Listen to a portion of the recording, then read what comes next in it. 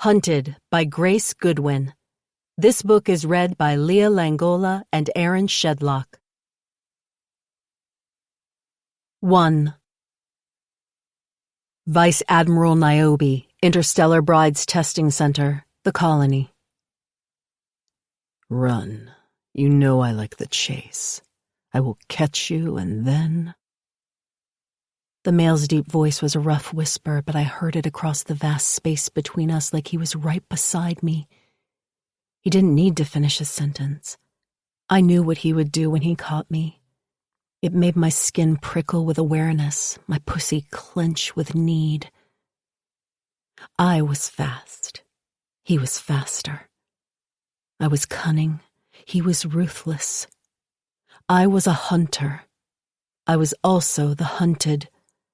I was his prey, his desire, his mate. And when he found me, he'd take me, command me, fill me, fuck me, and make me his completely. I wasn't running from him because I didn't want him.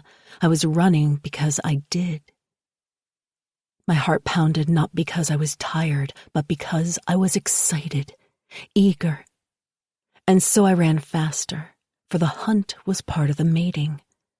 I would not allow a male to claim me who was not worthy, and he would not claim me if I didn't test him. The terrain was steep, the trees thick, the canopy of leaves overhead blocked out much of the sunlight. The air was damp, warm, almost sultry. I smiled as I quickly pivoted around a large tree, leaped over a fallen log. You're wet for me. I sent your pussy from here. I whimpered because it was true. I was slick and needy. I wasn't just overheated from the chase, from the miles we'd covered. I was desperate for his cock.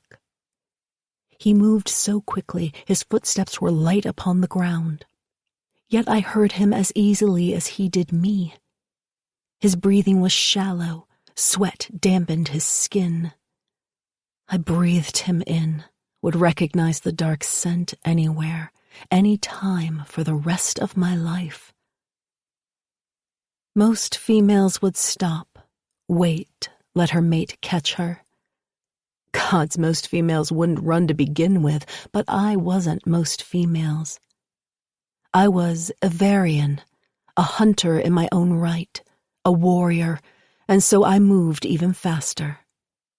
The ground was a blur beneath my feet, my hair blew back from my face from the pace. When I get you beneath me, mate, he growled, you will know who you belong to, who owns your pussy. You'll come when I say, on my cock, beneath my mouth. The thought of his head between my thighs, his tongue on my clit, swirling and teasing that swollen bud distracted me. I stumbled but didn't fall. Huh, mate, you want my mouth on you? He'd heard the falter in my steps. Then let me catch you. I laughed, narrowed my eyes as I burst into a clearing. Never! When I heard him groan, my heart leapt with joy. He wanted my fight, my spirit, my need to prove my strength before I submitted. Because I would revel beneath his dominance, his strength. For while I might give over to him, I held the power over him. My thoughts had distracted me, for all was silent. No footfall, no chase. Only the animals of the forest, the wind. He was no longer chasing. His tactic changed. I slowed, then stopped when all remained silent. Turning on my heel, I looked in all directions, searched, listened, felt. I heard it again. Heartbeat, breath, inhaled what belonged to only him, dark scent. I spun on my heel, and there he was, before me. I had to tilt my head back to meet his heated gaze. How He grinned, the smile feral and yet sweet. "It matters not, mate." His chest expanded as he took a deep breath. That rankled. I would not be bested so easily. I fled. He laughed. He caught me again. I had no idea how he did it, but I couldn't discern his location until he was upon me, like a cloak shielding him, hiding his movements. I didn't know this skill. It showed, for all at once I was grabbed, spun about, and pressed into a tree. He touched me as if I were made of glass, even with the aggression that pumped through our veins. "Submit," he growled. His hand was on my waist, the other on the tree beside my head. His full length pressed into me, every hard inch of him. I felt his cock, the thick length against my belly. I was torn. The power of the mating was dividing my focus. I wanted to bolt, to run, to be chased once again, more. I needed the exhilaration of it. But I craved the feel of him, his heat, his hardness. I wanted to fall to my knees before him. I wanted to strip myself bare, lie back on the grass and part my thighs. I wanted to get upon all fours, look over my shoulder and watch as he mounted me, claimed me, took me roughly just as I needed. A large hand came to my chin, tipping my face up to his. "Say it. Say the one word that will make you mine." I swallowed, then licked my lips. He was here. He'd found me, hunted me. There was nothing else I could do, wanted to do. Yes. He dropped to his knees before me, tugged the boots from my feet, the pants from my body so I was bare from the waist down. He was as swift in this as he was in chasing me. In an instant, my legs were over his shoulders and his mouth was on me. There. His body pressed me into the tree. I was elevated, off the ground with no purchase, nothing to grip but his head, my fingers tangling in his hair. He licked into me, parting me, finding my clit, circling it. A primitive sound rumbled from his chest as he pushed me into orgasm. I knew I dripped onto his face. I was so eager, the climax so intense. "Why?" I asked when I could catch my breath. He didn't move his head as he kissed the inside of my thigh, but only lifted his eyes to meet mine. "Why am I kneeling before you when it is you who will submit?" I nodded, my back bumping against the rough bark. "Your body, your pleasure is mine. You are mine. While I might be the one on my knees, you're giving me everything." I couldn't see the thick outline of his cock, but I knew it was hard, eager to fuck. "What about you?" In a flash, I was laid upon the soft ground, my legs still thrown over his shoulders. He shifted to open his pants, pull out his cock to align himself to my entrance and thrust deep. "Yes," I cried at the fullness, the feel of him in me, stretching me, claiming me. "There's the word again. Your consent, your submission." He pulled out and I whimpered, but I was upon my hands and knees with him mounting me from one blink to the next. He took me then, deep, hard. His strong body curved over my back, his mouth at my neck, nipping at my racing pulse, biting at the juncture of my neck and shoulder. Mine. I gripped the damp ground for purchase, but there was none. He moved us across the forest floor, the sounds of our skins slapping together, the wet slide of his cock in and out of my pussy, all that could be heard. We'd scared the animals away. We were the animals, wild and frantic. He rutted into me and I cried out, ready to come again. Such a greedy pussy. So wet. Perfect for me. You're perfect for me. Mine. Yes, give it to me. I knew what he was talking about. Not just my orgasm, but my body, my soul. My inner walls clenched him like a fist, pulling him in, wanting him, needing every thick inch of him. I screamed as I came, the sound echoing across the forest, over the land where he'd hunted me. He thrust deep, tensed, groaned, came. I felt the heat of his seed as it filled me, as it made me his. And he was mine, for while he was the dominant one, I had given him the ultimate pleasure. He would not be complete without me. And I submitted to it all, willingly, happily, completely. My eyes flew open and I gasped. "No!" I shouted, the single word echoing off the walls of the bare room. "That good, huh?" I blinked, looking up at Kira's smug face. My friend leaned over me, but hopped back when I sat up abruptly. I rubbed my hand over my eyes. Gods, that had been intense, so real.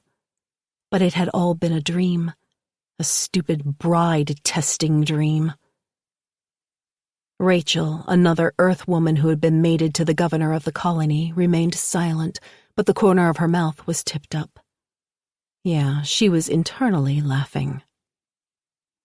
Dr. Cernan, who was in charge of all testing on the planet, held his tablet from the other side of the testing chair.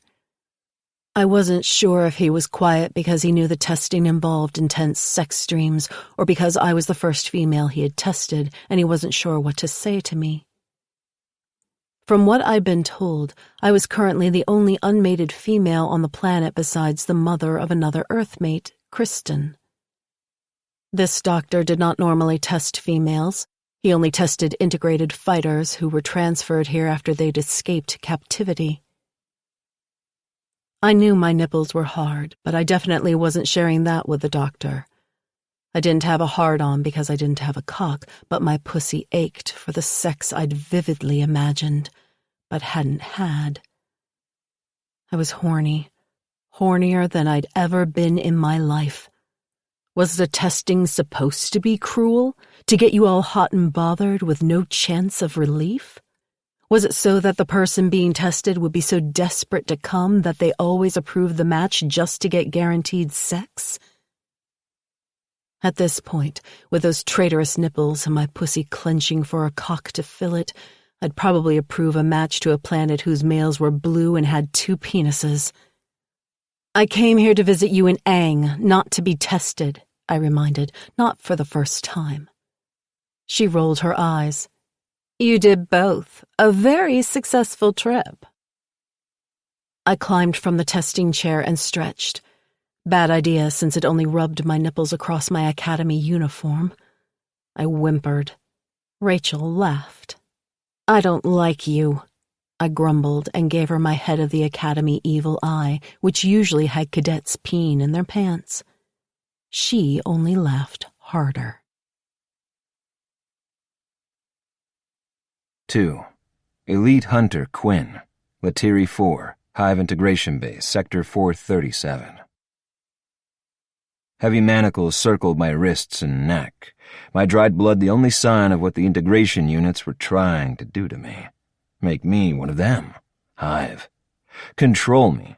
Control my strength and my hunting skills. Control my mind. I would die before I gave in to the buzzing noise inside my skull. The sound grew louder with each round of injections. I lost more of my mind, even as I felt my body growing stronger. I'd watched 2 lifelong friends, 2 elite hunters like myself, die writhing in their cells, but they had not turned into the enemy. They had fought to the end, and they denied the Hive what they wanted. More fighters, elite warriors.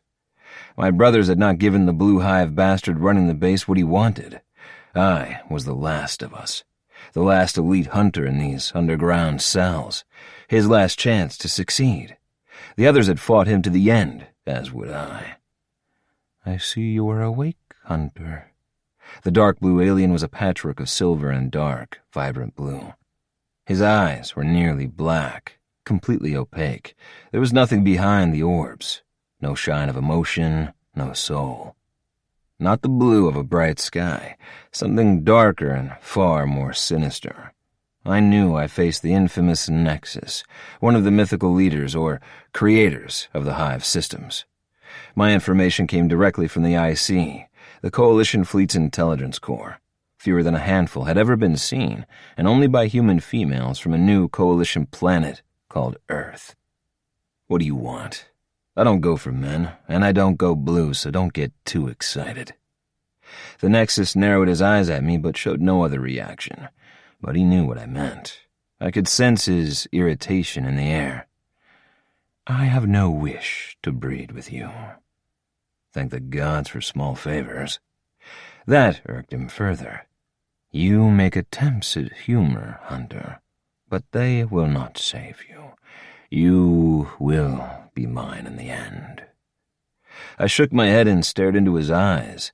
The act made the noise inside my head increase to a roar, the pain like needles boring into my eyes, but I held that gaze and dared him to kill me. No, I will be one more dead warrior, and you will be a failure.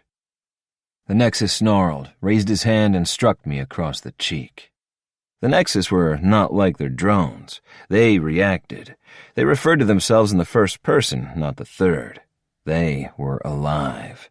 They were individuals. They could be manipulated, frightened, taunted. I smiled at the blue creature even as he lifted his hand to signal one of his drones to begin another round of injections. The needles pierced my neck and wrists, burrowing deep, pumping my body full of microscopic hive tech. Nanocytes, so small the doctors and the Coalition had no hope of ever removing them from contaminated warriors like me. Were I to survive, my hunting days would probably be over. Depending on the extent of the integrations, I could be banished to the colony, useless and forgotten. There was no hope for me, but I kept a smile on my face as the Nexus walked away. When he was gone, I sank back to sit against the wall. They left my uniform on when they captured me, but taken my weapons. The suit kept my body temperature regulated for comfort, but could do nothing to protect my mind from the stark reality of this cave, this entire base. The transport station within view of my cell. I saw new captives arrive by the dozens.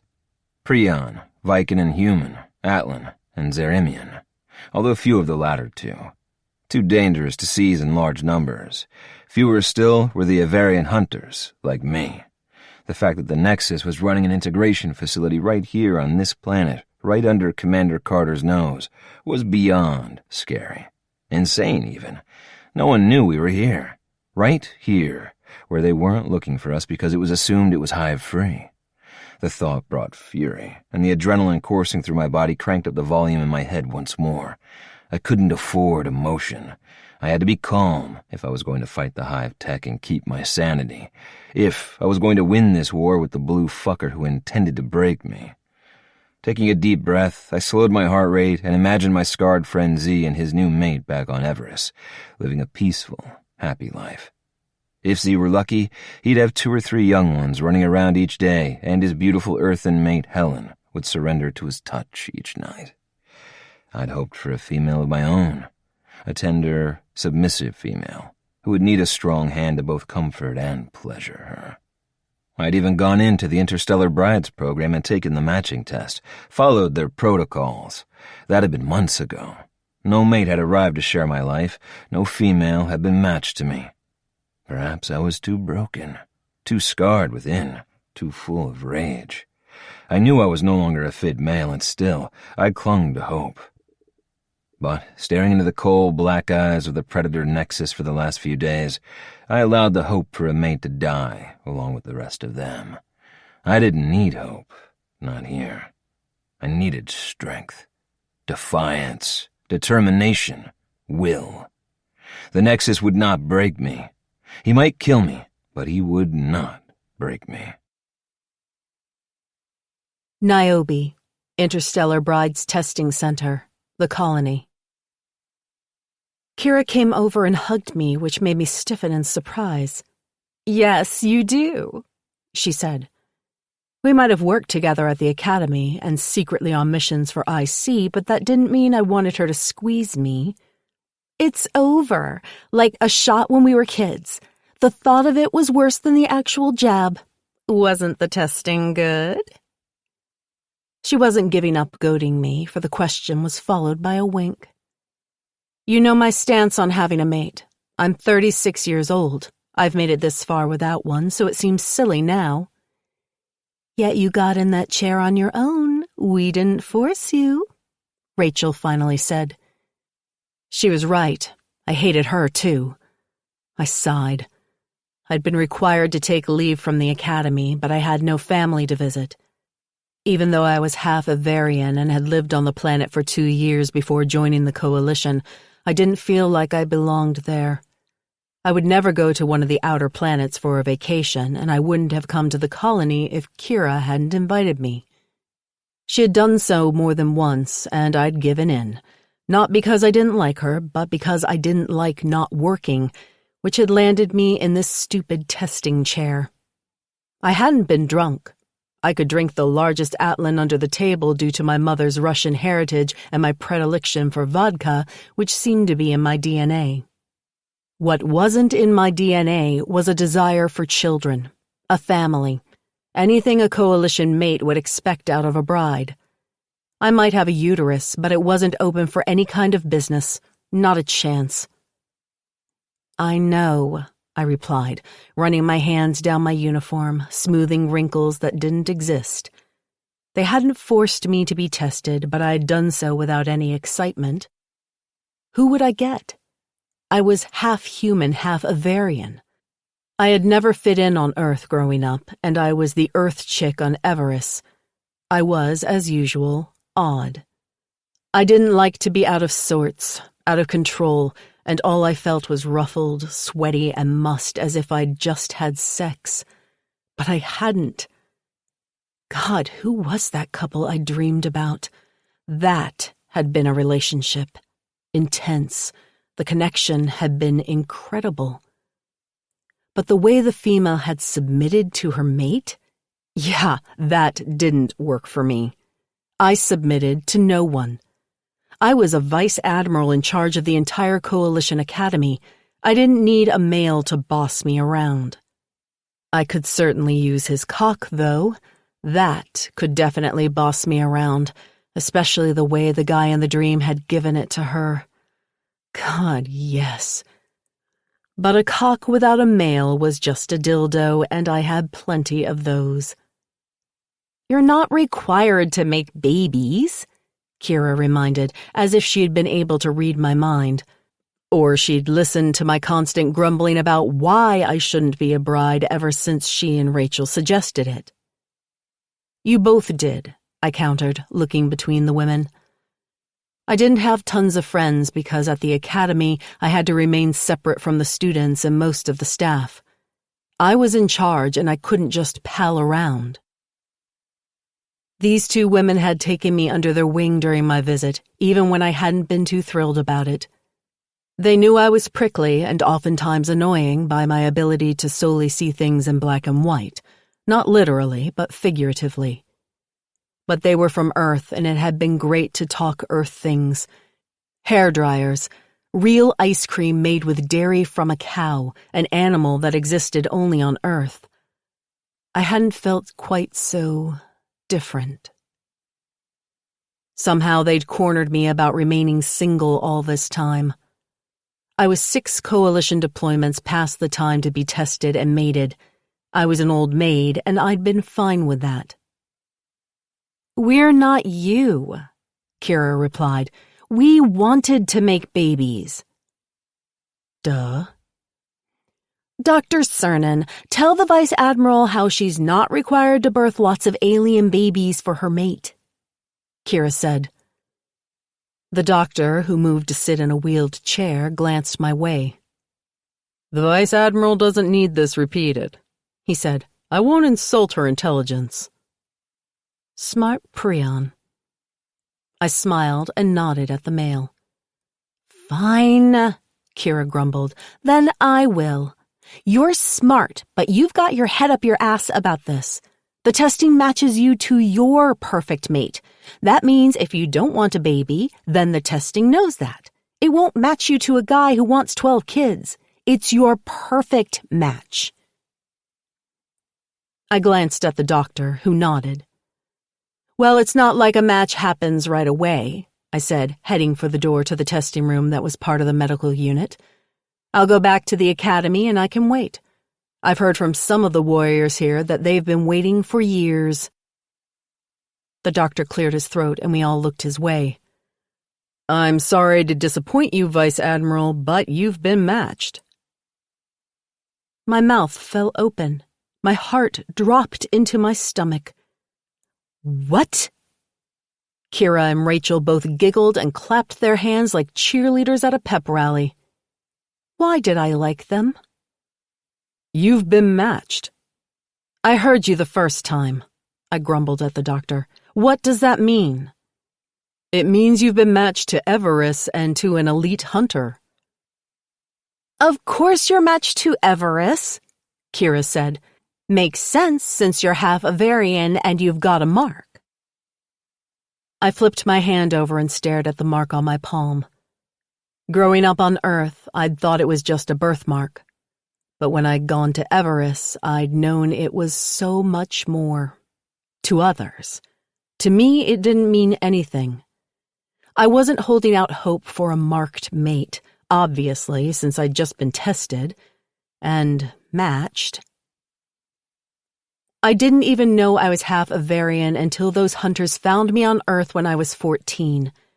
To me, having my mark awaken would be like magic, and I don't believe in that. No, I'm not a romantic holding out for that kind of stuff. I'm realistic. Rachel cocked her head to the side and gave me a soft look. Realistic? I'll say. I've seen you in the pit. I'd gone with them to watch the fighting matches, but had volunteered to participate. It wasn't often they had hunters fight, and a female. Please, I can only imagine what people in high school said. Varsity track, right? I hadn't been lying when I said I hadn't known I wasn't all human. I'd just thought I was odd. So did everyone else where I'd grown up in Minnesota, especially after my mother died and I'd ended up in foster care, the orphan who did normally impossible things. When I was little, I could hear conversations I wasn't supposed to, and that had gotten me in lots of trouble. I thought back to that not-so-fun time of my life when I was older, after I had learned to hear but keep quiet when I had been ridiculously fast, crazy, ruthless, and never knew why. All of a sudden, I felt everything I had back then. Alienation, insecurity, anger. I'd been the rebel, like the goth chick who wore tons of black eyeliner just to piss people off. I hadn't worn any eyeliner, but I'd known how she felt. I'd been the star athlete at a huge school because I'd broken all state track and field and cross-country records, making me a hero at school. I could have won nationals easily, but I held myself back because I'd been barely winded. My heart rate had hardly gone up, even after a 5-mile run. I hadn't wanted the glory. I didn't want track scholarships to college, where I would have to try to figure out just how much I could show of my abilities without drawing too much attention. I didn't care about Ivy League schools or the Olympics. I missed my mom. I don't remember much of her smile, her scent, her voice, but I missed the feel of her. God, her hugs. I was alone in the world, and the only one who accepted me was dead. I didn't want attention. I wanted answers. I'd wanted to know why I was a freak. I knew now. I had Avarian blood in me. I had no idea how my mother had gotten it on with an Avarian in Minnesota, but she had. Had my sperm donor gone back to Everest after a quick fuck on Earth? Had he been killed? I'd never know. Hell, if those Avarians hadn't been on Earth to hunt and read about my championship running win, I'd probably still be on Earth. It wasn't as if they'd given me a choice to remain once they saw my mark, saw me run like the wind. I had been forced to return with them to Everest, to be a Avarian, which, while in my DNA, wasn't easy. Talk about culture shock. There's no way I'm going to Everest now to live happily ever after with my mate, I told them, and glanced at the doctor to make sure he knew I was serious. My duty is to the academy. I have no plans to retire. You don't have to, but you do have to go to him, he said. You two can work out the details after. I arched a brow and crossed my arms over my chest. I have to go to him? I'm headed back to the academy tomorrow. He can transport and meet me there. It's tradition. I'm sorry. The bride who is tested is always transported to the male. You would dishonor him if you refused. I frowned. I'm not going to get into the reasons why that tradition should be changed. Do you wish to reject your match? Dishonor him? Damn it all to hell. That was the last thing I wanted to do to an honorable warrior. No, I do not. Excellent. The doctor held up his hands as if to block my verbal assault. You will transport to him. What the two of you decide, where you will live, is completely up to you. You can wear the pants in the family, Kira told me with a wink. Just go to him. I rolled my eyes, growled even. The truth was, I'd loved that testing dream. Every moment. I didn't want to wear pants at all. I wanted to be hot, wet, and naked with his tongue or his cock buried deep. You're blushing, Vice Admiral. Kira was grinning at me like a besotted fool, which she was. Not that I could blame her. Warlord Angar was an impressive warrior, and the truth was, no one could have forced me into the testing chair. I allowed Kira and Rachel to cajole me, to push me. The truth was, I was tired of being alone. Fine. Tossing up my hands, I repeated, fine. All three of them exhaled and visibly relaxed, which only made me angrier with myself for showing weakness or doubt in the first place. I'll transport. The doctor stood, and the next thing I knew, Kira and Rachel were pushing me out the door and toward the transport center, most likely before I changed my mind. I was on the transport pad, and the doctor was working with the transport tech to arrange coordinates within minutes. I looked down at myself, ensuring my Coalition Fleet Vice Admiral's uniform was in order and that I had my weapons strapped to my thigh. If I was leaving the colony, I was taking everything with me. Dr. Cernan cleared his throat, and I looked at him, met his gaze. It's tradition for females to arrive in more feminine clothing. I gave him an evil eye. Don't push your luck, Doctor. I want my potential mate to know exactly what he's dealing with. The doctor actually grinned, which was a rare expression from a Prion, especially on the colony. As you wish, my lady. I'm not a lady. More grinning, but he kept his mouth shut. Definitely a smart Prion. Give him hell, Niobe, then make him beg for it. Kira laughed, her hands on her hips. The doctor turned to scowl at what he must have considered poor advice, but I ignored him and smiled back at her. I intend to. Beg, push, seduce, chase me through a forest. My pussy clenched again as the memories resurfaced. God, I couldn't wait. Don't do anything we wouldn't, Rachel said from her position at the bottom of the steps to the raised platform.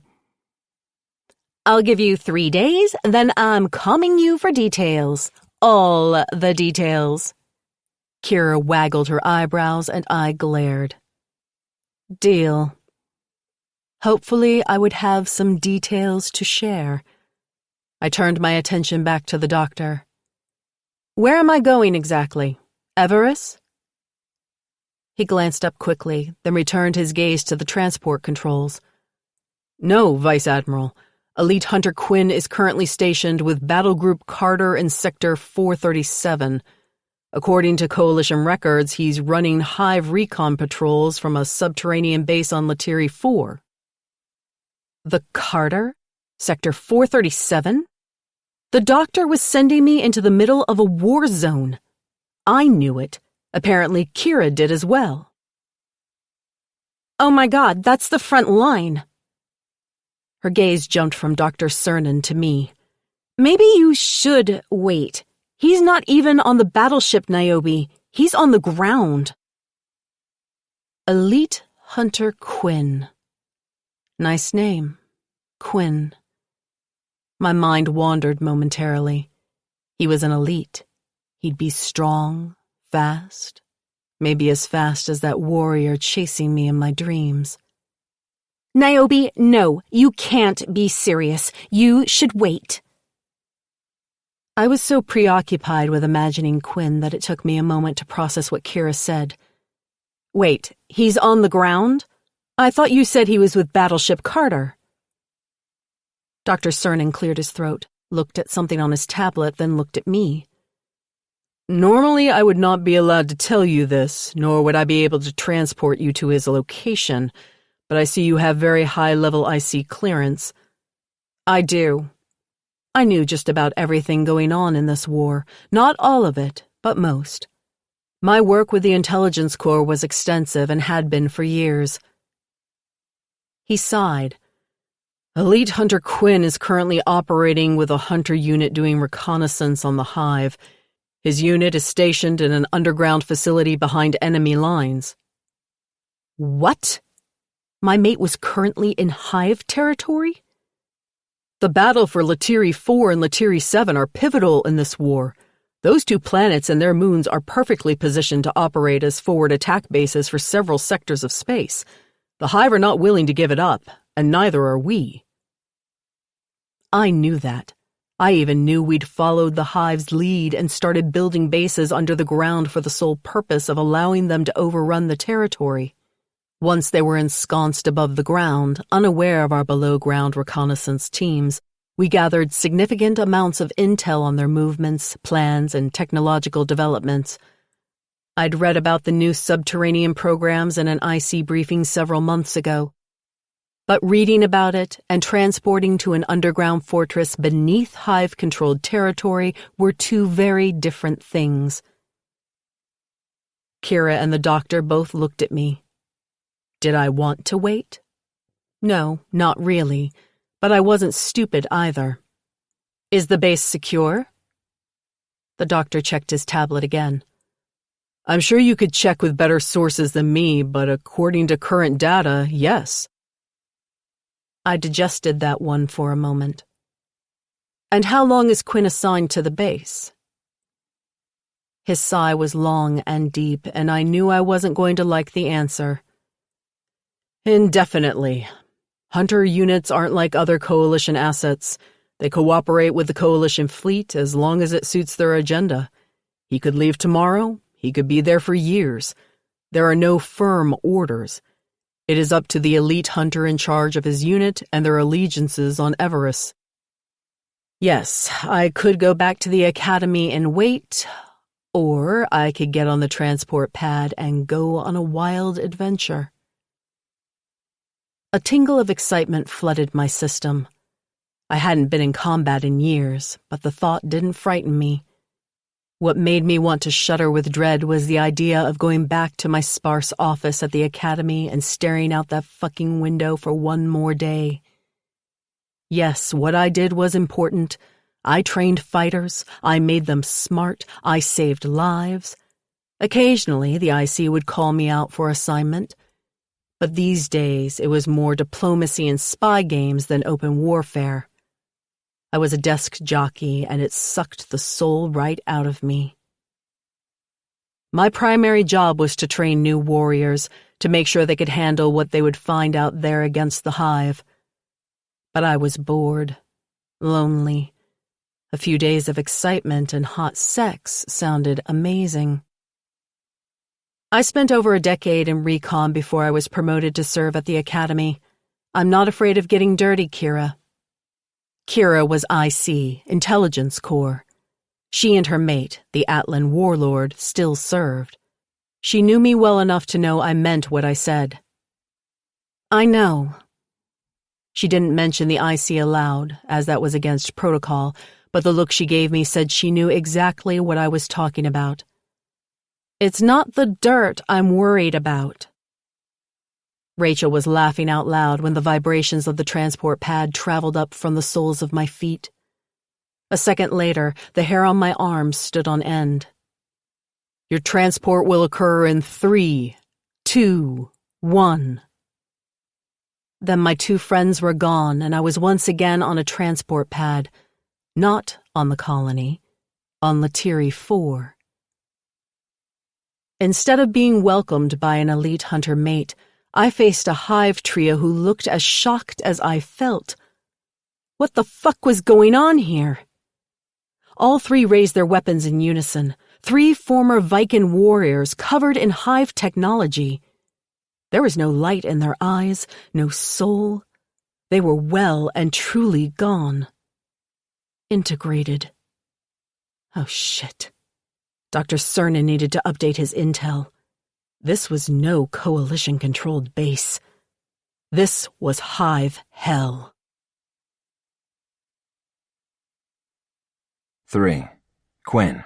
Letiri 4. Hive Integration Base, Sector 437.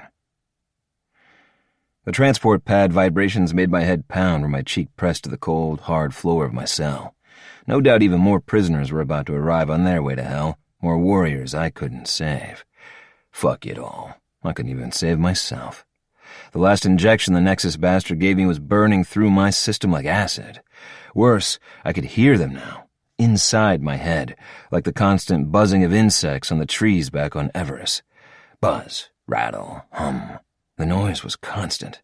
The headache made me grind my teeth in frustration. But I didn't stop fighting the noise, no matter how badly it hurt. If I gave in, they'd own me, and I'd rather be dead. The trio of Hive who ran the transport pad moved around like silent drones in perfect unison. Seeing coalition warriors who'd been fully integrated and made into mindless machines was painful, but not as horrible as the idea of ending up exactly like them. Empty. Numb. A weapon for the Nexus to wield against my fellow warriors. This base was built to be a coalition stronghold. Letiri 4 and Letiri 7, both in Sector 437, and under Commander Carter's protection, had been the front line of this war for a long time. Years. This sector of space was imperative for supply transport, and as a gateway for access to multiple inhabited planets. The Coalition fleet could not afford to lose control of this sector of space, so this underground base had been built in secret when this pile of rock was ours. And then, we'd let them in. Let them take it. Let the Hive think they'd conquered ground and overrun our territory. In truth, the whole thing had been a trap so we could gather intelligence from behind enemy lines. This base had been used to spy on Hive operations for almost a year now. The knowledge we'd acquired had begun to turn the odds in our favor. Until about a week ago, when we'd been ambushed and overrun by Hive soldiers and drones. The integration units had moved in right behind them, and the torture, deaths, and integrations of my friends and fellow warriors had begun. The Nexus had arrived on day 2. His presence marked the end of the elite hunters under my command. We'd been set aside. Special. The injections we'd received made the Hive's work on us invisible to the outside world. But I could feel what they were doing to me, inside. The microscopic technology moved through my cells like a virus, breaking things open, repairing them, changing me into something else. I'd watched them turn this hidden sanctuary into a production facility for Hive soldiers, wondering why no one came for us. How was it possible that Battleship Carter didn't know what had happened here? We were required to report into the Coalition with intel updates every few days, and I'd been in this cell for at least 8. I blinked slowly as the transport pad's vibrations ceased. The trio of Viking drones froze as I watched, lifting their weapons in unison to face something I could not see. Pushing up onto my hands and knees, I used the wall to pull myself upright, ignoring the pain slicing through the muscles in my legs. I knew from prior experience that once I was upright, the pain would fade. "We did not authorize your transport, female. Where are your guards?" The leader of the trio spoke slowly and clearly, as if it were taking him a few minutes to process her presence. And had he just said, female? What the fuck was a female doing here? There were female fighters in great number, but they were sent elsewhere when captured. Or so I assumed, since I had not seen one come through the transport room for processing. Or out the same way, their minds gone, their bodies fully integrated and ready to fight those who'd been their friends and allies just days before. Moving as close to the energy barrier as I could get, I froze, listened. The force field would hold against an Atlan in full beast mode. I knew. I'd watched several pound themselves bloody trying to break free. I couldn't get past it, but I could be ready. Something felt off. Something felt different. And it wasn't the buzzing in my skull. Anything that upset the hive was goodbye me.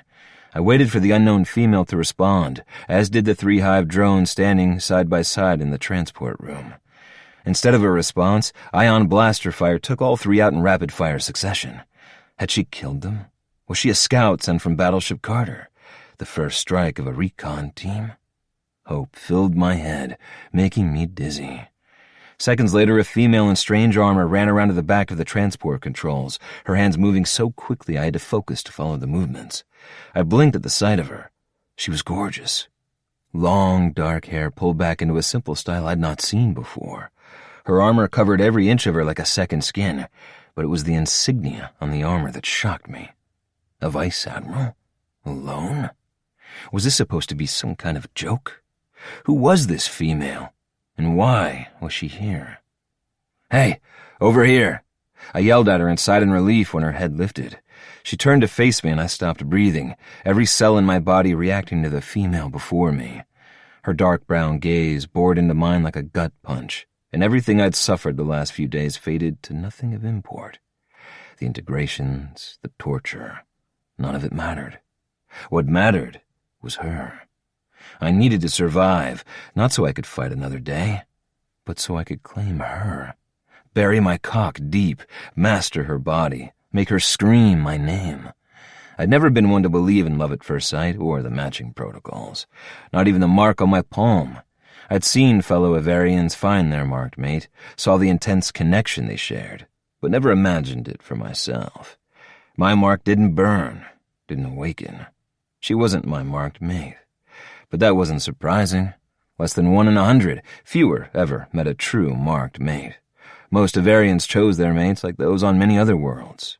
Attraction, respect, partnership, desire. The intangible connection between lovers. This female may not be my marked mate, but she would be mine. I'd taken the bride test a long time ago. Every day I waited without an interstellar bride proved to me that I was right. The perfect female didn't exist, at least not for me. Not until her. Fuck. Her. I expected her to race to my cell and set me free. Instead, she tilted her head, probably hearing what I did, more hive fighters running down the halls to reach her position. Was she Avarian? Human? Viking? Definitely not Atlan. I couldn't tell from here, not without getting closer. Touching her, smelling her skin, and the fucking energy barrier prevented it. She turned back to the transport controls. "Wait! They're coming!" I warned. I closed my eyes, counted footsteps. 3 more. Heavy. The footfalls were louder. The sound of movement lingered as if larger, slower bodies moved toward us. These would be either Prion or Atlans, who'd been integrated into hive fighting machines. I knew the enemy liked to keep their most dangerous warriors around the perimeter, but the Atlan prisoners were also on this level, and it took one beast to battle another. The lighter, faster soldiers would be on the upper level, or guarding the flight decks. They weren't expecting an attack this deep inside the base. I hadn't either. And was this an attack? One female hardly warranted much of a reaction. But then, She had just taken down 3 warriors before they could react. The Hive had made a mistake in thinking they were safe here, just as we had, and I'd make it far worse for them if I ever got out of this cell. The female ignored me, so I yelled again. "Over here! Shut down the energy field to my cell. I can help." That got her attention. She leaned down and ripped an ion blaster from the hands of one of the dead Hive trio, an integrated Viking. Running over, she paused long enough to blast the control panel next to my cell. The energy field dropped instantly, and I charged forward, taking the blaster from her hand. "What is going on here? I thought this was a Coalition-controlled base." It was, until just over a week ago. The Hive transported in and ran us over. We had no warning. Thought we were safe down here. "Are there any more of you? Other prisoners?" she asked. But she wasn't looking at me. She was watching the hallway where I knew in about 5 seconds 3 more Hive would appear. Bigger this time. Stronger. Many have been transported in. I've seen every one of them. How many are left alive, I have no fucking idea. I listened again. If I had to guess, I'd say 1 Atlan and 2 Prion warriors. Shit. They wouldn't go down from a single hit from a blaster. No. They would be much harder to kill. Something in my tone caught her attention because that dark gaze returned to me, either sadness or pity in her eyes. I couldn't decide which and wanted neither. "Take cover. I'll take them out." I didn't need a pity party. Now that I was free with a weapon in my hand, the buzzing, helpless feeling in my head could go fuck itself. 3 of them are going to be on us in a few seconds, and one of them was an Atlan. "I know." She knew. How? She could hear them too. She wasn't looking at me, not anymore. She'd done as I suggested and had taken cover behind the corner. Only her shoulder and her ion blaster a target for the Hive. Her gaze narrowed and her aim was steady. Gods help me, she was magnificent. How the hell had she heard the distinct difference in the heavy footfalls of the integrated Atlan? I'd known, but I had hunter's senses. She was not an elite hunter. I didn't know what she was, other than beautiful. I glanced at the 3 dead Viking Hive on the floor behind her. And lethal. Efficient. Ruthless. "Who are you?" I couldn't help but ask, even as we awaited the enemy. She was a mystery. A complete and total mystery I very much wanted to solve. "And how did you get here?" Transport, obviously. But how had she gotten the coordinates? How had she known about this secret Hive integration center?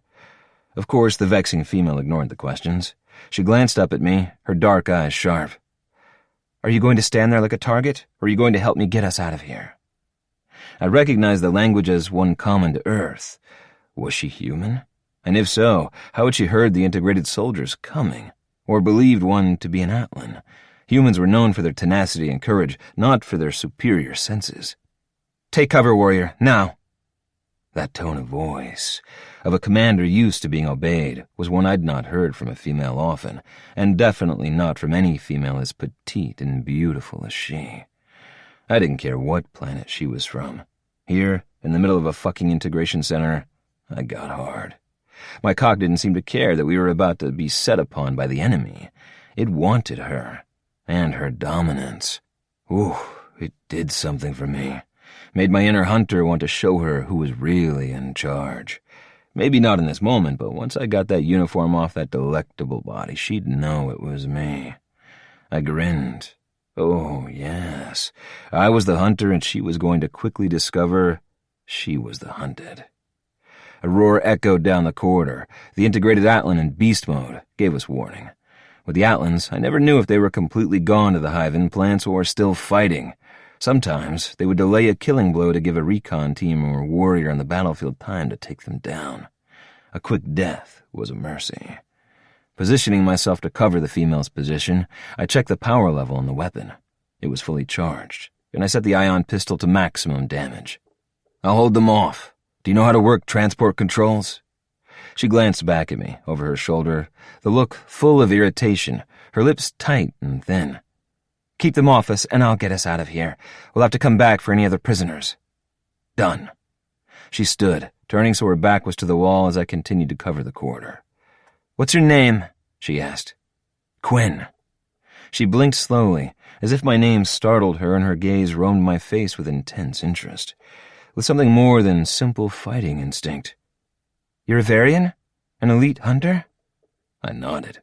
"I am." She seemed to know a lot about my kind. Unusual. Most of the aliens I'd met from Earth barely knew my planet existed. "Good. Then you should be able to keep them off me." It was my turn to be irritated. Of course. She grinned. The mischief in her eyes made me want to kiss her. Fuck. Who was I kidding? I wanted to slam her against the wall and bury my cock deep. But that would have to wait until we got off this rock. I'd silence that sass, turn it into gasps, breathy moans of pleasure. Without another word, she dashed to the control panel, and I turned back to the hallway as the first attacker appeared. The integrated Atlan beast was front and center. The ceilings on this base were 10 feet tall, and still he ducked as if afraid he'd strike the top of his head. He wouldn't, unless he leaped for a kill.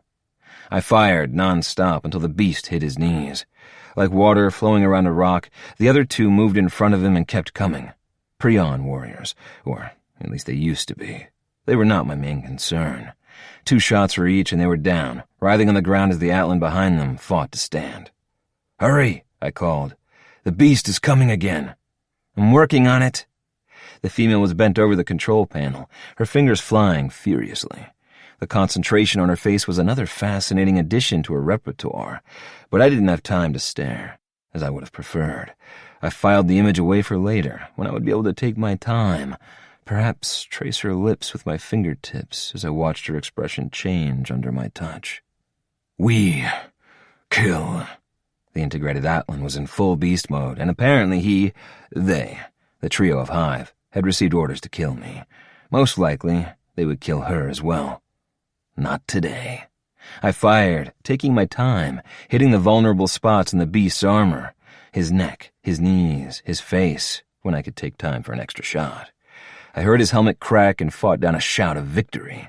As I watched, he took his helmet off and threw it aside, forgotten. Gods, he was fucking huge. I didn't want to kill him. I didn't. One headshot would take him down now, but I knew him. Had worked with him for the last few months, before being captured. Since the Hive invasion of this base, I hadn't seen him once, until now. Until he'd been integrated enough to be under their control, to fight, to try to kill me. He was a good male, honorable, a true warrior. Damn you, Zan. Adjusting the settings on my blaster, I hoped the lower setting would knock him unconscious, not kill him. The Prion warriors I killed were not from this base. They were not newly integrated, as this Atlan was. They were old converts, their minds long gone, only shells now, bodies with so many integrations they were all Hive, all enemy. I'd heard that the Hive would pair conquered, reliable soldiers like these 2 Prions with the Atlans in a bid to help control their beasts. With the integrated Prion warriors down, there was no hope of that. Zan was charging me now, completely out of his mind. Fuck. I raised my rifle, took aim, fired a stun shot. His head snapped back and he toppled like a felled tree. Racing forward, I checked him for a pulse. Still breathing. Good. The stun setting had worked, even on a beast. Pausing to listen, I heard the female cursing under her breath as more footsteps headed our way. Clearly, she could hear them as well. They were probably 2 corridors back, but we only had a few minutes. 3 at the most. And there were more than 3 this time. A lot more. And the Atlan was huge, but he needed saving. I couldn't leave him here if there was a chance of him surviving, even if it was on the colony. I grabbed the only thing I could manage to wrap one arm around and pulled him by the leg into the transport room. The 3 transport techs she'd killed were on the floor, dead, ignored. The female looked up from the control panel, glanced at the Atlan, and frowned. He's a friend. Zan was an honorable warrior. I would not leave him behind. And none of us would be leaving if that blue bastard made his way down here. Get us out of here before the Nexus unit arrives. Zan won't stand a chance against him if he wakes up. Her movement stalled. There's a Nexus unit on this base? Yes. I wasn't sure how or why she knew what a nexus was, as the information was for top-level operatives and commanders only, but I was too busy wrangling the beast's oversized body into position to ask. "We've got bigger problems.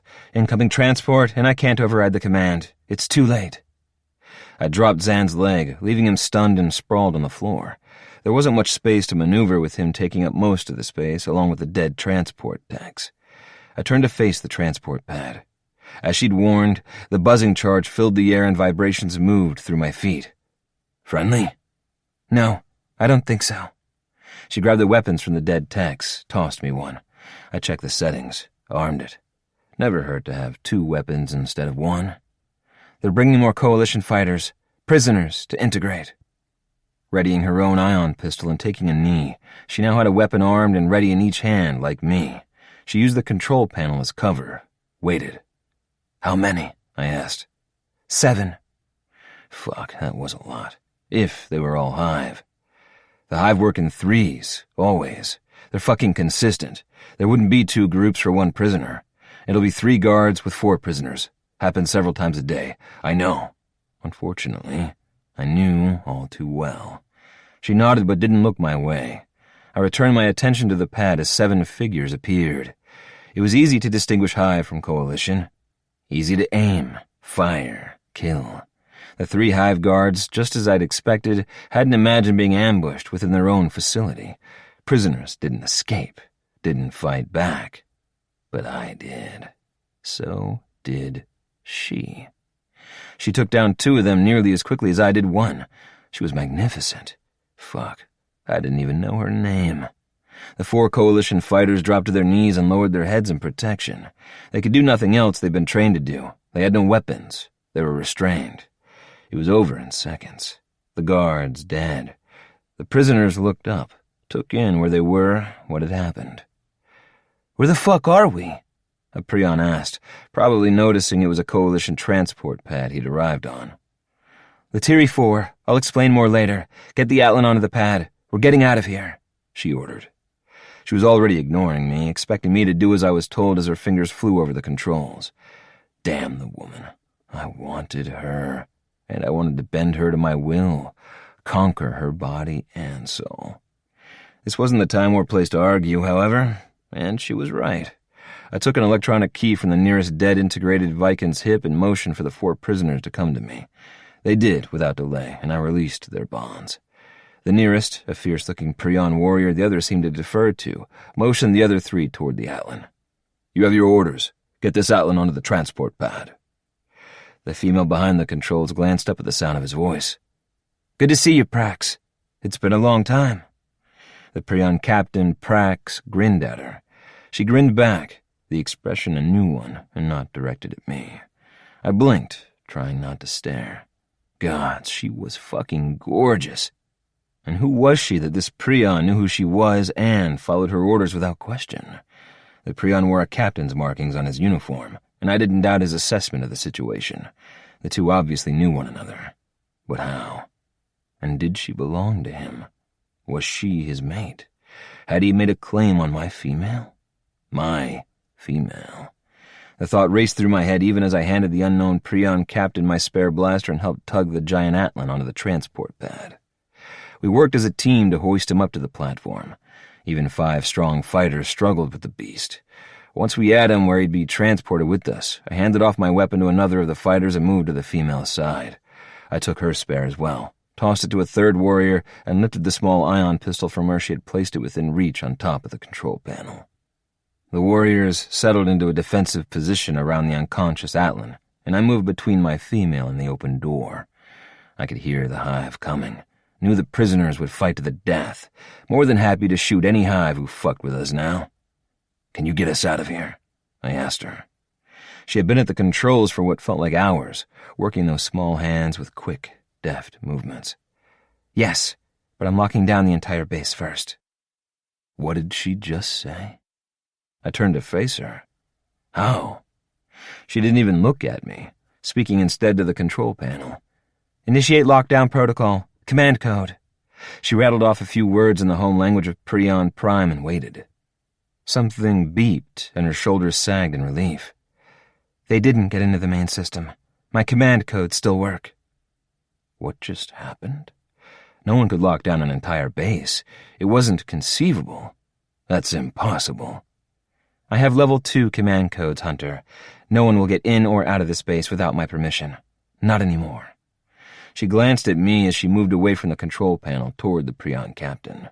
I retreated from the door, moving closer as much because I didn't like her being so close to the warrior as because it was time to transport out of this hell. Level 2 command codes. Level 1 was Prime Neil himself, leader of the entire Coalition fleet, ruler of the Coalition of planets.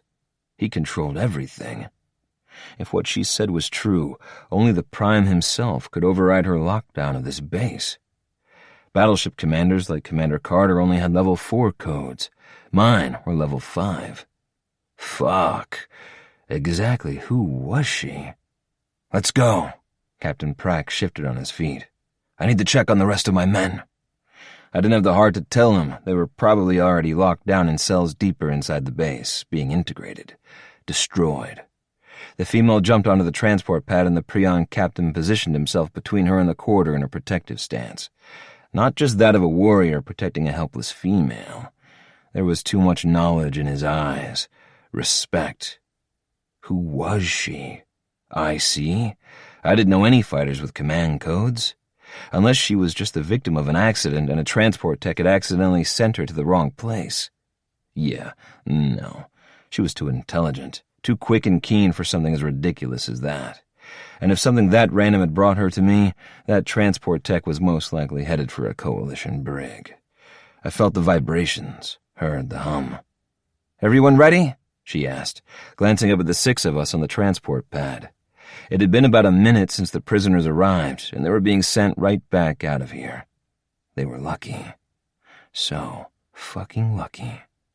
The Atlan who was dead weight at their feet, too. "Fuck yes," I said. The others shouted and growled their agreement. They'd been defeated, but their fight was back. We were getting the fuck out of here. I heard the pounding of feet with my hunter's senses. "Incoming," I said. She nodded. Either she believed me or could hear them too. It wasn't time to wonder which. 5 seconds, she said. I moved with speed to stand beside her. I tipped up her chin so she'd look at me, made her take one of those 5 seconds to focus on me. "Who are you?" I asked. The hairs on my body stood on end from the impending transport. 3 seconds. 2 seconds. The team of Hive ran into the room. Out of the corner of my eye, I saw their weapons raised. The other warriors fired at them, but I ignored it all. I could only see her. See the female who'd saved my life. The lives of 6 warriors. "I'm your mate." 1 second, and we were gone. Transporting out of the Hive hell into safety with my mate. 4. Niobe, Battleship Carter, Sector 437. I really hadn't meant to spring it on him like that. "I'm your mate." Not exactly me at my most brilliant. I hadn't even told him my name. But then again, I had transported into the middle of a Hive integration base, an unknown integration base that was supposed to be one of ours, and been forced to fight for my life and his as soon as I'd had time to blink. Good thing I didn't travel without my weapon.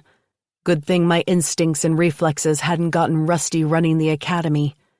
My IC commander would laugh at the very thought.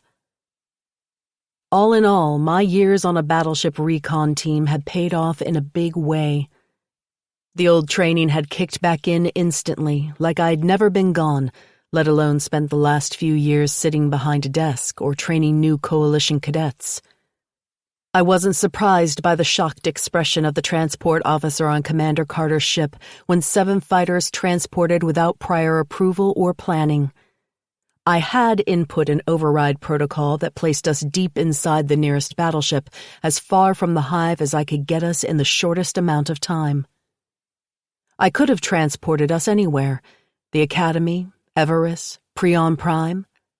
None of those made sense considering where we'd been, what we knew. The Carter was the perfect choice.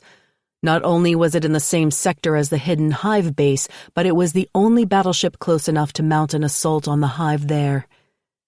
They were using our base to torture and kill our warriors right under our noses, and the faster we took care of the problem, the more warriors we could save. The fact that the Coalition hadn't known the base had been overrun by the enemy enraged me. I knew Commander Carter, the tough-as-nails Prion commander. I'd worked with him on numerous IC missions with Commander Chloe Fawn.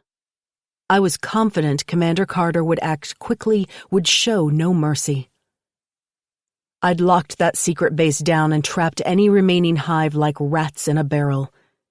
The transport codes would prevent any movement in or out unless I personally authorized the transport. Or Prime Neil himself chose to override my codes.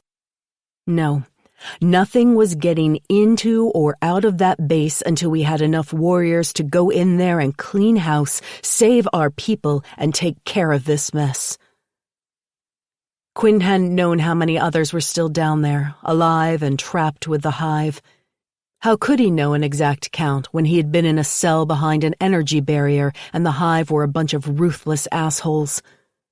We had to go back. I wouldn't risk any fighter's life to that hellhole. He wouldn't either, considering what the Hive had probably put him through. Who knew what integrations he had or what tortures he'd survived? The warrior behind the transport control panel looked up at us, his jaw gaping for a moment before he regained control of himself. The vibrations ceased. My hair stopped crackling. "Who are you?" he asked, stunned, definitely confused. "You are not on my transport list." He glanced at the Prion captain behind me, a cadet I'd trained several years ago, a good warrior and an honorable male. "Captain Prax? Is that you? You were reported missing on the Tiri 7. How did you end up here?" Prax growled as the Atlan at our feet began to stir, his ion blaster pointed at the warrior who'd resumed his normal form, which was still about 300 pounds and a solid 7 feet. The beast was gone now. We didn't know the extent of his integrations. Hell, we didn't even know if he could be saved. I stepped off the pad, down the platform steps. "I'm Vice Admiral Niobe. I need to see Commander Carter and Commander Fawn immediately." The male's hand moved swiftly to verify my identity, as was protocol. I waited impatiently, my booted foot tapping on the floor of the transport room as the screen behind him mirrored what he was seeing on the control panel. An image of my face appeared, along with my service record and a large emblem in the upper corner confirming I was a vice admiral. Not that he could miss that rank by looking at my uniform, and my status as a member of the IC. The male glanced at me, then down, then back up.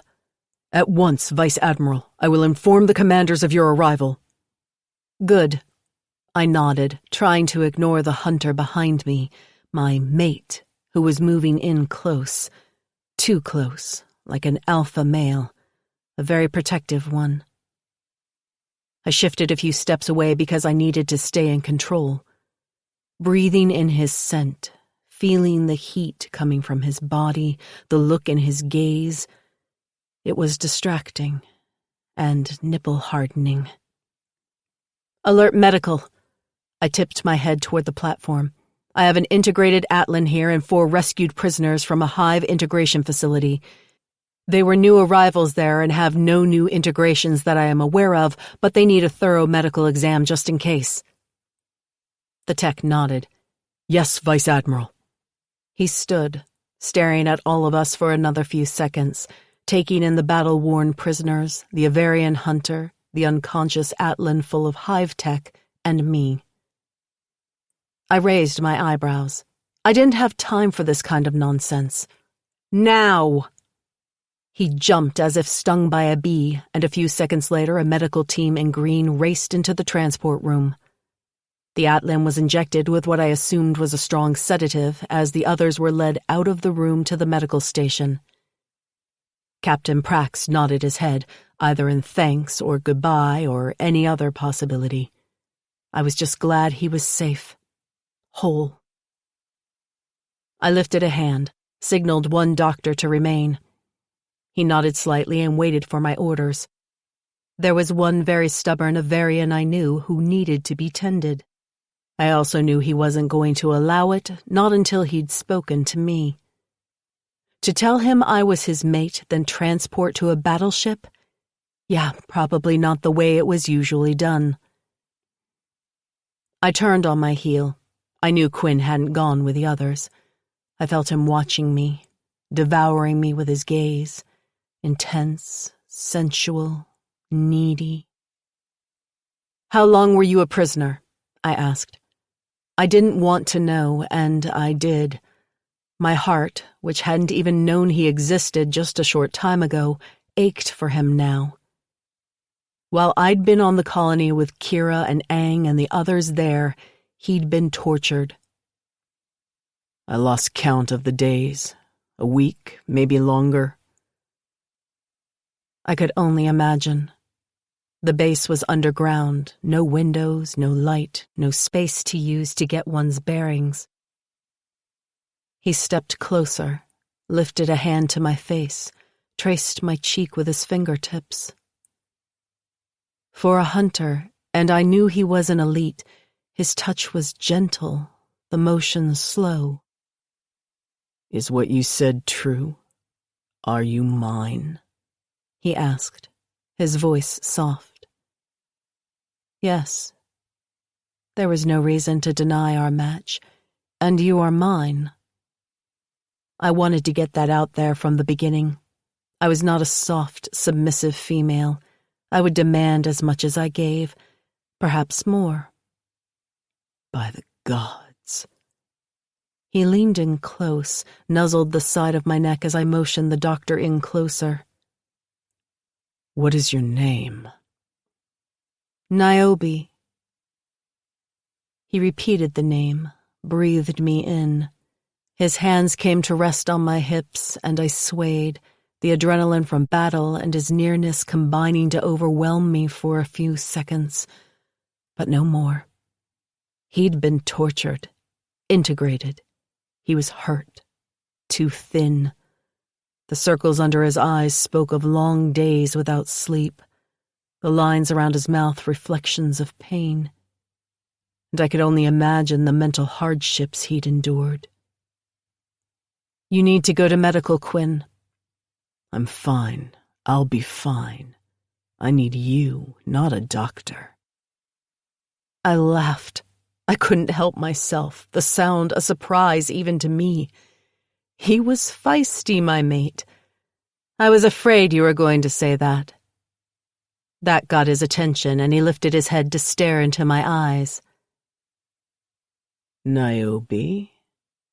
Quinn? I want to kiss you." God, yes. Kiss me. I nodded at the doctor behind him. "All right, and then you go to medical." "Then I make you mine," he growled.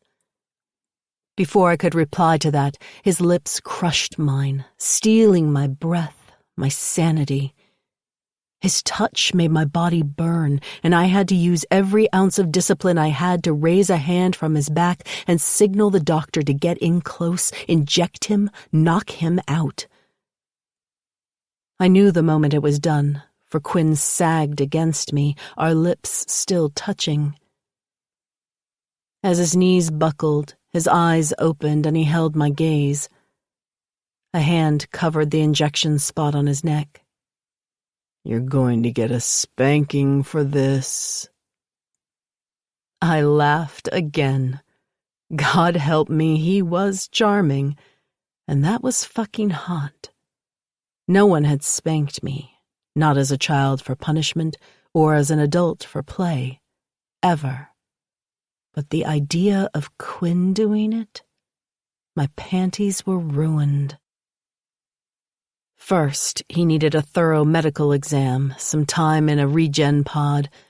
He needed to heal, and if he were like any other male alien in the universe when discovering he had a mate, he wasn't going to be distracted. He was mine, and I was going to take care of him whether he wanted me to or not, whether I got a spanking for it or not. I smiled as the doctor caught him from behind and the transport officer came around to help carry my mate to the medical station. He grinned at me, awake but sedated, his body collapsing before his mind. He stared, and those amber eyes were filled with a dark vow. I couldn't help myself, couldn't stop the naughty side of me from taunting him. Promises, promises, mate. He kept smiling as they carried him away. I was grinning like an idiot, replaying the entire scene in my mind when Commander Carter entered the transport room. "Vice Admiral." His voice boomed. "What the fuck is going on? And how did you get on my battleship?" 2 hours later, Quinn, medical unit. Even before I opened my eyes, I knew where I was. The all-too-familiar scent of the interior of a regen pod filling my head with dozens of memories I had no desire to relive. Still, it was better than that underground prison I'd been trapped in. I was naked, but the stench of the Nexus and his torments were gone. I had no doubt the doctor had examined every molecule in my body, searching for hive technology, trying to assess the danger I might present to the crew. And I was different. The buzzing in my mind was gone, but my body felt hyper-aware, every pressure point on the healing bed acutely present in my senses. The scent of the cleansing solution used on Coalition ships, the feminine allure of my mate somewhere close. This was far from the first time I'd awakened inside a regen pod, but this time was unique. This time, she was here. I felt her, heard her heartbeat, her voice as she and Commander Carter spoke intensely on the other side of the pod. The fact that she'd remained by my side made my heart race. My mate was no ordinary female. She was a vice admiral in the Coalition fleet and far outranked me. Based on her movements and her speech, I assumed she was human, from Earth, and yet that did not feel quite right. Her scent reminded me of home, of Everest, and I wondered if she was from my world instead. Perhaps she had spent time hunting on Earth and picked up their customs and language. The Varian hunters were masters at blending in, mimicking accents, mannerisms, the multitude of indescribable details that made one stand out as other. If she were a Varian and not human, then I wondered which elite hunter had sired her. Was her father a legend on my home world, or an unknown? Not that I cared about her history.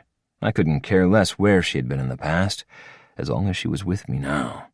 But I was a predator with an insatiable curiosity, a curiosity that she stirred more strongly than anything ever had before. I wanted to know everything about her, every single detail, from birth to this moment. She was mine. The clear lid lifted automatically and both my mate and Commander Carter came over. I sat up, wiped a hand over my face. "How do you feel?" the commander asked. My mate's gaze raked over my body, every bare inch. And of course, that made me hard. "Get this man a sheet," the commander shouted, waving his arm. He'd seen that my cock hadn't been injured and probably wasn't thrilled to have a conversation with me with it right out there. I couldn't help it. My mate was before me, unclaimed. The doctor came over and handed me a white sheet, and I laid it over my lap. "As you saw, I'm fine." I looked at the doctor. "What about integrations?" He looked at the tablet he held. "The data shows a multitude of microscopic integrations. There is only one other warrior on record with this type of integration, a prion male on the colony. His name is Tyron.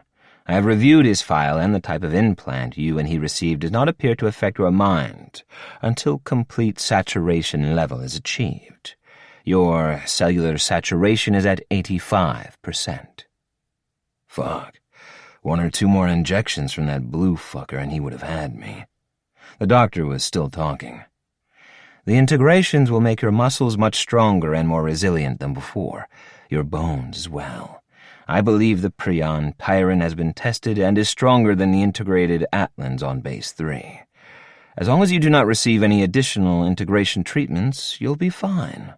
Stronger, faster, but fine. As to your general health, you were sleep-deprived, malnourished, and dehydrated, but the regen pod did its job. Thank you. He spoke true. My body hummed with vitality, life, need. I looked to my mate, unchanged from what I'd seen her earlier. But we were no longer in a fight for our lives with the Hive. We were safe on the battleship. I was healed. Nothing but a commander stood in the way of me making her mine. That and a fucking shower tube. I need to bathe. Commander, if I may. Not yet. How many days have the Hive controlled our base? The commander's gaze was dark, unrelenting. I recognized fury when I saw it, and the Prion commander was vibrating with rage, every muscle taut, shaking with a barely controlled need to attack. At least a week. I counted 8 days in my cell, but I could have been off in either direction. There was no clock or changes in lighting. I had to guess based on their shift changes. He paced in front of me, every few steps blocking my view of Niobe, but she was no longer focused on me. Her frown was nearly as severe as the commander's. Commander Carter, how is it that you had a coalition base captured by the Hive more than a week ago, and you had no idea the attack had happened? He growled and whirled to face her, but his voice was respectful, even if filled with anger. Vice Admiral, we received reports at the scheduled intervals from the base. They had the correct passcodes and relayed expected information. We had no way of knowing. They mimicked our procedures perfectly. Her gaze drifted to me, the heat returning, if tempered by our circumstances. Am I to infer that this could be occurring at other coalition bases, and we would have no indication that anything was wrong? He stepped back, nodded. Yes. My gorgeous mate cursed and stepped away, moving toward the door for some illusion of privacy. I need to report this. It had to be the presence of the Nexus unit. Commander Carter froze. What did you just say? He turned to look at me. Is there a Nexus trapped on that base? Yes. When I confirmed the news, Commander Carter's tension slipped into something cold and measured, calculating. Take your shower, Quinn. Spend time with your mate. You have 2 hours and not a moment longer. Do you understand me? If you two are 1 minute late to the command deck for the debriefing, Vice Admiral or not, I will personally pound down your door. The idea made me chuckle, until I looked up into the face of a seriously enraged Prion warrior. He was ready to tear things to pieces, to rend and pound and kill. Tick-tock. If he didn't need time to assemble the assault teams, we'd probably be heading for the transport rooms in attack formation now.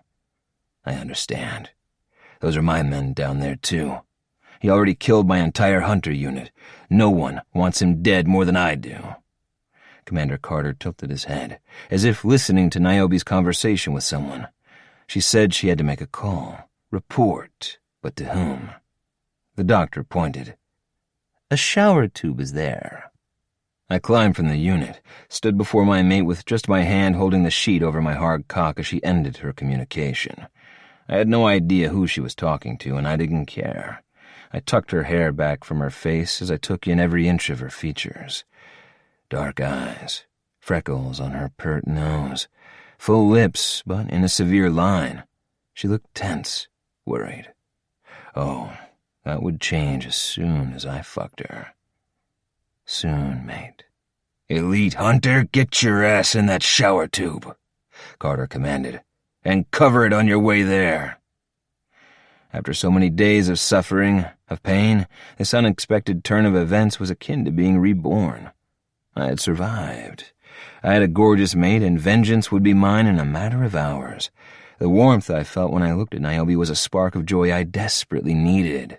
I winked at my mate, then walked over to the shower tube, ignoring the commander. I could hear my mate's intake of breath, could smell her arousal. Doctor, get a tech to S-Gen that fighter a uniform. Stat. Stepping onto the hot water, I sighed, laughed. Fuck, it felt good to be free, to know my mate awaited me. 5 minutes later, I was dressed in a full Elite Hunter uniform, a newly generated one that no longer smelled like misery.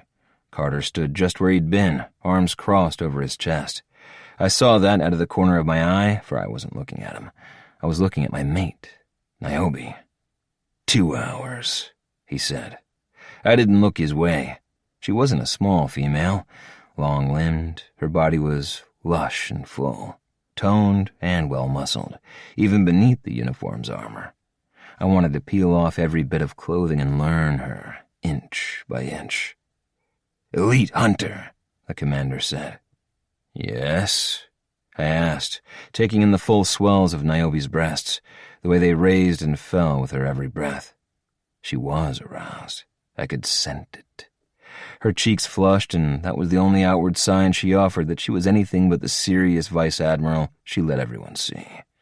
The pink in her cheeks let me know that she'd been caught. She was just as eager for me as I was for her. "Elite hunter," Carter repeated. "Yes," I asked him again. "I'm over here," he sighed. "If I'd not learned from the Vice Admiral that you were recently matched, I would throw you in the brig for insubordination." "Thank you." "I don't want your appreciation. I want your attention." I met Niobe's dark gaze, held it, mesmerized. "With all due respect, Commander, I can't give you my attention right now." He sighed again. "Yes, I can see that. You have 2 hours off duty, and then I expect to see you both on the command deck." "How long will Zan be in his regen pod?" I asked. He'd been all over the Hive-controlled base where I'd only made it as far as the cell by the transport room. He knew what was going on there better than me, better than anyone alive. "Zan?" "The Atlan we brought in." 6 more hours, the doctor told us. Then I have 6 hours with my mate. Zan was fully integrated. While I was locked in a cell, he was everywhere. He'll know how many guards they have, where they are stationed, how many prisoners remain. We need him healed. We need his intel on that base. First, Zan heals. Then, we debrief and get back down there. Save everyone who's left. Niobe frowned. Yeah, she didn't like leaving fellow fighters in a hell like that either. "Fine. 6 hours, Carter repeated. "While you two are getting to know each other, I'll get a recon team to examine the plans we have for that base, get the assault teams ready." When neither of us looked his way, the commander grumbled to himself, something about mates and insanity. 6 hours, Vice Admiral. Now he was speaking to my mate, perhaps hoping he'd get more of her attention. Not happening. "I remember being in your place. Erica would kill me if I didn't give you 2 time. But he'd only give it to us now, since we had to wait for Zan to recover. I understood. Claiming my mate would wait until the search and rescue was over under any other circumstances. But the gods were being kind today, and I would taste her. We had 6 hours. 6 hours. He stalked off, left us. We were alone in the regen room, besides Zan, who was healing in one of the pods, but I didn't care if there was an entire battalion of fighters behind us. I had Niobe in front of me. I could do nothing while the commander readied his teams. Nothing but fuck and get to know the female of my heart. It was time to have her. 5. Niobe. "I've been waiting for you," Quinn said. The admission was revealing, exposing the inner core of an elite hunter which I had no doubt was never shown, only with a mate. We barely knew each other. We'd met just a few hours ago. Hours. A lot had happened to me today. I'd been on the colony and been tested, bickered with Kira and Rachel, then transported to a secret Hive integration center and rescued not only my matched mate, but other fighters as well. Another transport had us on the Carter, where I'd stared at my mate inside a regen pod while speaking to Commander Carter and planning an attack on the base I'd just left behind. I should be weary from a battle, double transport, the adrenaline dump, meeting a mate. But I wasn't. Far from it. I felt alive and invigorated in a way I'd never imagined. Was it this male's amber-colored eyes boring into me? Was it the way his muscles shifted and played beneath the lines of his fresh uniform? Was it the connection, the invisible threads that connected us, no matter how much I fought the instinct to snip them and bolt? I wasn't bearing my soul to him. I didn't do that with people I'd known for years, let alone a few hours. It didn't matter that he was my testing match, that I should share everything with him, my body, my heart, my soul. I didn't know him, not yet.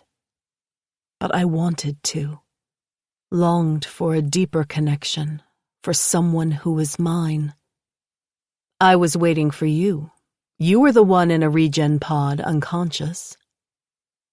Before that, mate, I've been waiting a lot longer than that, he replied. It wasn't the words that made stupid leap out of my mouth. It was the look in his eyes, possessive, hungry, impatient. A look that made my legs tingle and my nipples go hard. The look in his eyes was a challenge, and the Avarian in me was rising to meet it, to run.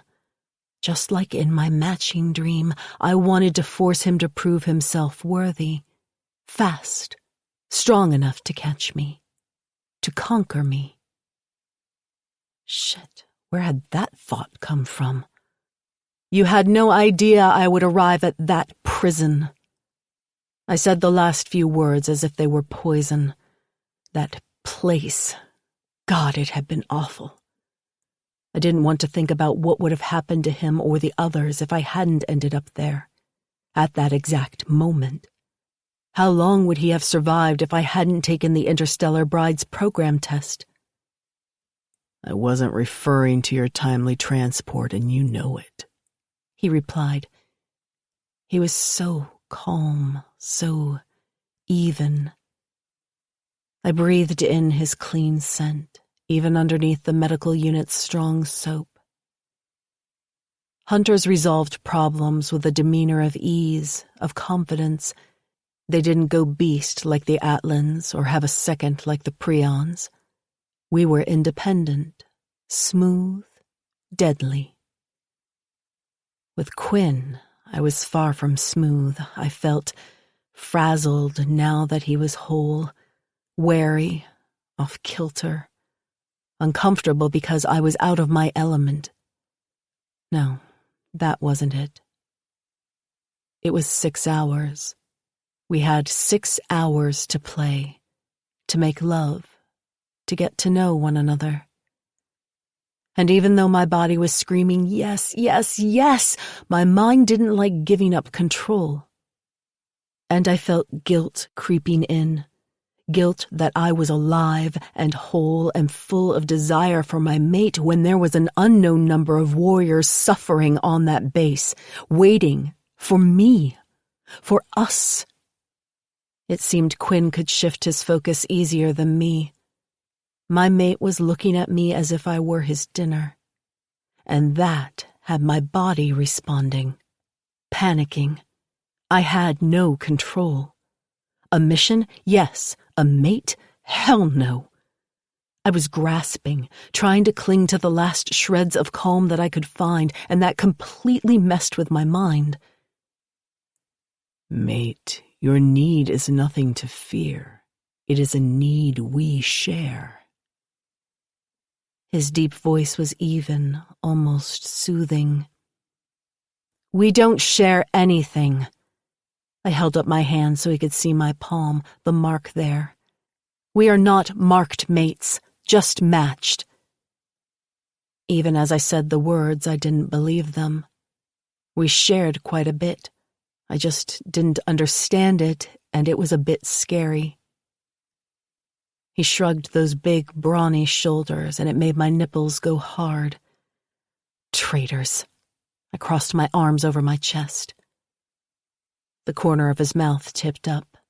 He breathed deep, nostrils flaring. You are mine. You know it. I know it. Everyone on the ship knows it. Why are you resisting? Why was I? Oh yeah, I didn't need a bossy male. My pussy was arguing with me about that, but I was in control, at least of my body. Except my nipples ached, and lower I was wet for him, and he knew it, could smell it. That rough tumble of a voice wasn't helping me fight my libido at all. I can't give you what you want, I told him. I didn't have to bare my soul, but I had my reasons. This was a mistake. It had to be. I didn't want kids. I didn't want to give up my life, my freedom, my career. I made a difference in this war. I trained cadets, made sure they were ready for the hive. I tried to save lives, and my work was important to me, too important. I never should have given in to a moment of weakness, of loneliness. Elite hunter Quinn of Everest probably wanted a submissive little wife and 10 babies running around the house, chasing each other and screaming up a storm. That life wasn't for me. I wasn't meant to be with someone. Shit, I screwed this up. I never should have taken the bride testing. His pale gaze raked over me some more, from the top of my head to the boots on my feet. Leisurely, as if he had all the time in the world, as if he had every right to do so. I disagree. You are perfect, and I can't wait to bury my cock in your body, make you come, make you mine. Oh, fuck. I may have just come a little bit. You don't know me. This is true, mate, but I will. His words weren't a threat. They were a vow, a promise. He was a hunter, and I was beginning to fully understand what it meant to have the full attention of an elite male from Everest. He would never stop, never give in. The thoughts spun in my mind like a tornado. This couldn't be real, could it? Was he really mine? No, no way. He didn't even know me yet. I had 30 days to reject the match and go back to my old, predictable, responsible life. 30 days, too, for him to decide he wanted 15 babies and someone 10 years younger. Whatever, this was bullshit. Mental, emotional, physical bullshit. I never should have let Kira talk me into this. I should have said no, gone home and opened a bottle of Atlan wine. A vibrator didn't want children or demand submission, demand secrets, truth, trust. What had I been thinking? Spinning on my heel, I strode for the door. It slid open silently and I walked out. Didn't stop once I exited the medical unit. He didn't follow. Over all the sounds of the battleship, from the low vibration of the engines to the clinking of dishes in the cafeteria on the floor below, I could hear Quinn. His breathing, the slow beat of his heart. He hadn't moved. Down the hall, I pushed the button for the lift, not knowing where I was going. I just needed to get away, to get control again. The closer I was to him, the less I had of it. Damn him. You can run, mate, but I will catch you. My eyes fell closed at the sound of his voice, my entire body coming painfully, vibrantly to life with the need to run. He was still in the regen room. His voice was not much more than a whisper, for he didn't need to speak loudly for me to hear. A whimper escaped me at the idea of him catching me. I'd done the one thing, the only thing that would guarantee this wasn't over. Instead, it was just beginning, as I'd tempted the male in him with a challenge he would neither deny nor resist. I'd fled. To a hunter courting his female, I'd thrown down the ultimate challenge. I had run, dared him to catch me, no, demanded he catch me, prove himself worthy. He would follow. Clenching my thighs together, I realized my instinct to flee was a female Avarian's instinct to challenge a potential mate, require him to prove himself worthy, force him to dominate in the hunt. It was a mating dance of sorts. I'd called to Quinn's inner beast, if he had one. I was his mate. I was here. I was fleeing. And he would find me and claim me and make me his. He had not been able to do anything a mate would normally do when I'd transported to the hive-controlled base. He'd been imprisoned. I'd saved him. I didn't doubt he was thankful for it. But now that he was safe and the regen pod healed him entirely, he was taking over, taking control. And I'd given it to him. The chase gave him power. And on a battleship, it was like child's play. I had nowhere to go. I couldn't run. I couldn't hide. He would find me. I wasn't sure if I should be eager or annoyed. When the lift doors slid open and I stepped within, I was both. I don't want a mate, I said. Thankfully, the lift was empty or people would wonder why I was talking to myself. But I wasn't. I heard Quinn's chuckle, which had me practically growling in frustration. You were tested. Only Atlans in mating fever are forced to submit to the matching test. You are definitely not an Atlan. The lift doors opened and I stepped out. Based on the color of the blue stripe on the walls, I was on the engineering floor. I went right. My job is at the academy. I run the place. I will not quit. I heard his heavy footsteps. He knew he was now on the hunt.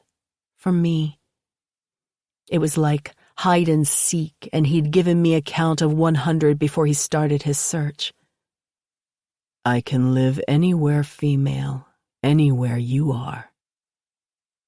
His words pleased me and a smile came to my face without permission. Damn him for being so charming. I came to an intersection of two corridors. I went left, my pace quickened. Stop trying to charm me, Hunter. I saw your hard nipples. I know you are aroused. Run, mate. Hide. I will find you. The testing came back to me and I imagined I was in a forest, the wind in my hair, my body on fire as the male I needed got closer and closer. As he caught me, whipped me around, filled me with his... I whimpered. Quinn laughed. That sound had me pushing on. He might be able to track me, but I wasn't going to make it easy. 2 Prion warriors came out of a room and I slid in past them, the door closing behind me. I looked around. Mechanicals of some kind. The room was lit by a blue glow. The rows of components covered everything from floor to ceiling. It reminded me of a library, the non-fiction section. Here there were no books, but units of data storage that made the battleship run. A forest of machines. At first glance, this was nothing like the testing dream, the one where the female was chased through the forest. But in every way that mattered, it was identical. She'd enjoyed the pursuit, reveled in it, had wanted to be caught. Did I? Shit. I knew the answer. Yes, I did. He knew it too. Do you know what I'm going to do to you when I find you? Quinn asked, his steps even. He wasn't rushing, but taking his time and enjoying this, the taunt, the play. I licked my lips. I wanted to know. I'm going to watch your face as I open the front of your uniform shirt. as my fingers brush over the swells of your breasts, hear the pace of your heart rate increase. Ah, mate, I hear it now. I took a deep breath, let it out, tried to calm my heart, which had started to race. It seemed I liked dirty talk, and he wasn't even in the room. God, what was I going to turn into when he was before me? Oh yeah, a pile of goo.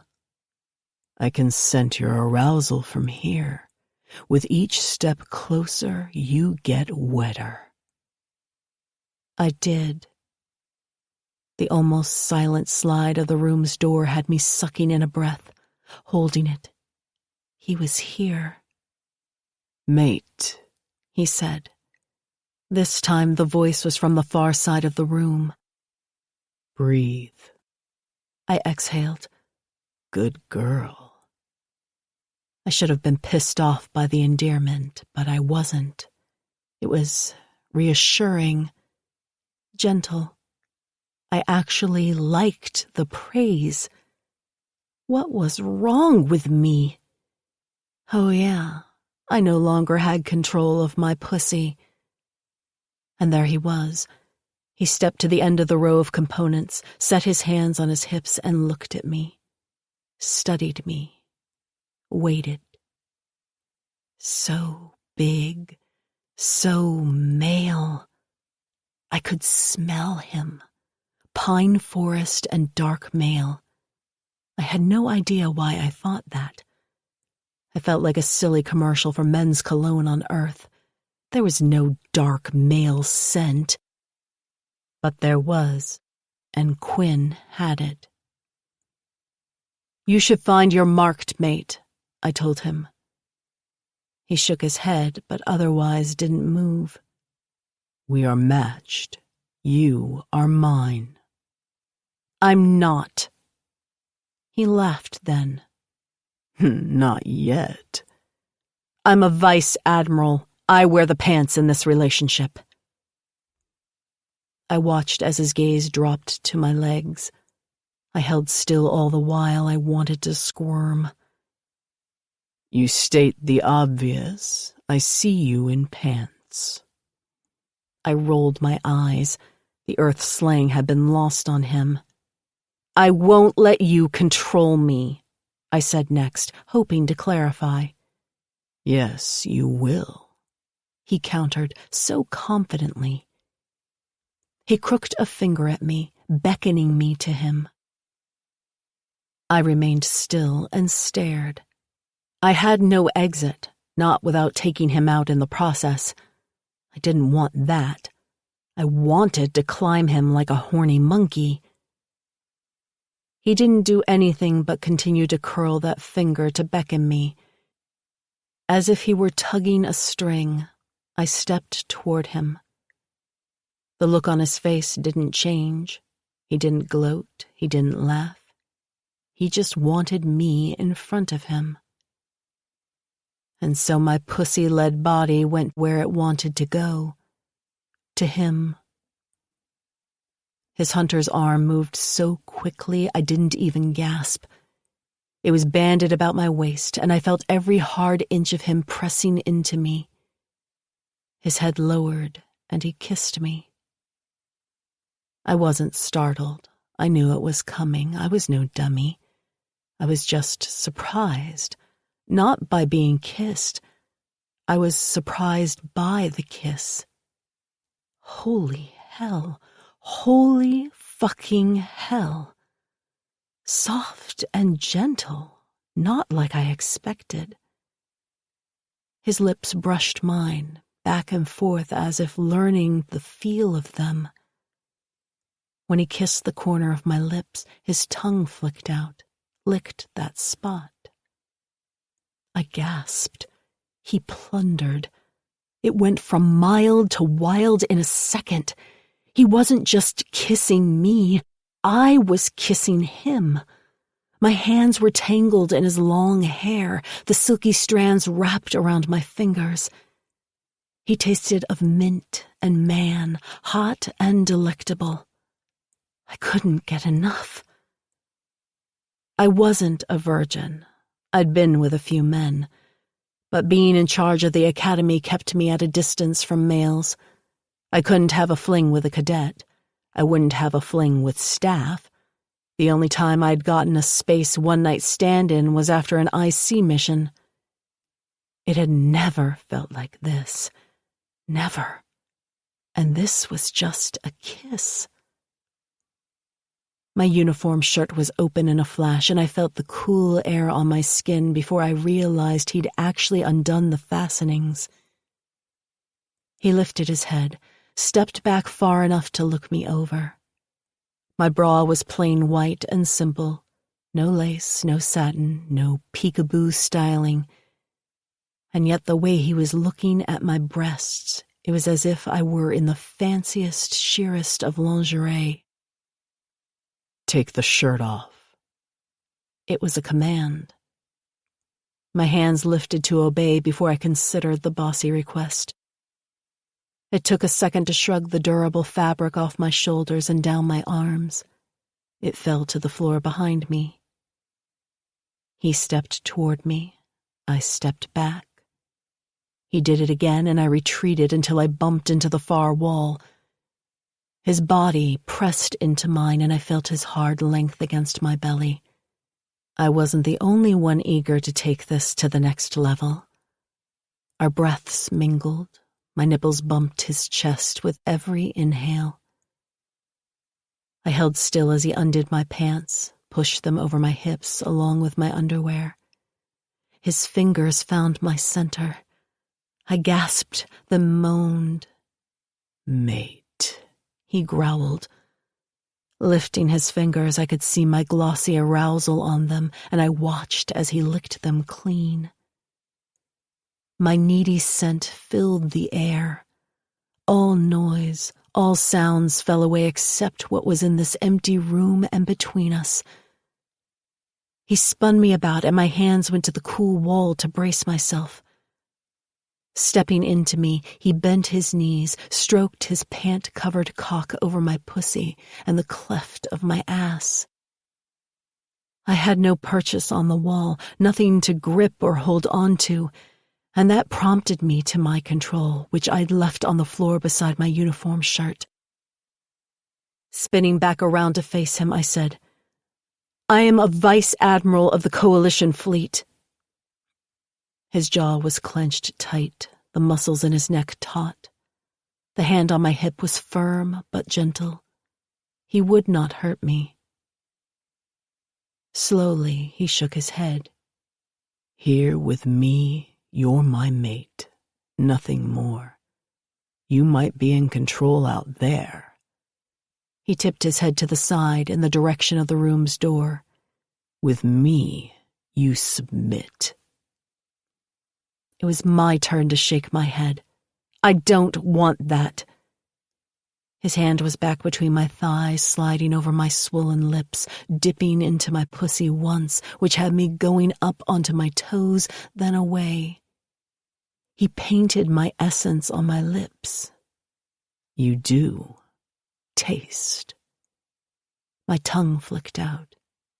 "You want this. Submit here. For me, only me." He opened his pants, reached in and pulled out his cock. Oh, crap, it was big, long, thick. Pre-cum beaded at the tip, and he gripped the base, stroked it. "Only this." I whimpered. I never whimpered. With his free hand, he spun me back about, my hands slapping the walls again. This time, I was the one who tipped my ass up, pushed it out. I wanted that cock inside me, needed it. "Good, just like that, mate." He didn't wait. We'd only kissed. I was still wearing my bra. We were barely uncovered except the important parts, yet the foreplay had begun the moment he woke from the regen pod in medical. I was wet. I was eager. I wanted him. He took me, filling me in one slow slide of his cock deep into my pussy. The hand on my hip tightened, held me still when I wanted to move away. He was big and he stretched me wide, filled me so much that it was almost too much. He growled, took me hard. Flesh slapped, breaths got labored, the need grew, bloomed, exploded. Then a hand came down on my ass, spanked me hard. I startled, clenched down on him. That's for drugging me, mate, forcing me into that regen pod. It was too much. This was too much. Taken, used as a male wanted. It was not an even exchange. He was taking me, fucking me, working his cock into me as he needed to seek his pleasure, spanking me in punishment. I came. I was the one who orgasmed, who practically screamed with pleasure in a mechanical room of a battleship, who clenched down on his hard cock because the spanking had actually been hot as fuck. My pussy gripped him so hard it made Quinn grunt, made him thrust one last time and come. It was only when my head cleared enough to process thoughts that I realized he hadn't used me. Not at all. He'd given me pleasure, assured that I'd come first. Only when I'd been satisfied had he found his release. He'd taken care of me when I'd been vulnerable. Tears swelled in my eyes as he leaned his body into me, holding me in place against the wall in a full-body press. He nibbled on my shoulders, his hands stroking up and down my curves with a gentleness I never could have imagined just a few moments ago. I felt like a glass doll, something breakable, precious, fragile. Shit. There went the tears, scalding my cheeks as aftershocks of need jolted me on the inside, my pussy still swollen, achy, full. His caresses left me shattered and vulnerable, more than the chase or the fucking or the orgasm, because it was real, gentle, safe. It felt like love, and fuck me if I knew what that was supposed to feel like. All I knew at the moment was that it hurt somewhere deep inside, somewhere deep and dark and buried. My chest hurt and my eyes were leaking. Leaking. These were not tears, not tears. Gods, you are beautiful, Niobe. Let's find a bed. I want to do that again. And the next time I'll watch your face as you give yourself to me, as you submit. 6. Quinn. Battleship Carter. Officers' Quarters. We need food, I said, entering the guest quarters we'd been assigned. Carter had sent a comm with the location while we'd been busy in engineering. The small private chamber was comprised of 2 rooms. A main room with a bed large enough for 2 prions and their mate, plenty large enough for what I had planned for Niobe, and a bathing room. A table and chairs, and an S-Gen machine were everything else in the quarters. Besides the view of space provided by a window the length of the room was basic, plain, but all I cared about was the locking door and the bed. We would only be here for the 5+ hours remaining until Zan awoke. Once Zan was debriefed and battle plans were finalized, we would not be returning. We'd head directly from the meeting to transport and then to Latiri 4. After that, well, I'd be with Niobe. I knew that. Where we'd live had yet to be determined. And now wasn't the time for the conversation. Now was the time for touching, learning one another, making her mine. I began to shed my new clothes, letting them fall to the floor. I wasn't modest. Not with Niobe. My body belonged to her now. I would not hide it. After I towed off my boots and began to peel my pants over my hips, I paused. She was still in the entry, staring. I grinned. Like what you see? I hope so. I thought you said we needed food, she replied. Her voice was even. She sounded efficient, not curt. I grinned. We do, but if we only have a few hours, we'll eat naked. Her mouth fell open. Good. I'd surprised her. She didn't seem to be surprised by much of anything. She'd transported to meet a mate, but ended up at a hive-controlled prison. She hadn't panicked, had barely broken a sweat before single-handedly saving 6 fighters, including me, with her skill and know-how regarding the transport system. I need a shower, she said, and walked right into the bathing room, eyeing my body the whole way. My cock hadn't gone soft after claiming her in the engineering room. She'd barely seen it before I crammed her full. I wasn't small. I had plenty to keep her happy. Come back out naked, mate. The door slid shut behind her and I chuckled, walking over to the S-Gen machine. What would she like to eat? What were her favorites? I had no idea. I made a few selections, guessing as to what she might enjoy. I'd just set them on the small table when the door opened. She came out wrapped in the bathing towel. Droplets of water fell from the long ends of her hair. I looked her over, from her small feet, shapely calves, toned thighs. Lose the towel, mate. She'd intentionally defied me, but I saw the wariness in her eyes. I was standing before her, bare and ready to fuck. I might have hunted her down and claimed her, but we were still strangers. The connection was there, but we were new. She lowered the towel until it was dangling from her fingers at her side. Fuck, mate. You're lovely. Every pale inch of her was perfection. I'd seen most of her earlier, but now, the blind haze of need wasn't blurring my vision. I stared at her defiant eyes, the tipped chin, her delicate shoulders, lush breasts with rosy-tipped nipples. Then my gaze moved lower, over her curved waist, wide hips, and then fuck, the pussy that ruled my world. I grabbed the towel from her fingers.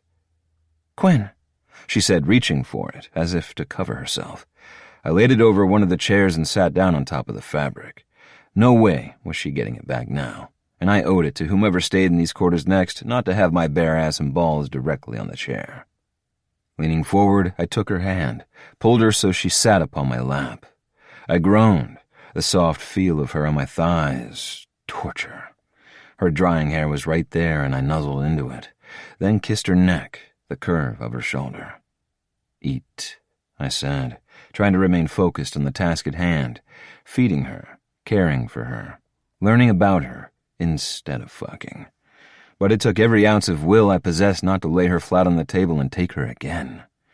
We must eat. My words were truth. We'd be out on the mission soon. Going weak, hungry would be stupid and irrational. Sleep-deprived because we'd been busy fucking? Well, there were sacrifices I was not prepared to make, and those I were. Reaching out, I grabbed a spoon and scooped up an Avarian dish of seasoned meat and vegetables, lifted it to her lips. She opened her mouth and took what was offered, that delicate tongue flicking over the bottom of the spoon. Good? I asked, watching her chew, then swallow. She nodded. I can feed myself, you know. This is more fun. I scooped some more of the dish, took a bite of my own. You are Avarian, I stated. She'd told me so earlier. Half, she replied, then took another bite. Human, I'm guessing. She nodded as she chewed. Did you transport directly from the bride's testing center on Earth? No. I grabbed a piece of the green vegetable for myself. With the skills she'd shown in the prison, I doubted she'd come from Earth. Everest, then. I fed her a bit of a savory tart. She frowned, then scrunched up her face as she chewed, then swallowed. Not good? Not my favorite. What is your favorite? I asked. She listed off a few Avarian dishes, then leaned and reached for a piece of cut fruit. Lifting it with her fingers, she brought it to her mouth, but the sticky juices dripped onto her upturned breast. By the gods, I whispered, watching the droplet slide down the curve and toward her nipple. Without thinking, I shifted to lick it up, then glanced up at her face. She was watching me, her eyes now soft and a little hazy. "Sweet," I murmured, then took her nipple into my mouth. "Quinn," she said, her voice breathless. "I know," I groaned. I'd made it my mission to get to know her, to talk, not fuck. I sat back up, turned her so I wasn't tempted by her breasts, only to be enticed by the feel of her ass against my cock, knowing if I shifted her a few inches, I'd be deep inside her. So, human, not from Earth, not Everest. Explain. She laughed then, knowing I was close to the edge. "I grew up on Earth." "Didn't you feel out of place?" She stared at me. "How did you know that?" I shrugged. Humans are simple creatures, far from advanced. They're fragile. I'd think you'd have been faster than your friends even early on. You could probably hear better, see better, hell, do everything better. She nodded once. I could. I felt like a freak. I didn't know what a freak was, but I guessed. When I was 14, a group of hunters came to Earth on a mission. Heard about me. I broke records for running races through the school program. Ah. They came to see me and knew. The mark on my palm was the ultimate proof for them. She grabbed another piece of fruit, which seemed to be her favorite of the foods on the table, and took a bite. I wasn't allowed to stay on Earth. No aliens allowed, especially ones who stood out. I had to go with them to Everest. What about your parents? Hadn't your father been discovered? She glanced at me, then grabbed the spoon from my hand. My father, I guess, was on Earth for a mission. Met my mom and got her pregnant. I never knew who he was. I never knew he was a Varian. Hell, I never knew I was a Varian until those hunters showed up. Your mother didn't tell you? She died when I was 6. I lived in foster care. I frowned, not understanding. Then she explained as I ate. The more I heard, the more I didn't like. The idea of Niobe alone with families who didn't really care about her, who didn't love her, made me angry. She'd been alone since she was 6. But now she had me. I went to Everest with the hunters, and I lived with one of them with his mate and children. They were nice, kind, but I was human, at least culturally. It took me a while to assimilate, but I didn't really fit in. When I was 18, I volunteered to be a fighter. She sighed. God, that was the first place I felt normal. I loved it. They knew how to use my skills, and it felt good. I felt like I belonged. She shrugged. Needless to say, I excelled. I served in recon for years, then began to teach at the Coalition Academy. Now I run the place. Impressive. It made sense now, her need for control. It also made sense why she needed to hand it over. What about you? She asked. I couldn't wait a second longer. Instead of responding, I kissed her. Tasted the sweet fruit and a flavor that was all Niobe. My fingers tangled in her hair, and I held her just where I wanted her. Quinn, she breathed. Answer me. Elite hunter, raised on Everest. Good parents. I'm the eldest and have 6 siblings. I have 22 nieces and nephews. I turned my attention to her neck, kissing the soft skin there as I gave us both what we wanted. Assigned to Battleship Carter in Section 437. I ended with a kiss on her lips. I was not interesting, not in the least. You have 6 siblings? She asked. Out of everything I said, that was what she picked up on? Nodding, I slid my thumb over her plump lower lip. I did not tell her there was a 12-year age gap between myself and the youngest, nor that I had spent much of my youth chasing my younger brothers and sisters, bathing them, preparing food. Our family worked together as a unit. I had chores, lots of chores, and among them was caring for my younger family members, protecting them, keeping them out of trouble, away from danger. I'd felt like a father when I was 10. I'd resisted the matching protocol because I was not ready to be a father again.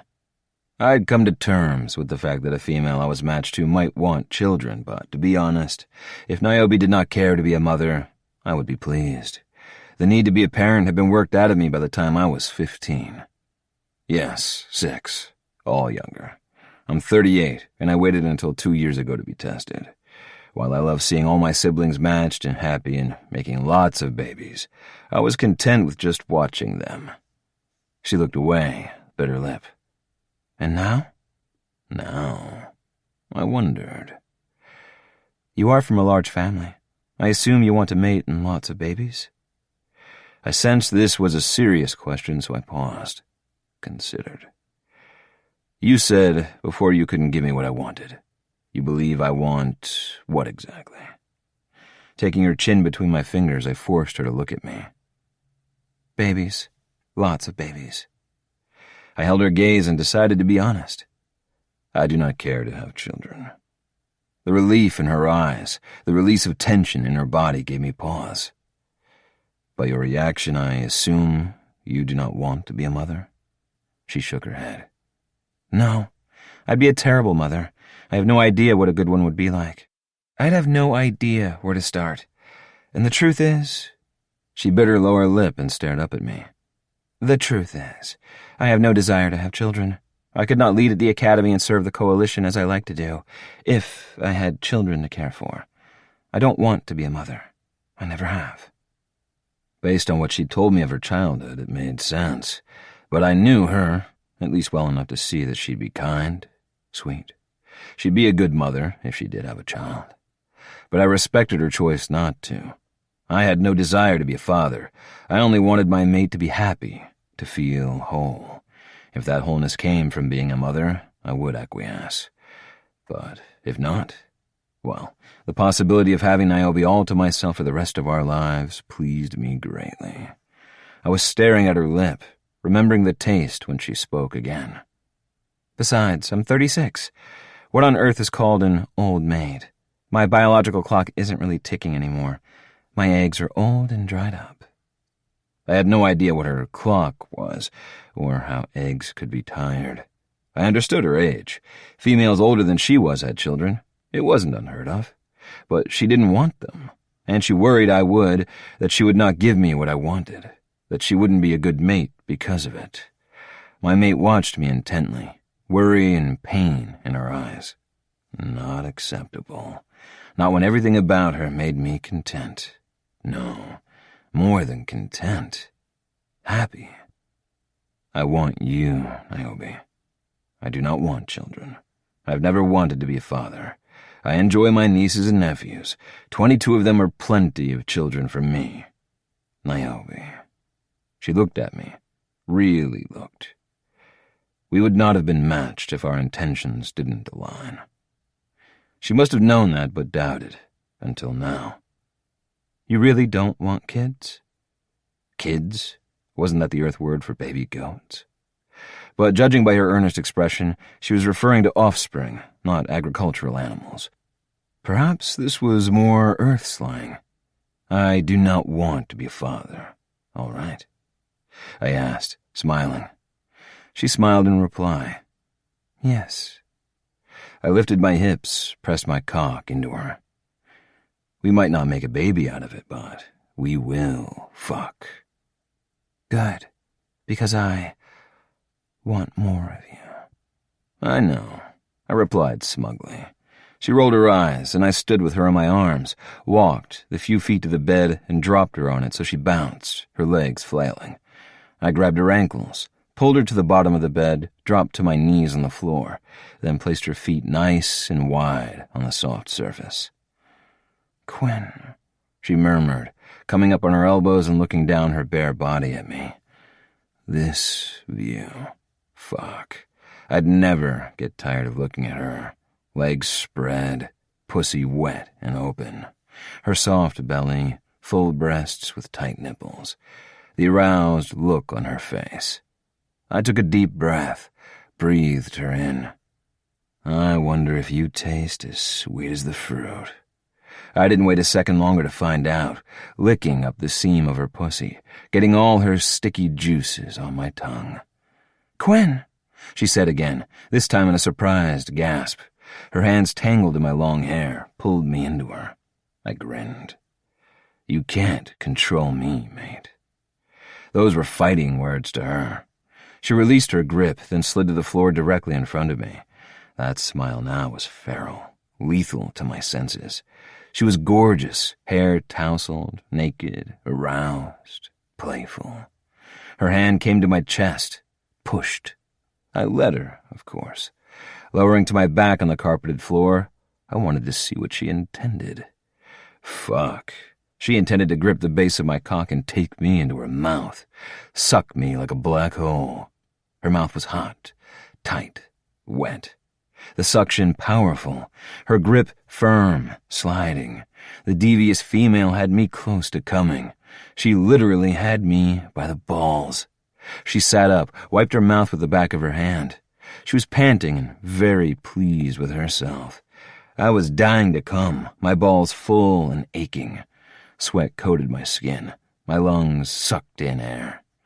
This was a battle of wills, of who was in control, who would submit.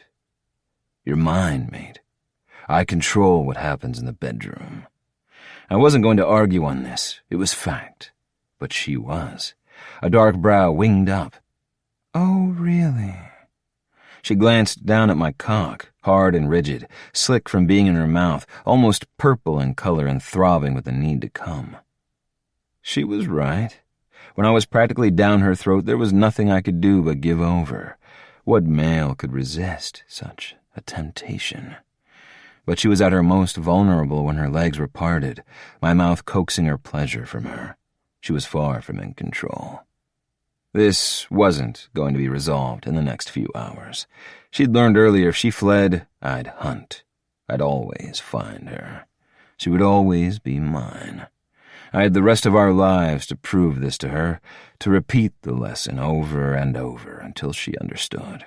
For now, we both could hold the power. A compromise. I curled my finger for her to come closer. She crawled up my body so she was looming over me, her dark hair a curtain around us. My cock nudged her belly, then slid over her pussy. Turn around. Her eyes flared wide in understanding. Slowly, carefully, she turned, tossing one of her knees over my head so she was straddling my face, hers directly over my cock. They call this 69 on Earth, she said, flicking her tongue over my cock. I groaned, bucked my hips. Not to be outdone, I grabbed her hips, pulled her down so she was sitting on my face. I might be smothered to death, but what a way to go. I licked up her sweet arousal, flicked her clit. She gasped. What do you call it? She took me into her mouth, sucked. I aided her like a starving man. Heaven, I said. I call it fucking heaven. The fight now would be to see who came first. 7. Quinn, Battleship Carter, Command Deck. My mate was seated on the commander's right, a place of honor. On his left, another female from Earth, Commander Chloe Fawn, leaned back in her chair with her arms crossed. The two females knew one another well, apparently. They had embraced before the meeting began and spoke freely to one another, using first names. Niobe. She was mine, and I stood behind her chair like a jealous idiot as the Prion captain, Prax, grinned at me like he knew exactly what I was thinking. I doubted that, for my mind was focused on the way Niobe had submitted to me, given herself over to me sexually. I doubted this was something she did, dressed or naked, and it had been a first for her, no doubt. I'd seen the flare of frustration in her eyes when I bent her to my will. Oh, I didn't force her, hell no. But I knew my matched mate would need to submit, to have someone take control, to let her mind go free, to give over to the safety of someone else with her worries. Questions, issues she dealt with every single day, instead getting lost in pleasure. And Niobe had done it beautifully. She'd resisted at first. I wouldn't have imagined her doing anything less, and her submission had been so much sweeter for it.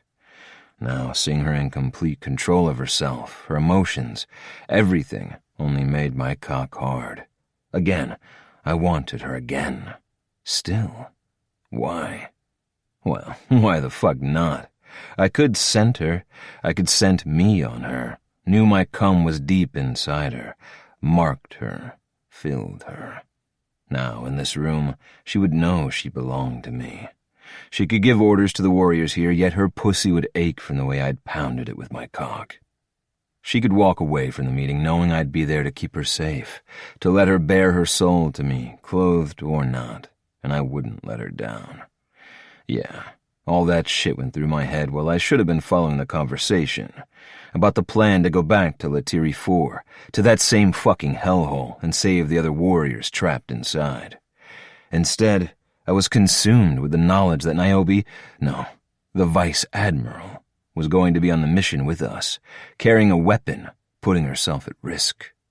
In fact, when Commander Carter had respectfully and carefully suggested that she remain on the ship until the fighting was done, she had glared at him until he shrugged and returned his gaze to the battle plans laid out in graphic detail on the table before us. She and I had been on his ship less than a day, and he'd already learned she wasn't going to give in to his commands. I didn't care if she pushed him, but she wouldn't push me. No fucking way. Zan, the huge Atlan who'd tried to kill me, was our primary source of intelligence in the hive operation going on down there. While I'd been in a cell right next to the transport room, he'd been deep inside the base, spent several days fully integrated into their hive mind. He'd been put in a regen pod to heal. After that, the doctors had spent several more hours removing hive tech from his body piece by piece. He was in control now, the influence of the hive gone from his mind, but they'd never really be gone completely. Already the commander had mentioned transporting him to the colony once this mission was over. I expected Zan to argue, but the pain in his eyes was one I'd seen before. He was dangerous on a good day.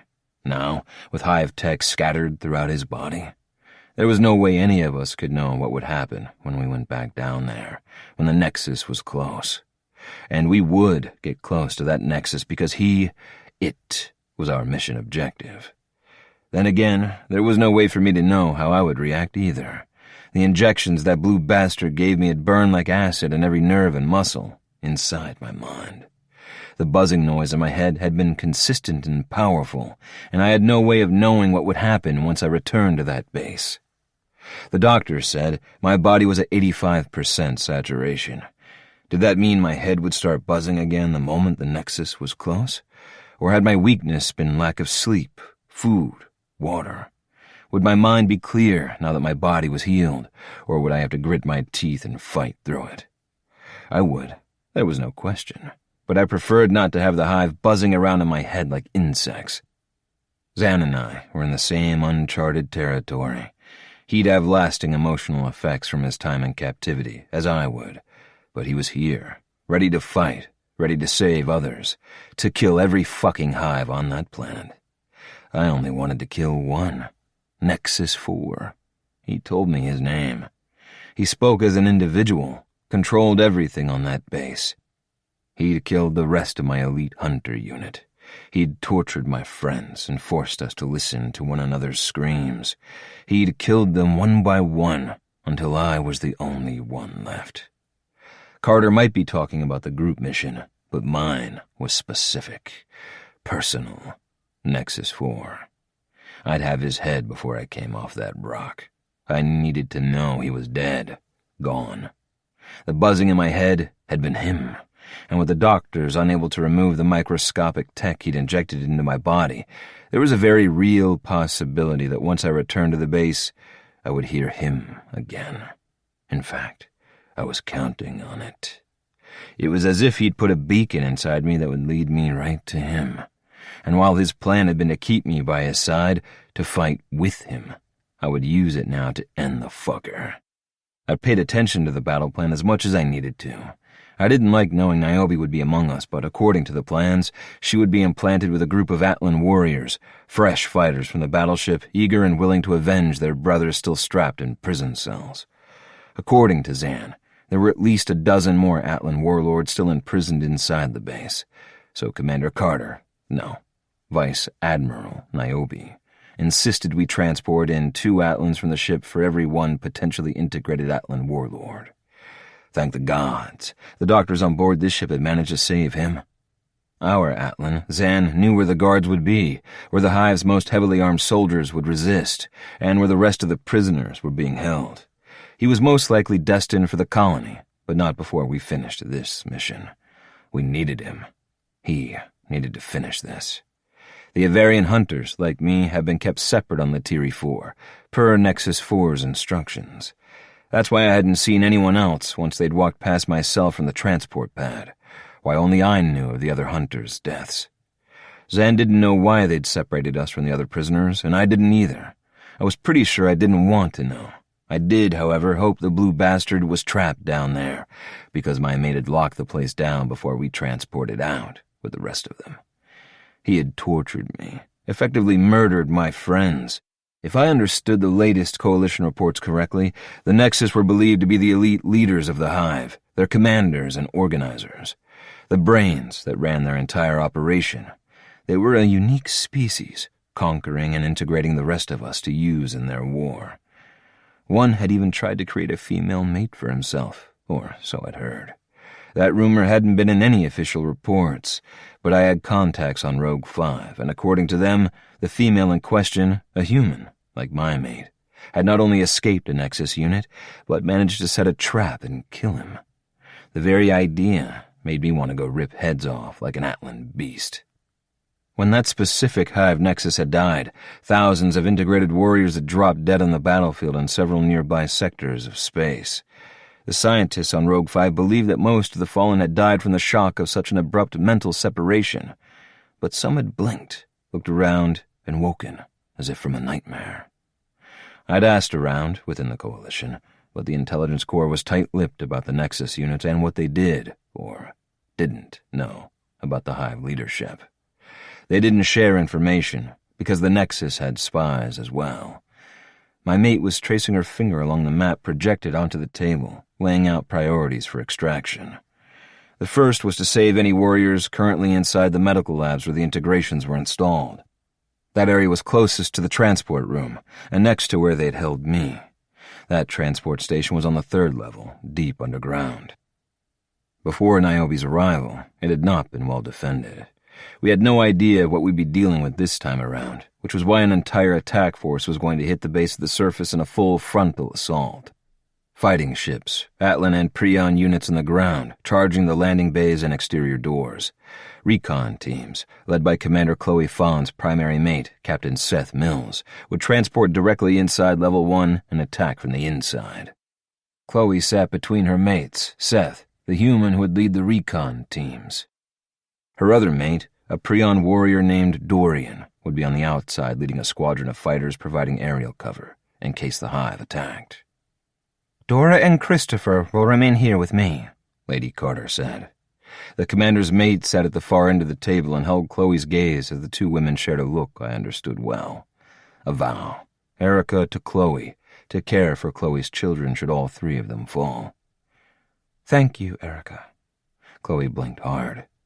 Based on what I knew of human females, I assumed she was fighting tears. Her mate, Seth, placed a hand on her arm, just for a moment. The touch didn't linger, and I understood. Like me, he could not afford to undermine his mate's authority in front of the others, but he also could not ignore her pain. I knew how their collars worked, connecting them emotionally.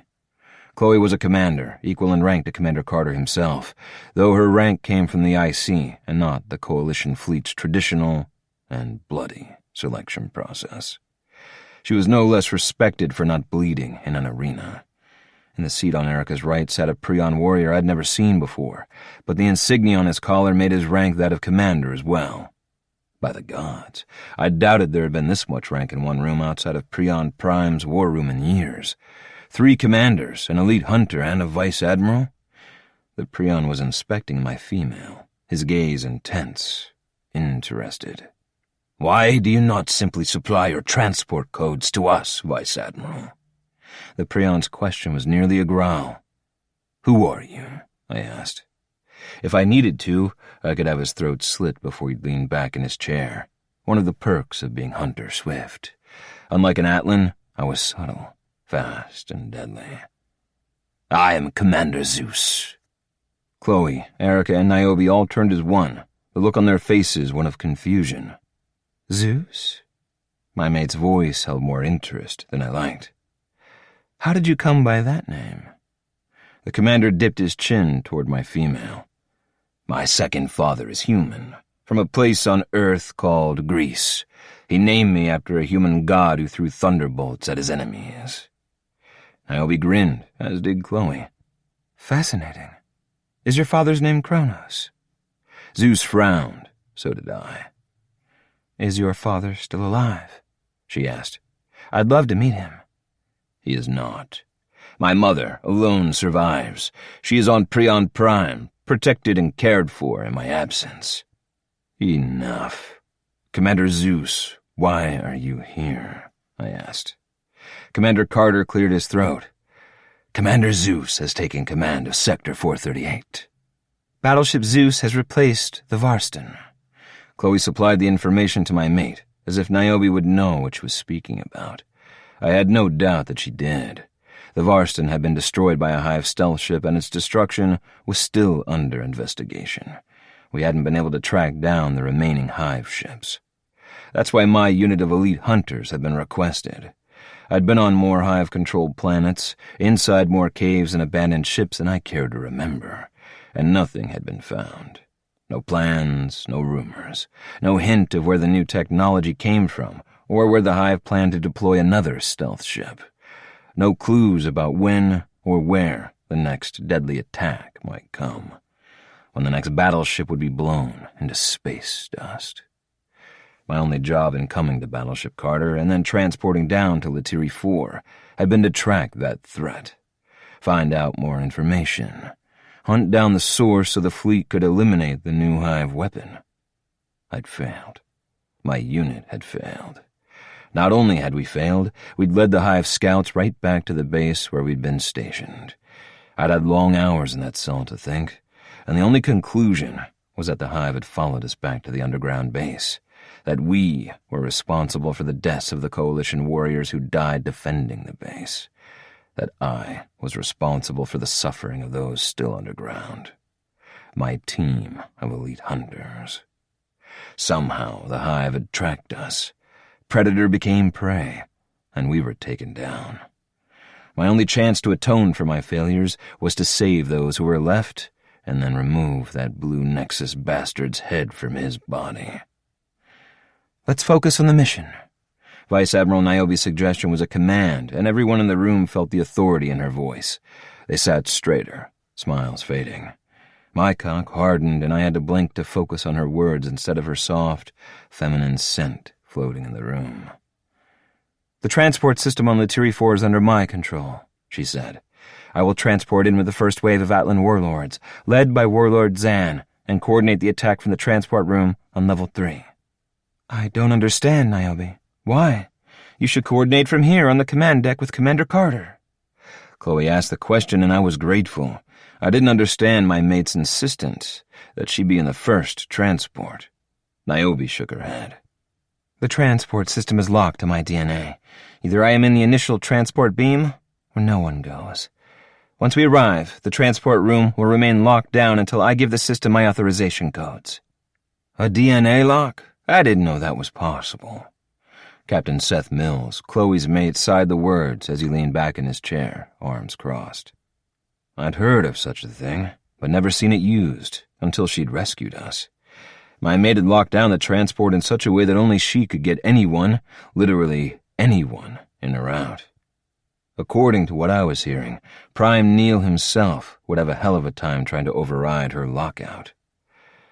Damn, girl, that's badass. Erica, Lady Carter, smiled at Chloe's words but said nothing. I wished I could see Niobe's face. Was she pleased, bored, irritated? Her shoulders were tense, as was the line of her jaw, but that was all I could sense from where I stood behind her chair like a sentinel. I did not understand Chloe's reference at all. Niobe's ass was perfect. Round, soft, very, very female. But, as my mate did not protest, and Commander Carter's mate looked pleased with the words, I said nothing. Earth slang was going to be a struggle. The time alone with Niobe had not been enough. The hours we'd shared were precious to me, but I wanted more, needed it. She had a past, a history I had barely glimpsed and had yet to understand. Even though she was half Avarian, her words, her world were foreign to me. There was too much about her I did not know or understand, and I needed to know everything. My hand tightened on Niobe's shoulder, and she absently reached up to entwine her fingers with mine. That was all I needed to pull me back to the present, to the battle plans, to her. "Once the warlords give me the signal, I'll transport in the Prion warriors," she said, her hand returning to her lap. And the Vice Admiral was back. "The aerial assault should provide the distraction we need to draw their attention and the bulk of their fighters to the upper levels. The recon teams will be responsible for capturing the elevators and holding them in the event we need an alternate exit." "We'll take them, Vice Admiral. I promise you that," Captain Mills assured her, and I believed him. He was an experienced warrior, a tough fighter, and everyone on the Carter respected the hell out of him. I'd been around here long enough to know that. "Good." Niobe nodded at him, her finger pointing to the schematic of Level 3. "Meanwhile, I'll transport in directly to Level 3 with the Atlans. Zan will lead a group of warriors to the prison cells. The doctor has equipped us with knockout gas. Since we don't know what condition the prisoners will be in, we'll anesthetize them all, slap transport beacons on them while they're still unconscious, and transport them directly to the colony." "Piece of cake." Commander Chloe Fawn spread her small hand wide on the translucent surface of the table, staring at the graphics on display beneath. I searched my memory for the word, sure my NPU, the neural processing unit every member of the coalition had implanted at birth, had malfunctioned. Cake was a baked food on Earth. What did baking human food have to do with this mission? "Where are we going to get that many transport beacons?" Prax asked. The Prion had been one of the lucky ones, all in the Tiri 4 for less than a minute, and that time only in the transport room. He hadn't been integrated or tortured, but he had known what was coming. He wanted to save as many fellow fighters as he could. The fleet hoards them like precious gems. My mate stirred in her chair. "Leave that to me. I've contacted Hellion at ICHQ, and he assures me the necessary beacons will arrive on the Carter within the hour." The new Prion commander, Zeus, had crossed his arms and was scowling at everyone, including my mate. His face was lined with cuts, one large one that had yet to heal. I'd heard of the Prion custom of fighting in the arena, and that they chose not to use regen pods to heal, instead wearing the marks of battle like badges of honor, proof that they'd earned their place in the Prion chain of command. I thought the idea interesting, but stupid. The fight? Fuck, yes. I loved to fight, but I had no problem using a regen wand to heal. I didn't want anything to distract me from focusing on my mate's body instead of my own. I didn't like him. He seemed like an ass. A hard-nosed, uptight, Prion asshole. My mate cleared her throat. "In regards to the Nexus, he is to be taken alive and brought to me. Under no circumstances is he to be injured. Find him and bring him to me. That's an order. Are we clear?" Everyone at the table nodded, but I saw the anger in Zan's gaze, knew it was mirrored in my own. I understood orders. I respected the chain of command, even though technically I was not part of the coalition fleet, more like a hired contractor. But what she was asking? Impossible. The Nexus had to die. "He has to die, Vice Admiral." She tensed beneath my hand and sat forward, pulling out from beneath my touch on her shoulder. "And he will, but not on the Tiri 4. Have I made myself clear?" A chorus of yeses sounded. Commanders Carter and Fawn nodded.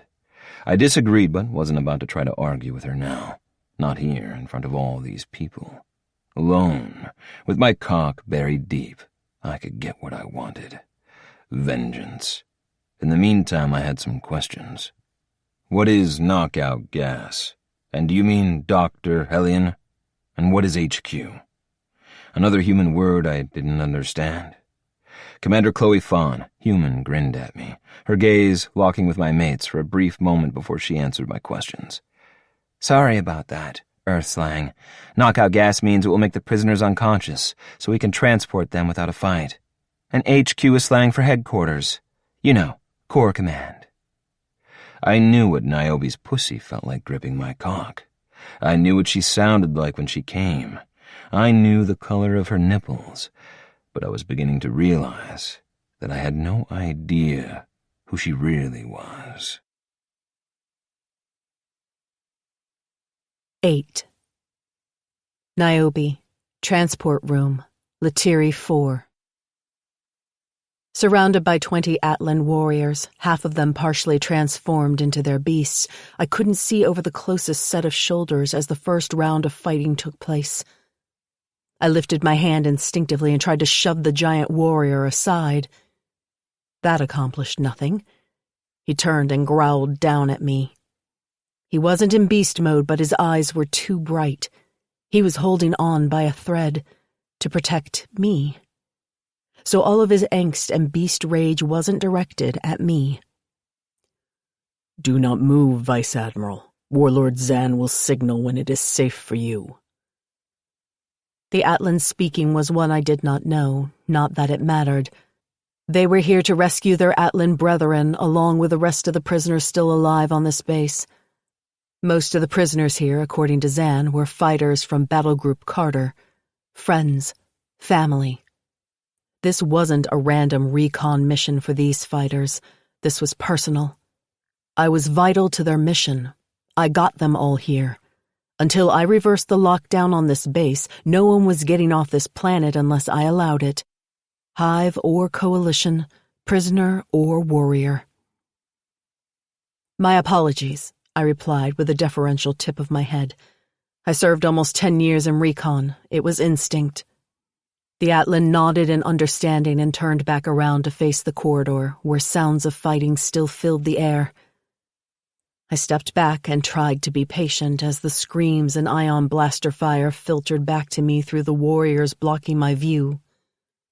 Not big talkers, the Atlans, which was just fine with me. They got shit done. One moment we'd been standing on the transport pad on Battleship Carter, and the next we were inside the Coalition's former reconnaissance base, under half a mile of solid rock. Back where all this started. Had it all happened in one day? God, Rachel and Kira were going to freak when they found out all that had transpired. They'd expected to contact me to hear about sexy times. Oh, there had been some of that, but the rest? This hive clusterfuck? Totally unexpected. And all of it had happened because I'd been tested and matched to Quinn. We were back and trapped now. Intentionally, because there was nowhere for the hive to run, not with the transport system and operations on lockdown. I'd trapped them inside, sealing the doors, communications, and transport controls with the intelligence core codes I had never really believed I would need to use. Not that it would matter if the Nexus here could communicate with the other Nexus units via some kind of psychic internal broadcasting system. We had no way of knowing, and that was why Dr. Hellion had calmed me with new secret orders just moments before the assault began. I was to take that Nexus alive. That was nothing new, but he'd upped the ante. I was to take the Nexus alive at all costs. I was informed, in no uncertain terms, that it didn't matter how many warriors I had to sacrifice to make that happen. I was to lie, cheat, steal, kill, or lay down my own life to make sure the Nexus was transported to the IC scientists. Obtaining that blue fucker was imperative to ending this war. Besides those orders, Hellion transported 2 beacons directly into my temporary quarters. Even Commander Carter didn't know I had them. He knew, of course, that we had orders to take the Nexus alive, but he had no idea exactly how far Hellion was willing to go to capture him. I knew the IC wanted the blue bastard, but that calm had shocked me. They didn't just want the Nexus. They were willing to sacrifice hundreds of warriors' lives to get their hands on him. Alive.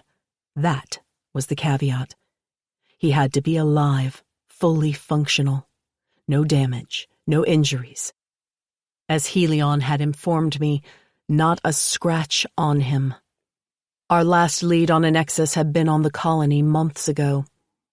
A Forsian renegade from Rogue 5 named Makarios and a human female who had, unknown to us, been altered to become the mate to one of the Nexus units, had vanished in a stolen ship. Much to Hellions' aggravation, the fleet had been unable to track them. They appeared and disappeared like ghosts. Damn Rogue 5 pirates and smugglers. No doubt that Forgian pilot knew every hiding spot and dead zone in the system. He and his new mate, Gwendolyn Fernandez, from Earth of all places, were using that ship to take out small hive outposts, one after another.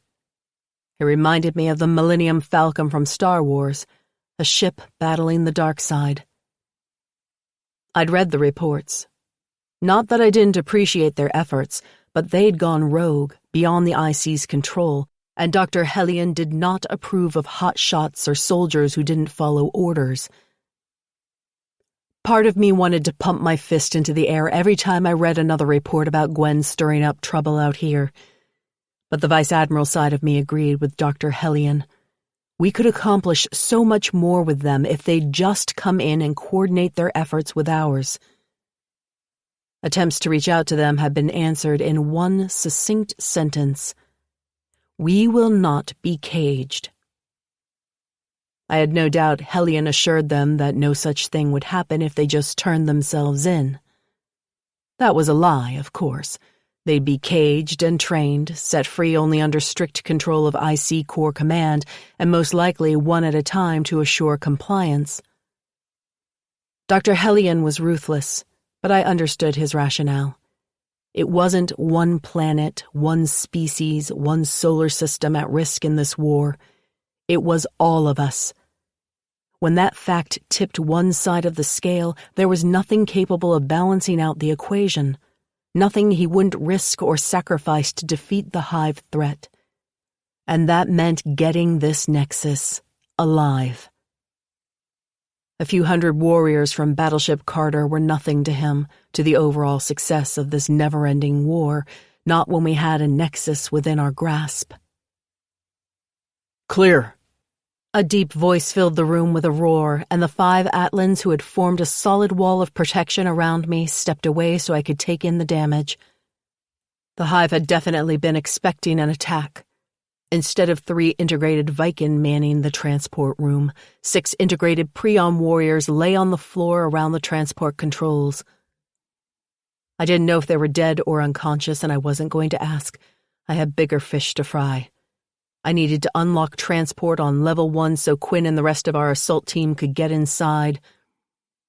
I checked my wrist. 3 minutes until ground assault. The Atlan who had been standing in front of me grunted. We'll be finished by then. I grinned up at him. I couldn't help it. Find the Nexus and alert me at once, do you understand? No one touches him without authorization from me.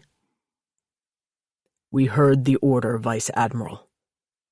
The Atlan transformed in front of me, growing taller, broader, his jaw elongating, becoming thicker. His smile was menacing now, frightening. I ignored the display. He's mine, warlord. Spread the word. Anyone touches him and I'll have their balls in a sling on my belt. His bellow of laughter rolled back down the hallway as I moved to the control panel and removed the lockdown on level 1 transport. I calmed the Carter, knowing my mate would be listening from his position on a transport pad on the battleship, worrying. Carter, this is Vice Admiral Niobe. Transport 3 has been cleared. Recovery of prisoners is underway. Level 1 lockdown has been removed. You are free to transport. Casualties? Commander Carter's voice was clear, controlled, but I knew he wasn't asking for himself, but for the rest of his crew. They had family down here, sons and mates, brothers. I looked up at one of the 3 Atlans who had been left behind to guard me and the transport pad. Warlord? I asked. He lifted one of the Prions from the ground and placed him on the transport pad. So far, none. We are saving as many as we can. There was pain in his voice, resignation I more than understood. We'd all lost friends in this war. 0 casualties to report. Operation ongoing. Understood. We are initiating transport to level 1. Aerial assault incoming. Understood. Prepare the colony to receive incoming warriors. What shape are they in? As if that wasn't a loaded question. But Carter knew I wouldn't lie or sugarcoat the truth. I looked over the third prion placed on the transport. He was covered, head to toe, in silver. However, the warrior next to him had little to show for his time with the hive but some implants on his forearms. Varied. Some of them are fully integrated. Tell Dr. Cernan he might not be able to save them all. Understood. Carter out. Niobe out. I watched from the control panel until Quinn's group had successfully transported to Level 1. They would clear the area, then make their way down to Level 2. The Atlans would get the prisoners off this floor, move up the single elevator to Level 2, and we would meet the Level 1 assault team somewhere in the middle. That was the plan. Only problem was, we had no idea where the Nexus was, or what he was truly capable of, and that could change everything. I motioned one of the Atlans to my side and placed his palm on the biometric station, scanning him into the system. This transport is yours now, Warlord.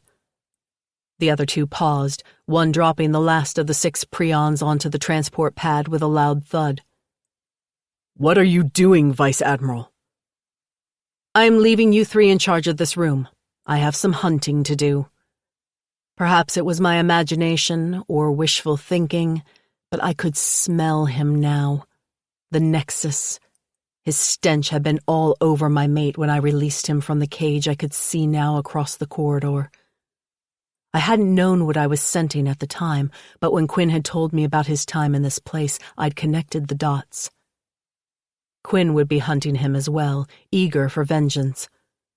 The order to take the Nexus alive had been given to everyone on this mission, but I knew my mate. I'd seen the need to kill in his eyes, and I couldn't blame him. Not really. That creature had tortured Quinn, killed his friends, and made Quinn watch. And Zan, I didn't know what the Atlan had planned in his own mind. The Nexus deserved to die, and accidents happened on the battlefield all the time. But not this time. And with the Nexus's scent filling my head, I knew he had been here, and not long ago. For the first time in my life, I felt like a true hunter, an Avarian. I felt my father's blood flowing in my veins and the thrill of the hunt pounding through my body. I wasn't afraid of my gifts. I didn't feel like a freak. I felt powerful, unique, special. Because of Quinn. Because he accepted me as I was. Desired me without even knowing a thing about me. Wanted me. He'd hunted me. And for the first time in my life, I was hunting with a true purpose of my own. I had someone to protect, someone I cared about, someone I loved. Quinn. This time it was personal. That blue bastard was mine. 9. Quinn. Latiri 4 Subterranean Base, Level 2. The Nexus crouched opposite me, his dull, black eyes impossible to read. There was no expression there, no response to pain. He did not telegraph his movements, the claws protruding from his fingertips long, curved, and sharp as any blade. He was nearly as fast as I, an elite hunter, but not quite. Which was why a cut on his cheek bled dark blue, the color bringing a smile to my face as we slowly circled one another. I'd drawn first blood, and I was in no hurry to finish him. This kill was mine, and I'd take my time with it, just as he'd taken his time with me. He'd tortured the hunters under my command and made me watch, forced me to listen to their screams, kept me weak and helpless in my cell while he killed good warriors that I'd grown up with, trained with. They'd been brothers in truth, if not in blood. My brothers, my family. A circle of silent warriors surrounded us. There was no cheering, no taunting from the other fighters who had transported here with me. Not only had I personally survived torture at his hands, but my mate had set us all free. Not literally, But if not for my mate, my female, Commander Carter would not have known the Hive had overrun this base, and every warrior we'd come back to rescue would have been lost forever. My mate had bought me the right to this moment, and the warriors surrounding me would not deny me this kill. Nor would they try to stop me, despite our orders. They knew. They understood. This fucker had tortured our friends, our family. We'd been here less than an hour. The attack had been swift, the plan having gone perfectly. We'd all come together, fighters from different backgrounds, but with one purpose. The mission was considered a success. Every contaminated, integrated, captured coalition fighter had been transported off this rock to the colony, or to a medical station on board the Carter. I didn't envy the doctors their jobs, deciding who to try to save and who was too far gone, watching warriors' bodies disintegrate on the table when their Hive implants were removed, or telling their loved ones that they could never return, that they'd been banished to live out the remainder of their lives on a rocky planet far from home. Why some survived the removal of their Hive implants and some did not was, as far as I knew, a mystery. This blue bastard in front of me probably knew, but I wasn't interested in talking to him, only in making him bleed, die. I heard the elevator doors slide open, followed by murmurs as the fighters who'd been on the other levels continued to arrive. At least a dozen Atlans stood surrounding us now, silent statues with one purpose, to make sure the Nexus never left this circle. If I didn't kill him, they would tear him to pieces. IC wanted him alive. We all knew it. But this was personal. He was ours right now, and he would be ended. Why do you waste time, Havarian? Your games are inefficient. The Nexus questioned me with a voice void of all emotion. I doubted he understood taunting, but that's what it was. His dark blue patchwork flesh appeared to be held together by strands of silver, a monster bound by shimmering thread. Except that thread moved, like living serpents winding and twisting through his flesh. The movement was slight, slow, measured. I doubted any but a hunter would see the subtle shifts between the assortment of blues that created the appearance of a face, but the effect took any hope of normalcy from him. Did he even have a face? Or was that patchwork created for this galaxy just for us? What was he beneath the uniform and metal and strange blue flesh? Whatever the Nexus might be, he was not one of us, a living, breathing entity with a soul. He was other. The oddity increased when I observed that, despite the past 5 minutes of intense sparring with an elite hunter, the Nexus was neither winded nor showing signs of pain.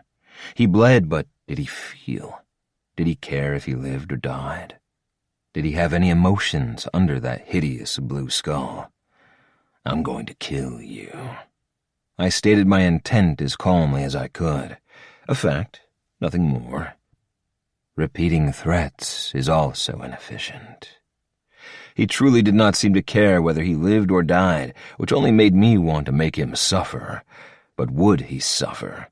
I didn't know, but it was definitely going to happen. And all the integrated fighters you lost today? I asked. If he could shrug, he would have. Easily replaced. Water-based organisms of your type and size are plentiful in this part of the universe. This part of the universe? Fuck. Were the Hive not just in our galaxy, but others? Just how far did their threats spread? Every planet had a different name for our galaxy. The Coalition fleet assigned our galaxy a number, but to fighters like me, to the innocents living on the planets we protected, this galaxy was simply home, Coalition space. What do you find in other parts of the universe? Sick fascination stayed my hand. I was speaking to one of the Hive minds, one of their leaders. I was no longer chained in a cell. I was not one of his water-based organisms now. We have integrated a multitude of other life forms. What the fuck? Like what? He tipped his head as if assessing either the sincerity of my interest or the reasoning behind my question. You primitive life forms would not be capable of understanding the complexity of the others. Primitive life forms. Gods, he was evil. arrogant. And slow. I moved with no warning, giving the opposite side of his face a matching mark. When I was finished with him, he'd be bleeding from 100 cuts. Then I'd kill him. I grinned, narrowed my gaze, ready to inflict more. Enough! What is going on here? I froze, and the Nexus turned his head in the direction of the perfect female's voice. My female. My mate. The look on his face made my blood run cold. Not fear. It was as if he'd been waiting for her. Stay back, Niobe. He's dangerous. I yelled the warning over my shoulder, afraid to take my eyes off my prey. He wasn't as fast as I, but he would be impossible to stop if I didn't see him initiate a move, even surrounded by Atlans. Move! She snapped, and the ring of fighters parted. My mate stepped forward to stand shoulder to shoulder with 2 Atlan warlords, chin high, a look I'd never seen in her eyes. No, I'd seen it once before, right after she killed those 3 integrated Vikings the first time we'd been here, right before she'd set me free. Warlords, please take the Nexus unit into custody and bring him to me. No, Niobe, no, I told her. Her eyes flashed with fury as they met and held mine. Every Atlan in the circle had responded to her order, closing in on the Nexus like a 7-foot wall of power. He wasn't going anywhere, and Niobe wasn't going to let me kill him. Turning away, I caught Zan's gaze and held it long enough to be sure he understood what I wanted. His slight nod let me know he not only knew, he agreed. I could go talk to Niobe in private, convince her that what I needed, what we all needed, was right. The Nexus had to die. Now, in front of all the fighters he'd tortured, in front of the fighters whose brothers and fathers and families he'd hurt. Zan took my place in front of the Nexus as 2 other warlords moved into place, restraining his wrists and ankles. Our enemy was trussed and ready for delivery to the Vice Admiral in less than a minute. Zan, hold him here, I said. Yes, sir. I didn't outrank the Atlan, but I didn't really have a place in the Coalition's pecking order. Elite hunters were special operatives, giving a lot of latitude in what orders to follow and who we had to report to. But that freedom did not go to Niobe's level. A commander? Yes, under the right circumstances. A captain? I didn't bother worrying about. But a vice admiral, and my mate, I had to convince her to do the right thing. I moved to Niobe and leaned in close. Can we speak in private? Her gaze lifted from the blue monster to me, and she gave a curt nod before leading me back to the still-open elevator box. She stepped inside and closed the door, sealing us inside, alone. Her hands lifted to my face, and she inspected me with an intensity I'd never experienced, not even from a doctor. Her care, her concern for my well-being was something new to me. Yes, I had sisters who harassed and teased me, but no female had ever looked at me like this. Like I mattered, like I was an important part of her, like she loved me. Did Niobe love me? My body lit up at the possibility, but I forced it back down. I'd only met her earlier today. Fuck. Was that all? And yet, perhaps she did love me. And if she did care, she'd give me what I needed. I needed to kill that fucking monster outside these doors. He deserves to die, Niobe. I stated the fact bluntly, and her gaze clouded, her hands dropping from my cheeks to her side. I agree. I sighed. Thank the gods. Good. Then this discussion is over. I'll finish him, and we can go back to the Carter and get to know each other better. I meant that I'd take her back to the battleship, wash every inch of her curves, and then conquer her body until she collapsed from exhaustion. That was my idea of the perfect end of an insane day. She shook her head. No. He's coming with me to IC, Corps Command. I was shaking my head before she'd finished the sentence, my hands rising to wrap around her shoulders. No, he's mine. Her eyes narrowed, her gaze deliberately dropping to where my firm grip tightened on her arms. Elite Hunter Quinn, you will release me at once. You are not to touch that Nexus unit again. In fact, you will remain in this elevator and return to Level 1, where you will transport back to Battleship Carter to be reprimanded for insubordination. My blood ran cold as she stared me down. Fuck. This was not my mate. This was not the woman who'd wrapped her body around me and come all over my cock. This was an IC operative, a vice admiral, an officer in the coalition who could have me thrown into prison for what I'd done here. But she'd agreed with me. I didn't understand. I removed my hand slowly. Niobe. Her chin tipped up. You may address me as Vice Admiral. I am taking the Nexus unit to Corps Command, as was ordered by Prime Neil himself. Then, we'll return to the Academy in approximately 1 week. You will turn yourself in to Commander Carter for disciplinary action. No, Niobe. She cocked her head to the side, and I realized just how much trouble I might be in, and didn't care. I wouldn't talk like this to Carter or any other superior. I swallowed hard. Vice Admiral. The Nexus killed my entire unit and made me watch. He tortured me for days. He's single-handedly murdered thousands of Coalition fighters, and even more innocents. He has to die. She waved her hand, and the elevator doors slid open. There was no mercy, no love. Fuck. No feeling at all in her eyes when her gaze locked with mine. Like she was a Nexus unit. Emotions on lockdown. You have your orders, Hunter. I will not repeat myself. She stepped off the elevator, and the crowd of fighters parted like she'd waved a wand and magically divided them into perfect lines. They moved silently, clearing her path to the Nexus who was on his knees, his hands locked behind his back, his ankles shackled, and a black cloth bag covering his head. Niobe didn't even look back at me. She removed 2 small transport beacons from her pocket, placed one on the Nexus, one on herself, and 1 second later, they both disappeared. No floor vibrations or hair raising with that transport. Zan stood where the Nexus had been moments before, his hands clenched into fists, the muscles on his neck bulging as he fought down his beast. He'd wanted the kill as badly as I, and my mate had denied us both. No. Looking around the room of silent, sullen fighters, I realized that she had denied us all. It wasn't until I stepped to the edge of the elevator, stopped, remembered that she'd ordered me to level 1 and to transport back to Battleship Carter for disciplinary action, that my heart began to crack into pieces. My mate. No, the Vice Admiral. No, my mate had betrayed me, betrayed us all. I'd had less than a day to win her heart, and I'd failed. She'd not just denied me the kill, she'd left me behind.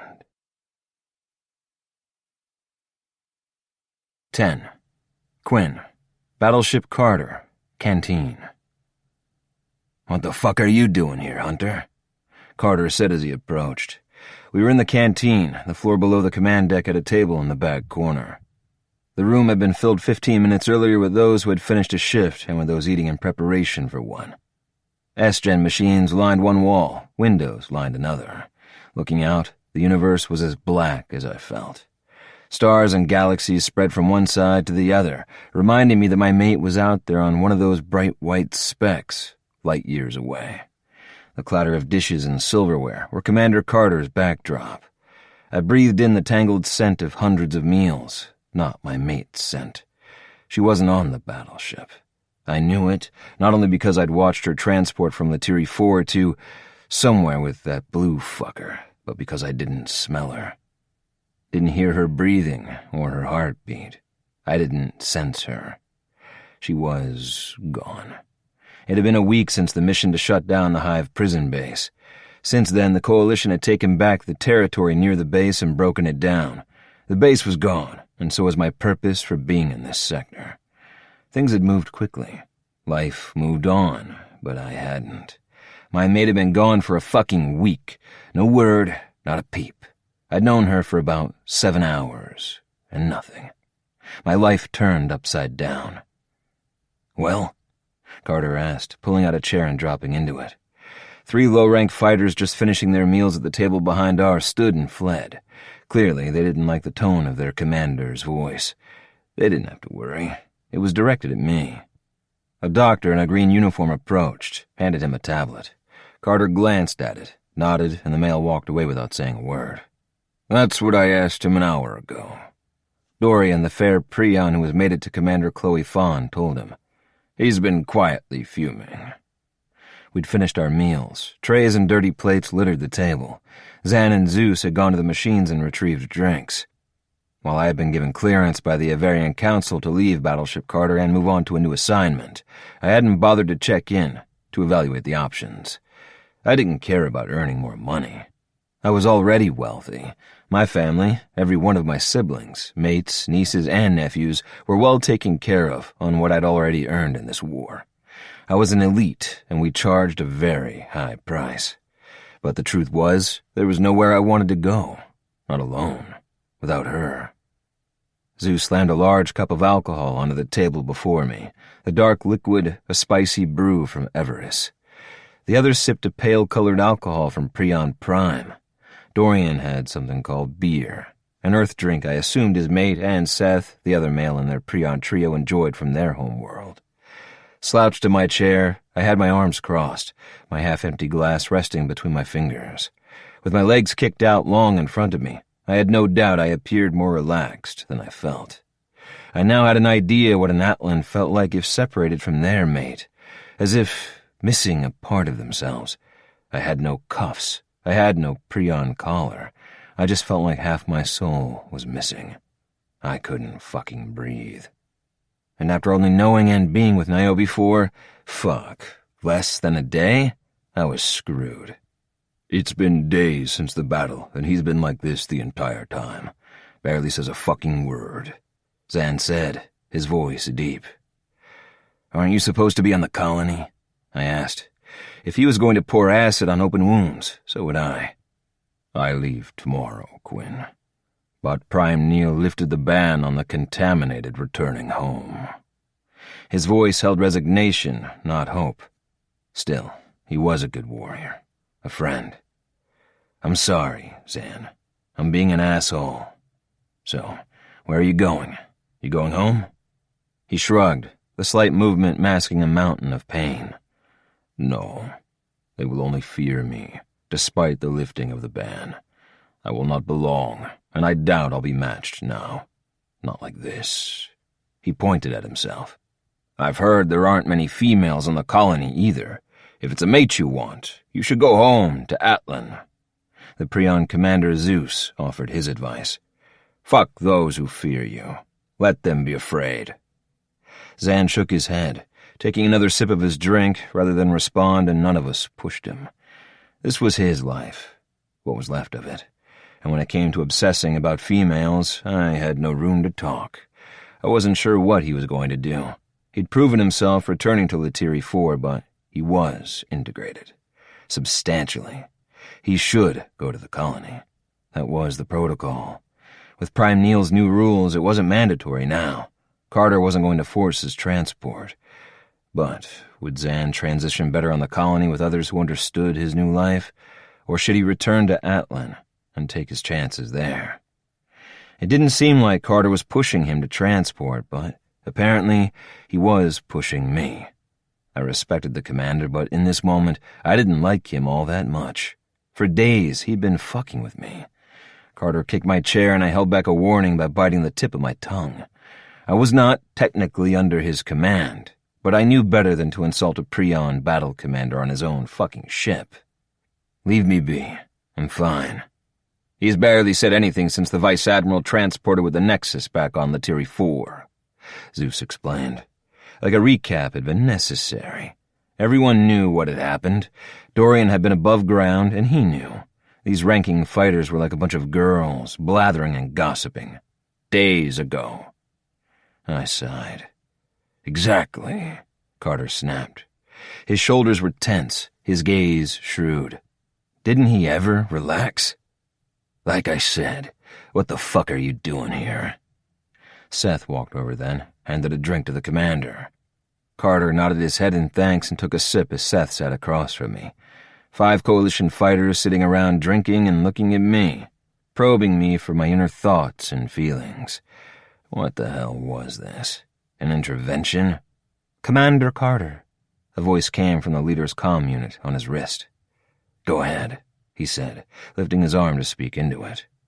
The data you requested from Prion Prime has arrived. Send it to my comm, he replied. Affirmative.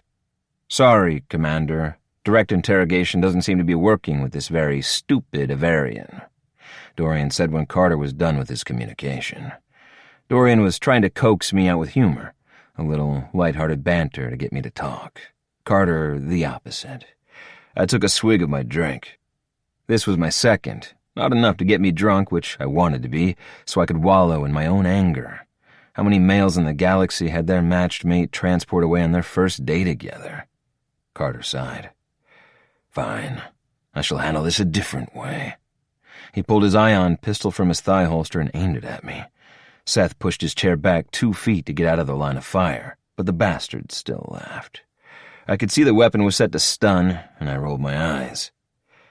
Talk, or I stun your ass and take you to Dr. Moore for counseling. My eyes narrowed at the battle group leader. You played dirty, I countered. Don't try to pull that hunter shit and run off faster than I can blink. I'm a fast shot.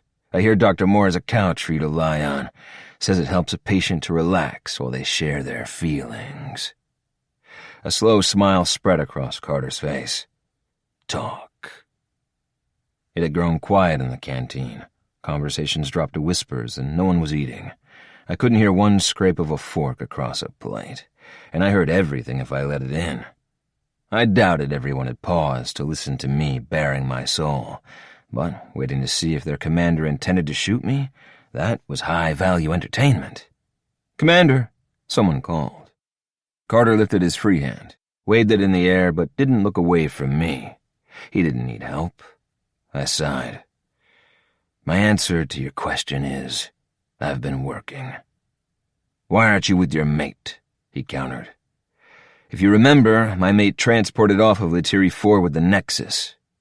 The Nexus, who had murdered my friends, tortured them in front of me, forced me to listen to their screams. I was confident the blue fucker had worked on Zan's integrations too, but I didn't look his way. This wasn't about him. She didn't kill him, didn't end him. She should have let me kill him so that no one else's life could be destroyed by him and his minions. I continued. She transported him to some IC base. She saved his life. You're pissed because your mate saved the Nexus's life? Carter asked. He hadn't lowered his weapon yet.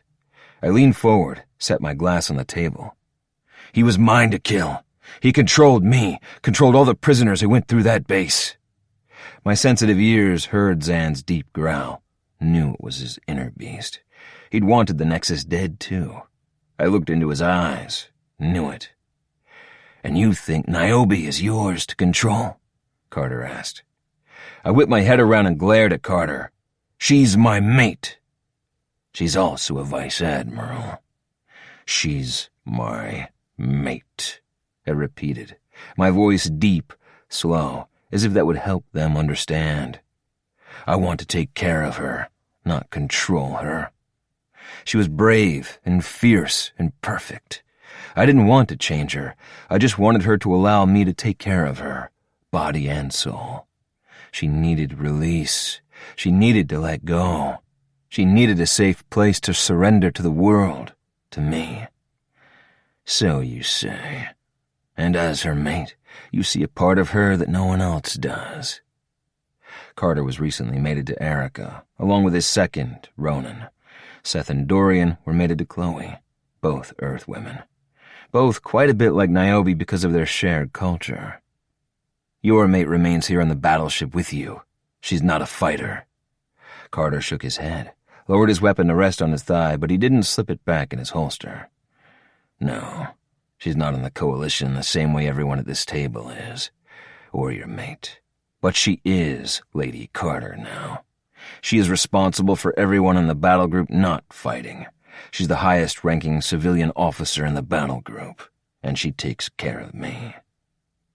A large task full of responsibility, full of people to take care of, women, children, the commander. You want Niobe to remain by your side, where you can keep her safe, Seth said to me. He glanced at Carter, then reached for his glass on the table, ensuring he wasn't going to get shot by doing so. You want her to be with you, within sight, so you can protect her. Of course. I looked to all of the males. You can't blame me. It's in our very nature to protect. No, Quinn. It's in our nature to control. Everyone glanced at Dorian, who sat across the table. Our mate is a commander. Chloe works for IC. Do you think it's easy to let her go off on missions, leaving not only us but 2 children behind? Then how do you handle it? I asked. Chloe was at the briefing before the mission. She was in control then, just like Niobe. You 2 were there. Allowed it. You allowed her to go into battle with the Hive. He grinned, looked to Seth. We didn't allow her to be at the briefing. We didn't allow her to go into battle. Her superiors require it. Her job requires it. Your mate outranks everyone here. Hell, she outranks everyone in the entire battle group. Seth sighed and shook his head. We're both captains. Chloe's a commander. Like your mate, she outranks us. She might be ours, but she also belongs to the Coalition. And the IC. They don't fuck her. Watch it, Carter warned. Seth held up his hand. No, it's okay. I understand what he's getting at. He looked at me. And you're exactly right. The Coalition and the IC own Commander Fawn outside of our quarters. But within, she's ours, and she knows it. She needs us to take command. You have the collars. Of course she knows what you want. Dorian slowly shook his head. When she drops to her knees for us, when she shudders with pleasure every time we give her a command, we don't need collars to know she's giving us control. Or that her surrender brings all 3 of us pleasure. Seth tugged at his collar, then stood. Time to go see our mate. Dorian grinned. Damn straight. They left without another word. They weren't hunters and didn't move quickly, but they were hustling. No doubt our conversation had them eager to see their mate. I'm unmated, Zan said. I tested recently, and I'm waiting. My mate is out there. Somewhere. I am possessive of her now, even though I don't know who she is or where. I understand your concern. He set his supersized forearms on the table. My beast doesn't, for he wants to go search the galaxy for her right now. But like I said, look at me. I doubt I will be matched now. He paused, moved the conversation back to me. You were tested. I nodded. Remember, the testing gives each of you the mate you need, not the mate you think you want, he said. A member of the engineering staff approached the table, handed Carter a tablet. This seemed to be a consistent occurrence for the leader. Not 3, only 2. The engineer agreed on whatever the topic was, then took the tablet and left. Carter couldn't get a break long enough to enjoy a single drink in the canteen. But his female Erica accepted him anyway. Loved him, belonged to him. There was no question Niobe was my mate. I thought of the instant connection, the heat, the way her body came alive beneath my hands, how her mind went quiet when I took control. Perfection. She was doing her job, Carter said, finally tucking his pistol away and taking a big swig of his drink. She didn't take the Nexus from you just to be hurtful. It was her job. Having him in the hands of IC scientists could mean hundreds, thousands of Coalition fighters might be saved. Her decisions aren't personal. They're instrumental, complicated, difficult. She hasn't reached out to me for 7 fucking days. I have a 13-year-old niece on Atlan, Zan said. I do not know how it is possible, but you sound exactly like her. Fuck off, Zan. He laughed. Stop whining. I glared at him. I've been here 5 minutes and been interrupted 3 times, Carter said. This is what my life is like. My time is constantly redirected to things besides Erica. Like dealing with your sorry ass. A commander's mate understands this. Erica understands this. Yes, but she is female. All emotion slipped from his face and he lifted his weapon again. This time he held it out to me, handle in my direction. Here, take it. Shoot yourself now before any female hears you speak that way. Zeus grunted. It is good your mate is not on the ship. If she truly is a Varian, she'd have heard those words from any corner of this ship and did that speed-running thing to get here before you could get out the word sorry. You're a dumbass, Zan added with a shrug of his broad shoulders. I'm not belittling women, I said, pushing the pistol away and holding up my hands. They are smarter, more cunning and resourceful than we are. Hell, an Atlan female could snap me in half. They nodded. But we're males. It's in our fucking DNA to protect and possess, to be in control. All three were quiet for a moment. Since they weren't countering that, they must have agreed with me. Do you doubt your mate's abilities in battle? Carter asked, head cocked to the side. I thought of her getting me and the other prisoners out of Latiri 4 when she'd been completely unprepared. She'd expected to find a mate waiting for her, not the fucking hive. Her involvement in finishing that base, shutting that hive shit down. She'd been incredible. No. Then you must let her fight. Let her do her job, Zeus said. Hunter, the problem isn't with Niobe, Carter declared. It's with you. You are mated. Get your head out of your ass. You must compromise. Compromise, I replied, as if I'd never heard the word before. How am I to do that? Carter stood, slapped me on the shoulder. Let her be Vice Admiral. What the hell did that mean? And? She is giving you the opportunity to be you, a hunter. I was still lost. The Prion Zeus slammed his huge fist down on the table. For an elite hunter, you are not very bright. I turned to stare down at him. I'll take you right now, Prion. He had the nerve to laugh. You are too slow to catch a female who wants to be caught. You are not worthy of a challenge. What was he talking about? What was I not seeing? Thank the gods Commander Carter put me out of my misery. What is an Avarian love more than anything? The hunt. It was in our blood, our DNA. So why aren't you hunting? He asked. Realization dawned and hope made my body come back to life. Carter slapped me on the back, a bit too hard. As of right now, you're dismissed from this battleship. You can go back to Everest, accept a new assignment, or, he grinned. You can hunt your mate down. Why do you think she hasn't contacted you? I just stared at the commander until realization dawned. My mate was a Varian. She had instincts as well, and an elite female from my world needed not to be courted, but to be caught. 11. Vice Admiral Niobe, Coalition Fleet Academy, Zyoria, 1 week later. So much for matched mates. I didn't speak the thought aloud. Surrounded as I was by high-level coalition ambassadors and military commanders, now was definitely not the time or the place to be mooning over one sexy Avarian hunter. Nor should I have spent the last few days micro-analyzing every moment we'd spent together, wondering if I truly would have to sacrifice my happiness for duty. I felt like a high school girl wondering if the quarterback really was interested. Why now did I have normal girl feelings?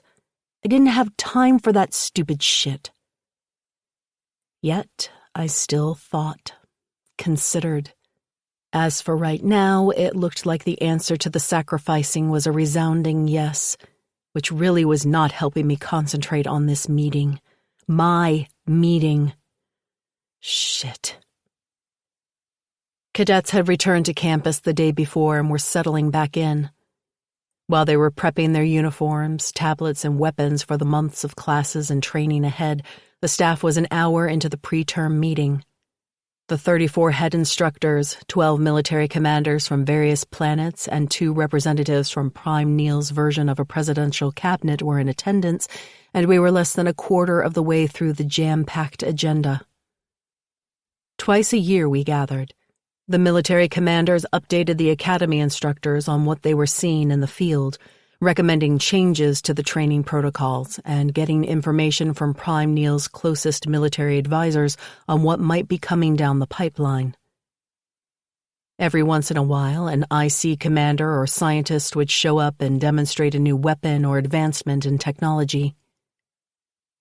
This meeting spanned several days, none of them short. Every topic was important. While we were steeped in tradition, we also had to adapt to change, to what the Hive was using against us. I was the facilitator and had to present high-level data on the previous term's cadet training outcomes. Each of the instructors would share the findings of their specific work areas. I might be in charge, but I wasn't a micromanager. Everyone had their tasks, their goals, and were expected to achieve them. If they didn't, this was the meeting to hash out why. The current topic was appropriate stun settings and battle simulations. It was important for cadets to be stunned, to know what it felt like and how to respond to a stunning, but there was a careful balance on success versus incapacitation. I was listening, but I let the conversation swirl around me. To say I was distracted was an understatement. Ever since I'd returned, I'd been scattered. I couldn't focus, couldn't get motivated for the new term. It wasn't because of the break. It wasn't because I went to the colony to visit Kira and Aang. It wasn't because I had been part of a team who had shut down a secret Hive prison and delivered a Nexus unit, alive, to IC. No. That was all straightforward and simple. It was Quinn. Quinn had completely messed with me. Maybe it was that the sex and the orgasms had scrambled my brain because I craved more, constantly. It wasn't like I'd mated 3 Vikings and come in contact with their seed power. God, if that made a female hornier than I was, I felt for her. I'd touched myself, made myself come in the shower tube at least once a day since I'd been back. And another time in bed before I rolled over and tried to sleep. I was a total orgasm slut now. And why? Because I could hear Quinn's voice in my head. You might be a vice admiral in that uniform, but out, you're mine. I squirmed in my chair, subtly so no one would notice, as this wasn't the first time. I was mated. But I was on Zioria and he was on the battleship Carter. Or I assumed he was. It had been a week. A week? Where the hell was he? Was taking the Nexus unit from him really so unforgivable? He was a hunter, an elite. He knew what was at stake in this war. And if that wasn't the case, then things were even more depressing. If it wasn't the Nexus, it was simply me. I'd told him I couldn't be what he wanted. Fine, he didn't want kids either. Great, one hurdle down. But I was IC. He'd learned that damned quick when I had to take the Nexus unit to Core Command instead of letting him kill it. God, I wanted him to tear that blue monster into pieces. I wanted to kill the Nexus unit myself for the torture and pain the big blue enemy had inflicted on my mate. No one fucked with my mate. Orders were orders, and this war was a lot bigger than one hunter's torture. Bigger than a few dozen coalition fighters integrated on that base. For Quinn, and for me, this Nexus unit was a personal enemy, which made things difficult. But getting that Nexus unit to Dr. Hellion to analyze might save 1,000 more hunters, millions of people. Still, I understood Quinn's desire for vengeance, his need to finish it. The IC's need to study and defeat the Hive trumped a single elite hunter's need for justice and revenge. Being a vice admiral trumped everything else in my life, including having a mate. Looking around, I outranked everyone in this room. I took orders from IC Command and Prime Neil himself.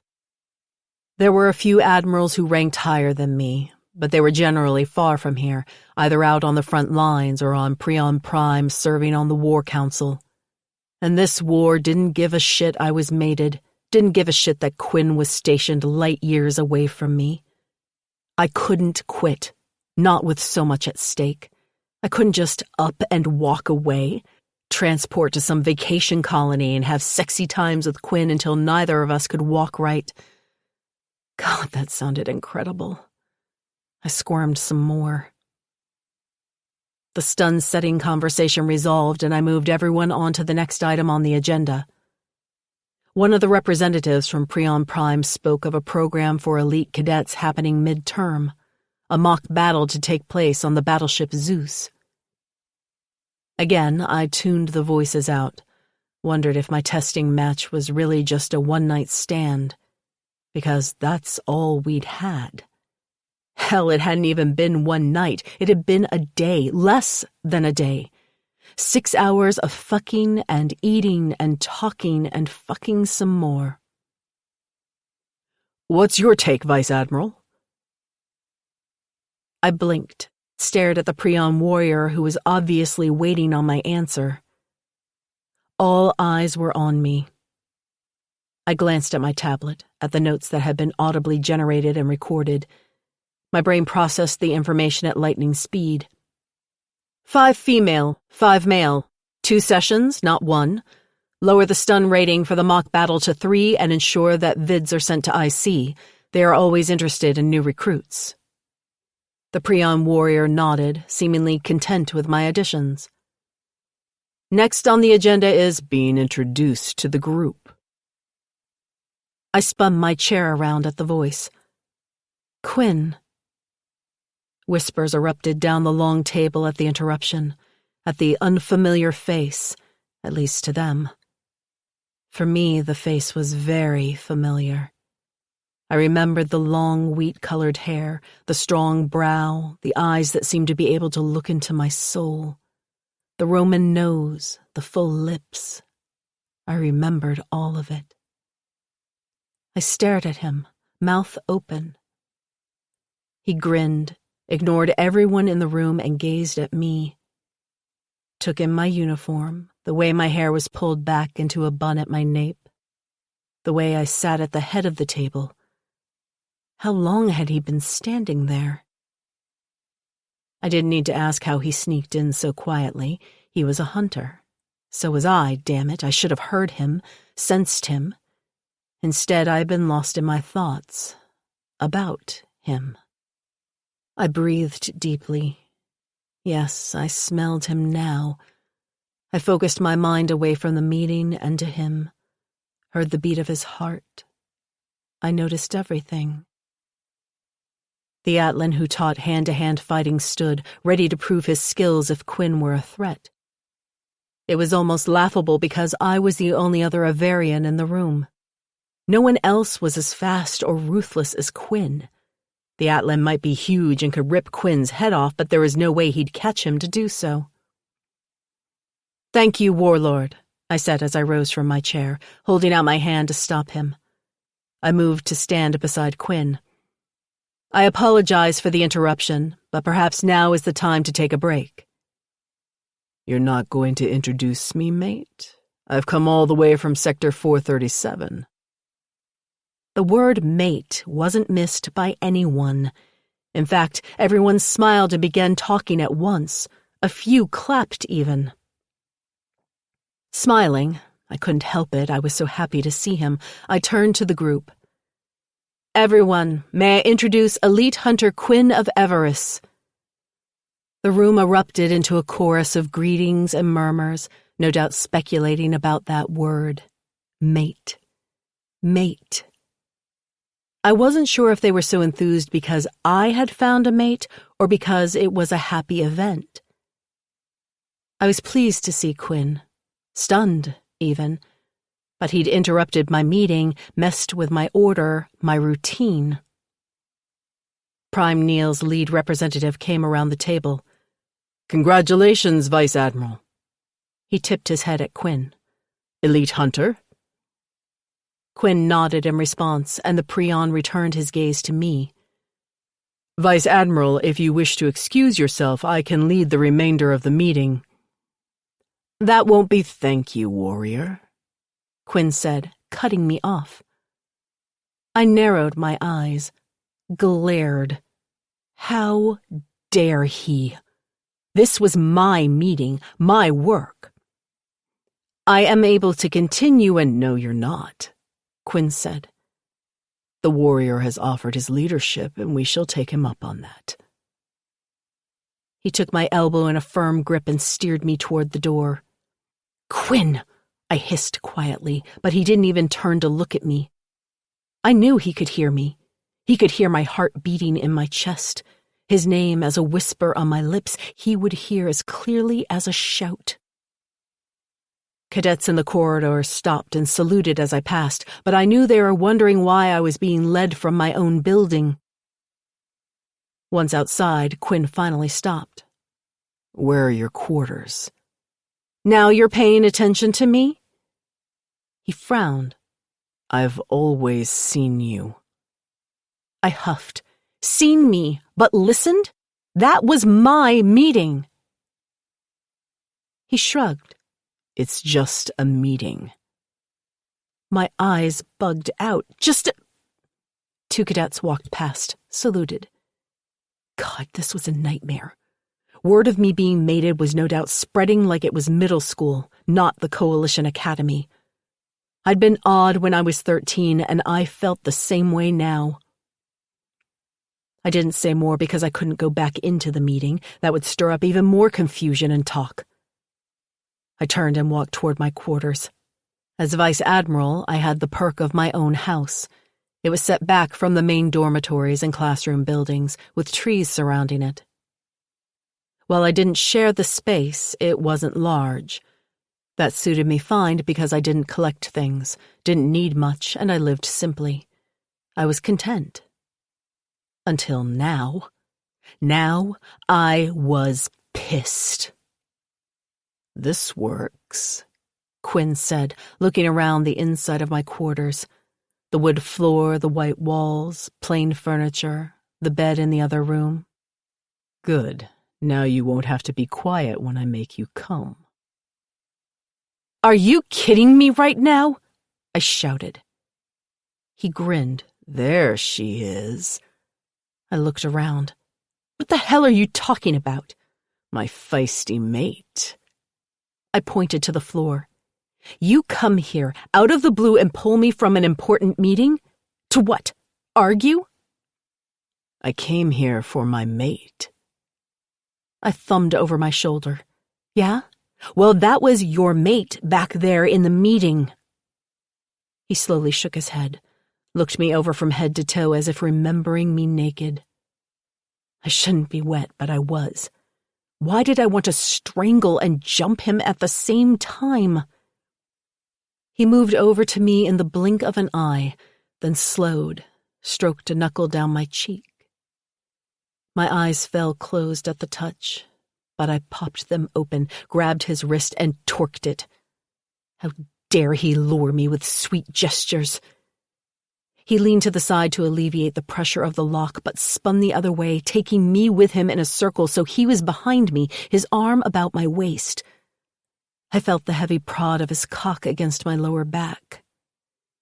"I came for you." His breath fanned my ear. "You came to piss me off." I dropped my weight so his arms held me up, stomped on the top of his foot. His hold loosened, and I moved across the room at a hunter's pace. He didn't follow. "I came because you're mine." He curled his finger, beckoning me back over to him. I set my hands on my hips. "You can't pull me out of a meeting." "You shouldn't have taken away my kill." My gaze narrowed. "So that's what this is about? You're fucking with my job because I took the Nexus unit away from you?" "It was my right to destroy him." That meeting is my duty. We weren't discussing cookie recipes. We were discussing training protocols, changes in hive fighting strategies, how to keep more fighters alive, training cadets so they don't panic on the battlefield so they can hold their own in this war. That is my job. That is my right. I'm your mate. They can plan and gossip without you for a few hours. I'm the Vice Admiral. That was my meeting. His jaw was clenched, his muscles tense, and from across the room I could see the thick bulge of his cock pressing against his uniform pants. Attraction wasn't our problem. Everything else was. I'm not going to repeat our argument from Letiri 4, I said. You have to understand, Quinn, that my job is my life. It shouldn't be. You need more than meetings and duty.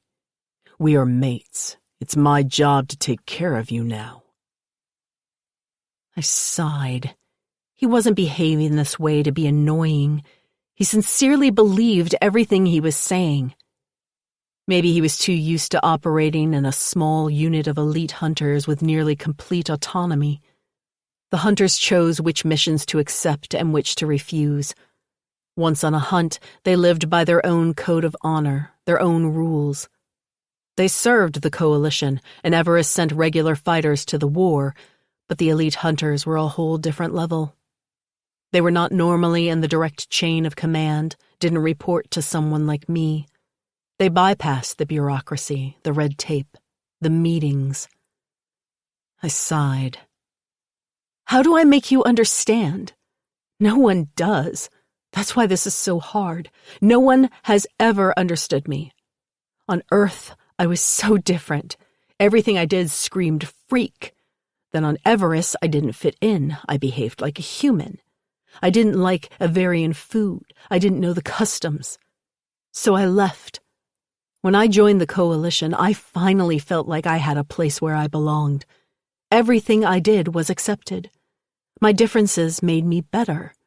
I understood what to do, how to do it, when, where, why. It was all laid out for me. I thrived, excelled. I pointed at the shoulder of my uniform. Vice Admiral at 36. And now you have me, he repeated. I nodded. I do. But in order for you to have me, you get a Vice Admiral too. Do you know who I report to? He shook his head. Prime Neil. Who's above him? He frowned, then said, No one. Exactly. No one. While there are a few admirals and Dr. Hellion at IC Corps Command, I report directly to the Prime. Everyone reports to me. Everyone else in the Coalition fleet is under my direct command. Everyone. Think about that. He crossed his arms over his broad chest, looked down at the floor. When he didn't say anything, I kept talking, blurting more words. Commander Carter is in charge of one battle group. I'm in charge of training cadets who go to hundreds of battle groups all over the fleet. I'm in charge of operations on multiple fronts, including IC missions. Like the Nexus unit, he said, tilting his head so he looked at me with intense, pale eyes. I nodded. Yes, like capturing the Nexus unit. My job never stops because the people who report to me never stop. The fight never ends. You have to rest sometime, he replied. You have to take off the uniform at some point. I nodded. I do. I did when I was bride tested. It was between terms and I was on the colony visiting friends. Then you happened, the whole hot mess with the hive prison. But now the term is beginning. That doesn't wait because I've been mated. I have a job to do, Quinn, an important job. Thus, the meeting you interrupted. He shook his head. I apologize for disturbing your meeting. I stared at him, wide-eyed. Those words were unexpected. But I think you need disturbing. You might be Vice Admiral, but I'm your mate. I wanted to find the nearest wall and beat my head against it, and I hadn't even brought up the way he'd answered for me when the Prion warrior had offered to take over the meeting. One fight at a time. Quinn, it's my job to see that Niobe, not Vice Admiral Niobe, is fed, rested, safe, happy, healthy. Fine, but I have to get back to my meeting. No, you don't.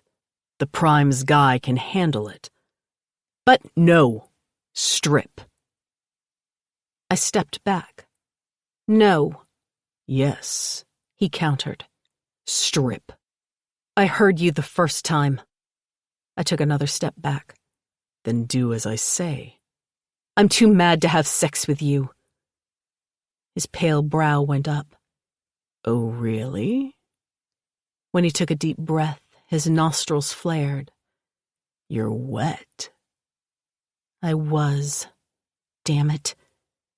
You can't boss me around, drag me out of meetings and tell me what to do. I apologized for the meeting.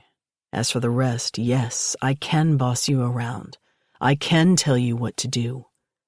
Take off that uniform, Vice Admiral, so I can see Niobe. I want my mate. Oh, I wanted him. Wanted sex. God, that hard cock I'd felt. I wanted it in me, filling me. We could argue all day long, but that wasn't going to get me a single orgasm. Or Quinn's skin on mine, his lips everywhere. My desire fought with my mind, and since I'd already been dragged out of the meeting, the damage was done. What was the saying? The horse was already out of the barn.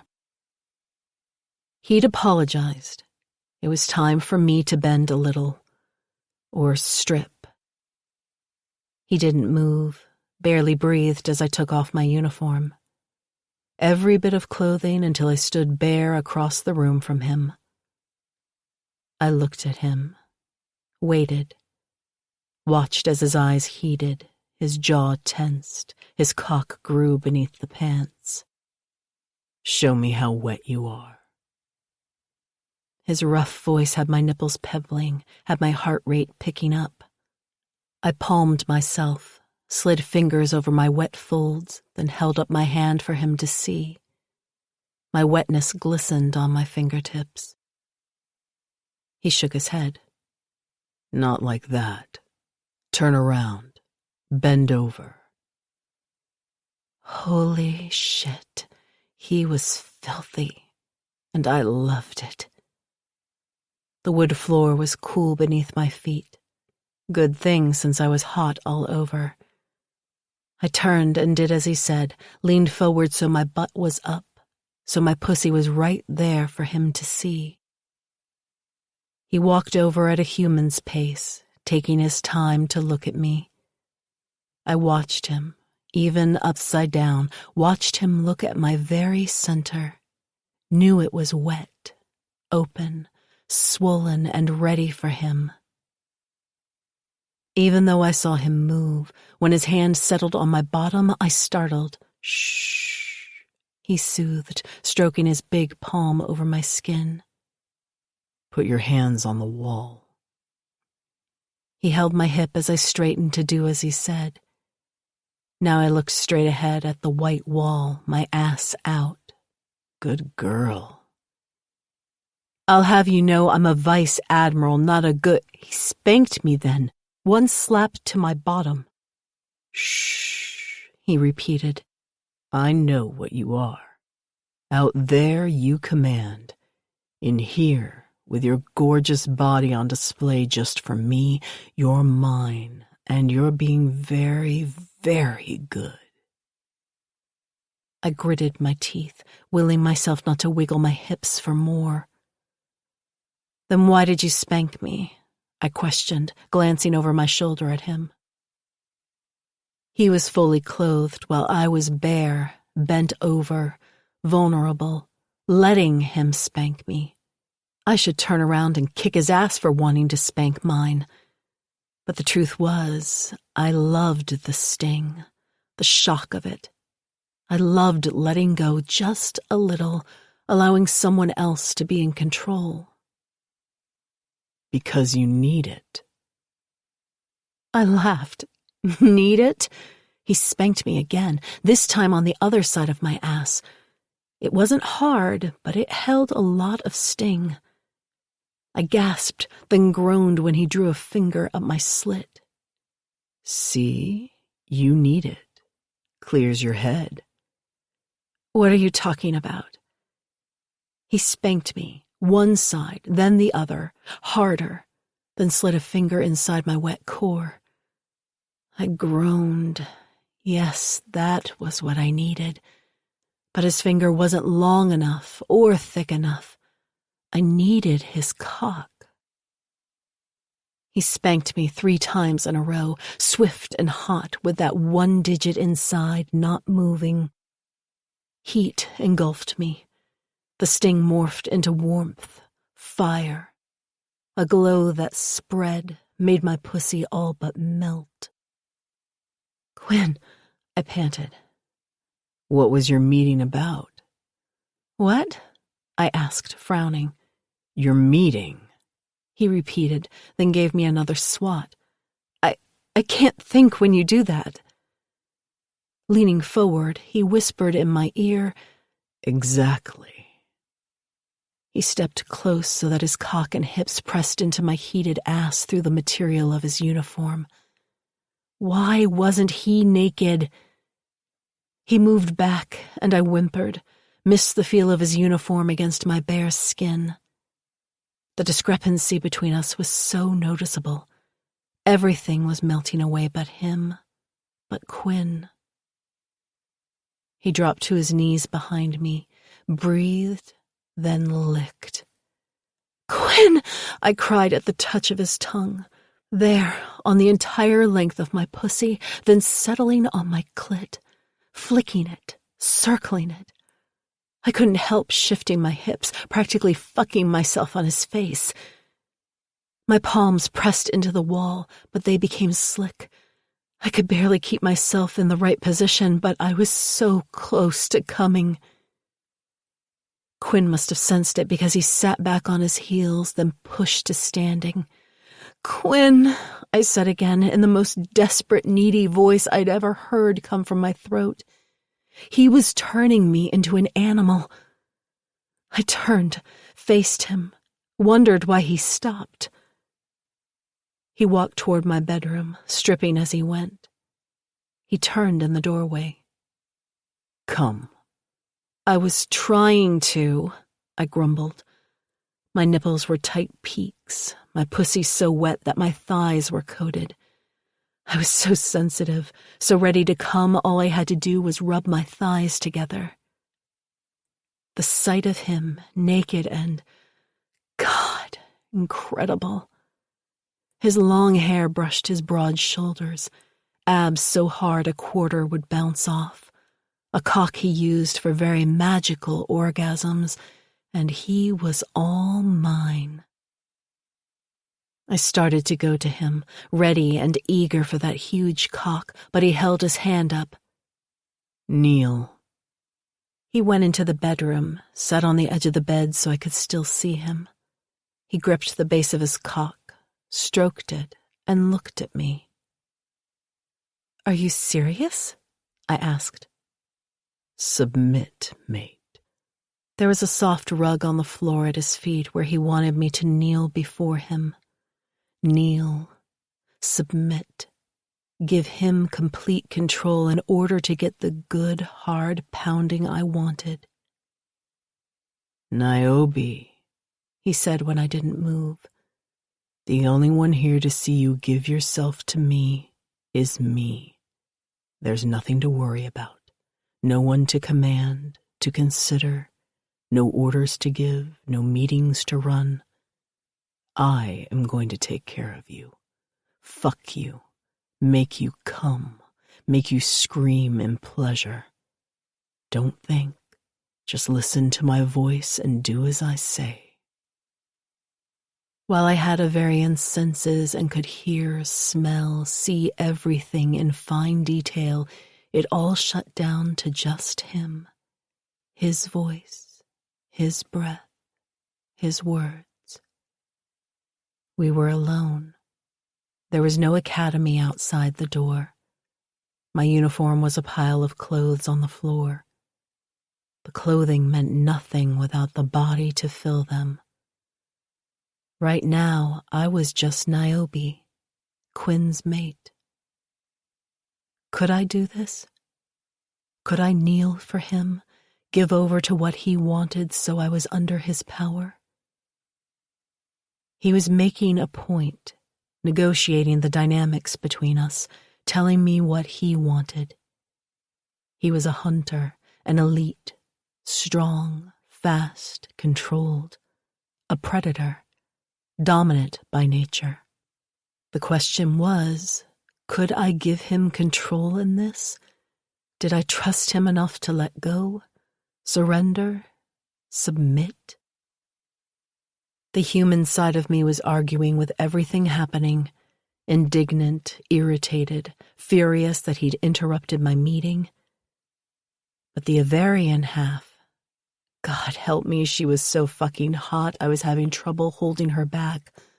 All I could think about was the fact that Quinn had dominated me on the Carter. He'd hunted me down, chased me, fucked me, and filled me with his cock as my hunter's nature had craved from a worthy mate. The Avarian half of me was more than happy to give him anything he wanted, now that he'd conquered me in a mating hunt, even on a battleship. I was at war with myself, logic versus instinct, need versus my human idea of the perfect man. Growing up on Earth, I thought I'd wanted someone reserved, careful, quietly supportive. We would never argue, I'd thought, never fight, never fuck like mindless animals. Quinn was far from reserved or careful. I knew we'd argue, a lot, and I was on fire just looking at him. He continued to sit there and stroke his cock. He was as turned on as I, but he was being patient, waiting. All I had to do was go to him and we'd both get what we wanted, needed. I see you, Niobe.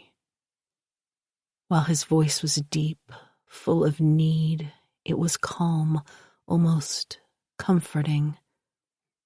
I see who you are, what you need, just for me. Submit. Let me take care of you. Stop thinking. Just feel. Those last two words held more heat than I could process as I focused on his strong hand moving at a steady pace up and down his cock. I wanted that cock. It was mine. Slowly I lowered myself to the floor, got on my knees, looked up at him. I didn't look away, just breathed and waited, my pussy clenching. So wet. You're so beautiful, he murmured, so perfect. His free hand came up, tugged my hair from the bun so it fell over my shoulders. Unable to wait, I leaned forward and licked the pearly drop of pre-cum from the blunt tip of his cock, tasted his salty flavor. He hissed, and I knew that while I was on my knees before him, bare and exposed, he was right there with me. I held power over him. No one else could make him buck his hips with desire or feel the need to thrust and fuck.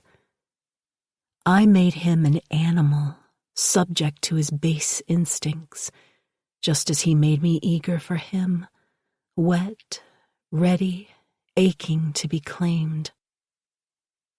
I blinked, and the next thing I knew, I was on my back on the soft bed. He'd used his hunter's speed and strength to put me there. He crawled up my body, nudged my knees apart with his as he went. I looked up at him, all-lethal hunter, but his touch, besides the spanking, was gentle, reserved, as if I were precious to him. Gods be damned, Niobe, I don't think I can wait. I bit my lip, nodded. My bottom was hot and aching where it was pressed against the bed, but the extra heat only added to my overloaded senses. Settling one hand beside my head, he pressed his forehead to my stomach, breathed deep. I don't scent my cum on you anymore. He growled, found my center, and thrust his fingers into me with no warning, no foreplay, a blatant, aggressive thrust of possession. I gasped, arched my back, wanted more. Moving his fingers in and out of my body, he fucked me with them as he spoke. If you're going out there in that fancy vice admiral's uniform, then underneath you've got to be covered in me, marked, scented. His fingers slipped out and he moved over me, aligned his cock to my entrance. He didn't wait, thrusting deep in one stroke. Mine. Quinn, I whispered, gripping his sides with my knees as my pussy adjusted to his size. His body covered mine completely, all heat and scent and wild male. He moved in and out of my body, holding my hands above my head as he fucked me so slowly I thought I would die. Every time you're sitting in one of those meetings and commanding your troops, you'll know you're mine, he continued. My pussy clenched around him and I groaned, clamping down, locking my knees behind his hips. God, his dirty talk would be my undoing. No one else will ever see you like this. I shook my head as he began a steady pounding rhythm, harder, faster. My toes curled and my muscles began to shake as if I were losing control, not just of my senses, but of every muscle and fiber in my being. He locked both of my wrists in one firm hand and used the other to push my knee wide and out toward the bed, opening my body to his fucking, giving him the angle he needed to go deeper, to rub against my clit every time he bottomed out inside me. He moved with the precision and control of a machine, fast, deep, over and over and over. You want to come? Yes. The answer was out of my mouth before I'd fully processed the question. Yes was my answer to him. Yes to anything. I needed him. Yes. Ask. I licked my dry lips, arched up as he drove deep. I was so close, had been since he had his mouth on me where I stood against the wall. Now, thinking of him waiting for me to kneel before him, pushed me to the edge. I loved giving him control, loved to forget, to only see him, to only hear him, scent him, feel him. Please, Quinn, let me come. His hand slipped between us, brushed over my clit. Now. That was all it took. One word, his command. I obeyed. And doing so, I sank into bliss, into pleasure that made me see colors behind my closed eyelids, made me scream his name. My pussy clenched and milked his cock for all his cum. His cock grew, tightened, swelled, exploded deep inside me, and through it all he was there with me, his power and control a balm I hadn't realized I needed, but my soul drank him in like I had been dying of thirst for years. Trust. This was trust. And I'd never really given myself to anyone else. The scent of fucking, of his cum, my arousal, was heady. He was right. I was going to smell like him, feel the sting on my ass, the swelling in my pussy, the boneless pleasure of my release long after I put my uniform back on. But for now, I reveled in Quinn, in being a woman in love, in being just Niobe. 12. Quinn, Coalition Academy, 3 days later. My mate was busy. She was always busy. Meeting after meeting, disciplining the cadets and the instructors, meeting with a constant stream of Coalition Fleet personnel fresh from the front lines with reports on new battle techniques. I'd pulled her into a few locked classrooms, bent her over a desk or two and reminded her who was in charge, but I was beginning to doubt she was really listening to me in that regard. Wandering the grounds, I watched the cadets' battle simulations from one of the control stations. They were damn good, accurate, meant to get the fighters ready for battle, and they did a great job of recreating the environments and terrains the fleet fought on every day. But watching cadets scream and shoot and fake kill one another was not entertainment. At least not for me. The sounds hit too close to home, reminded me of things best forgotten. I'd seen enough battle and death to last a lifetime. I was not Coalition Fleet. I didn't have to be here. Technically, I answered to the rulers on Everest, and no one else. I'd put together a unit, and we'd served the Coalition, done our part in the war. But now, thanks to that Nexus unit, every member of my unit was dead. It was just me left, and I could either put together a new hunter unit, join a unit looking for a member, or I could make a permanent change. I could stay here on Zioria, but the idea of roaming the grounds of the Coalition Academy like a guest who had overstayed his welcome did not sit well with me. I didn't belong here. I was accepted, spoken to, but otherwise ignored. I was not part of this machine. This was not my planet, my people, my life. What I wanted was to take Niobe to Everest. I had a home there, family. I could tuck her safely into the family estate and take missions as they came my way, knowing she'd be protected and secure while I did what needed to be done. I was an elite hunter, wealthy, respected on every planet in the Coalition. And yet I couldn't control my own female, couldn't protect her, couldn't provide for her or keep her safe, or watch over her like I needed to. And while I could dominate her in the bedroom, the moment she put the Vice Admiral's uniform back on those curves, she wasn't mine anymore. She was theirs. Every single living being who transported on or off of this planet required her attention. Needed her to make decisions, keep things operating. And gods be damned, but I was proud of her. Vice Admiral Niobe was a hard-nosed, no-nonsense commander. She didn't take insubordination, rarely showed any emotion, and always, always remained in control. And watching her do this to herself was making me insane. I knew the real Niobe, the woman who knelt before me quivering with need, the maid who crawled across the floor to me, who begged to come and wrapped her legs around me, kissed me like she'd never be able to stop. The two versions of her were at war in my mind, and although logically I could reconcile them, my instincts were screaming at me to throw her over my shoulder and run. Elite hunters were known to be primal, possessive, protective, and I had a mate who would not allow me to possess or protect her. The situation was tearing me in two, and I could see no solution. I would never ask Niobe to step away from her position. She was good, damn good. The Coalition Fleet needed her. But so did I. More than half the day she was locked behind closed doors, where I couldn't get to her, couldn't see her. Being a hunter was what saved me, for I could still smell her, hear her heart beating. No, she was well, whole, yet still removed.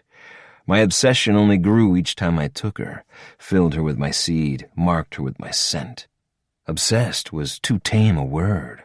And yet the idea of retirement, of resigning my duties as a hunter, living a quiet, civilian life, did not appeal.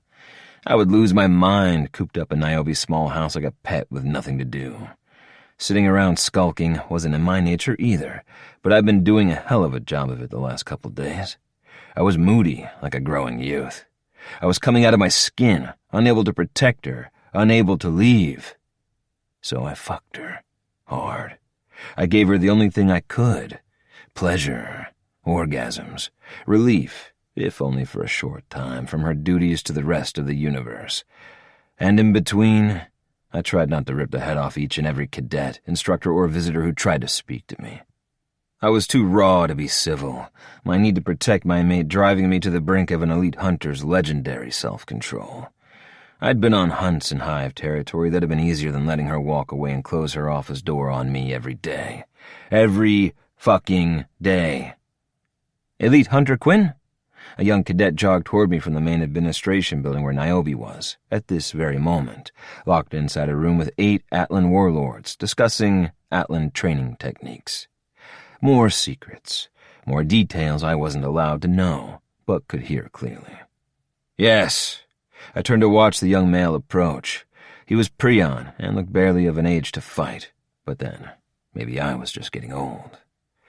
Vice Admiral Niobe issued orders for you to report to transport immediately, sir. He added the sir as a sign of respect, not because it was required by Coalition protocols. I was not technically part of the Coalition fleet. I had no official rank, no intelligence corps clearances, no right to be next to my mate in her meetings, no right to protect her. But that's all I wanted to do, protect what was mine. The Vice Admiral ordered me to report. She was in command of the entire planet, but the idea still rankled. I was not Coalition. I was not hers to command. She was mine. Yes, sir. She said it was urgent. Fuck. My irritation faded instantly. What else was she supposed to tell this cadet? Please go ask Elite Hunter Quinn to come to the transport room when he can? No, that wasn't her way. She was a Vice Admiral. She would give this cadet an order and not think twice about it, especially if the matter were urgent. I had to gain control of my emotions where my mate was concerned. I was not rational. Hadn't been since I'd met her. Fuck, I was mentally whining, constantly. Thank fuck I wasn't an Atlan, because if I felt this protective without an inner beast... Thank you, cadet. The young Prion nodded and ran back the way he had come. Urgent? My heart skipped a beat with worry, and days of raw frustration bubbled to the surface at the thought that my mate could be in danger.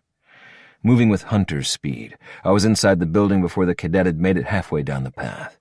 Moving as nothing more than a blur, I sped to Niobe's side, my pulse roaring, my entire body raging with the instinctive need to protect my mate. Niobe, are you well? My voice carried, echoing off the walls of the transport room as I came to a halt at her side. She stood speaking to a Prion I had the displeasure of meeting on a prior mission years past. The sight of him didn't improve my mood. Where he went, pain followed. Dr. Hellion. The Prion doctor looked me over for a cold, calculating moment before dipping his chin in a nearly imperceptible nod. Elite Hunter Quinn, congratulations on your mating to Vice Admiral Niobe. That was not what I was expecting, nor did I care to have his well wishes about anything. Fuck that. I would prefer that he stay as far away from my mate as he could get. And stating her full title back to me, what was that? A reprimand for a child? What are you doing here, doctor? The doctor glanced from me to Niobe, a question in his eyes. When my mate nodded, giving the doctor permission to speak, he did so. His words blunt, to the point. I transported in to speak with the Vice Admiral about the Nexus unit she managed to acquire on Latiri 4. Managed to acquire, right. And what had they done to the blue bastard? I hoped they'd dissected him alive. I am not at liberty to discuss our findings with you. You do not have the required clearance from the IC. And that was that. I looked at Niobe, the apology in her gaze not what I expected, as I realized she had no intention of telling me more. Duty, rules, command, secret clearances, and the intelligence corps. But that look meant she didn't like that he was intentionally being an asshole. My mate was so wrapped up in regulations and protocol that she may as well have been a machine. But she loved those rules, the structure. She'd said as much to me. The Coalition fleet gave her a place to belong, to feel confident in her skills and abilities. She needed that order in her daily life just as much as she needed me to provide orders and domination in the bedroom. But I was an elite hunter. We operated on our own, outside of the rules, and this structure and protocol was stifling, suffocating, damned hard to deal with when assholes like Dr. Hellion were pressing down on me like a mallet driving a spike into the ground, trying to make me conform. How the fuck was I supposed to protect Niobe when I didn't know where she was half the time? When I had no idea who she met with, what they discussed, or what was going on in her life? In bed, naked, she was mine. But every other moment of the day and night, she belonged to them, to him, to Dr. Hellion and the cadets and thousands more lined up behind them. Biting down my irritation, I focused on my mate, ignoring the doctor completely. The cadets said you needed me. I didn't say ordered me, not in front of Dr. Death and Destruction. Yes, I have to go to IC, Corps Command. We're going to transport out as soon as Warlord Graham arrives. I didn't want you to worry when I wasn't at dinner. Going to Corps Command? Where the fuck was that? I didn't bother to ask. They wouldn't tell me. When will you be back? I couldn't forbid her from going without me. Gods, fuck me. I wanted to, but I knew I didn't have the power. She glanced at Dr. Hellion for an answer, and he provided one I did not like. I'm not sure. Less than a day. Fuck. Can you guarantee her safety? He stared at me, but I refused to back down. I said, can you guarantee her safety? Quinn. Niobe placed her hand on my chest and pushed gently, trying to get me to back away from the much larger Prion warrior. He was big, but he was slow. I could kill him in a fraction of a second. Quinn! Niobe yelled my name and the red haze of protective rage subsided. This was not acceptable. My lack of control was not acceptable. The daily separation between myself and my mate was not acceptable. Not being able to protect Niobe was eating through me like fire, burning kindling. One spark, and the elite hunter inside me would burn. Protect my mate. That was foremost in my mind. Her submission was a beautiful thing. She handed it to me like a gift. My ability to dominate eased my challenge with her being the Vice Admiral, but nothing would soothe my need to protect. Dr. Hellion turned away, breaking eye contact, putting distance between himself and my female. Thank the gods he seemed to have some idea what I was dealing with, because as soon as he was far enough away that my instincts said he was no longer a threat, I could think again. I pulled Niobe into my arms and buried my face in her hair, breathed her in, calmed the raging creature inside me that wanted to hunt, to kill anything that threatened her. Niobe, no, I can't protect you if you leave. I have to go. I'll be safe, I promise. I'll go with you.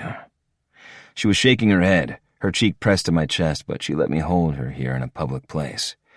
I needed her close, needed to calm down, to know she was safe, secure, in my arms. You can't. We're going to a secure IC installation. Less than a dozen people even know this place exists. You have to let me go. I can't. I wasn't being dramatic or lying to her. My elite hunter instincts literally took control of my body. I couldn't let her go. The creature inside me knew she was going to leave him if I did, and he tightened his grip like an animal. Fuck. I was beginning to feel like an animal. A beast. I didn't have mating fever, like a fucking Atlan warlord, but I was losing control just like they did because I couldn't protect my mate. I didn't know how Seth or Dorian let Chloe go off on missions. She was a commander and outranked both of them. While Carter's mate wasn't in the Coalition, she did lead all non-fighter personnel for an entire battle group. How did they compartmentalize? How did they not lose their minds?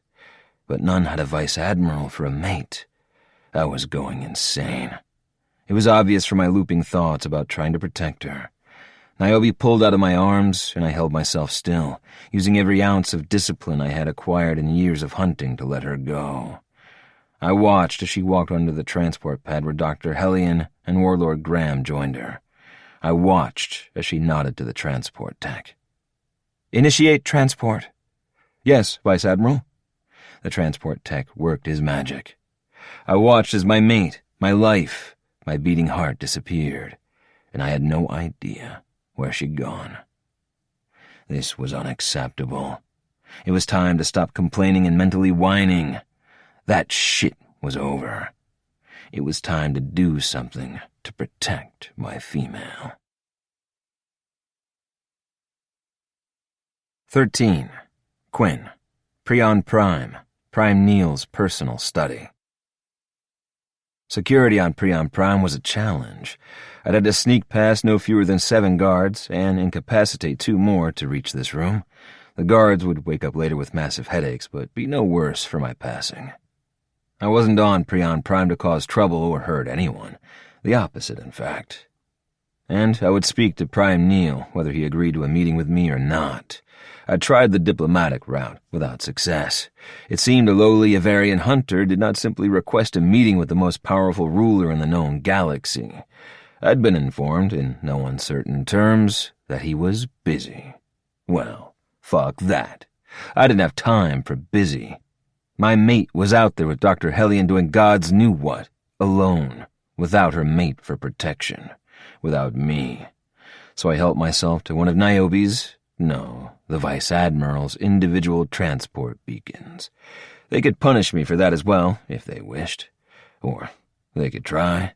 They'd have to catch me first, and based on the status of Prime Neal's current contingent of warriors, they'd need 3 dozen more to have a chance, at least. I was not just an elite hunter.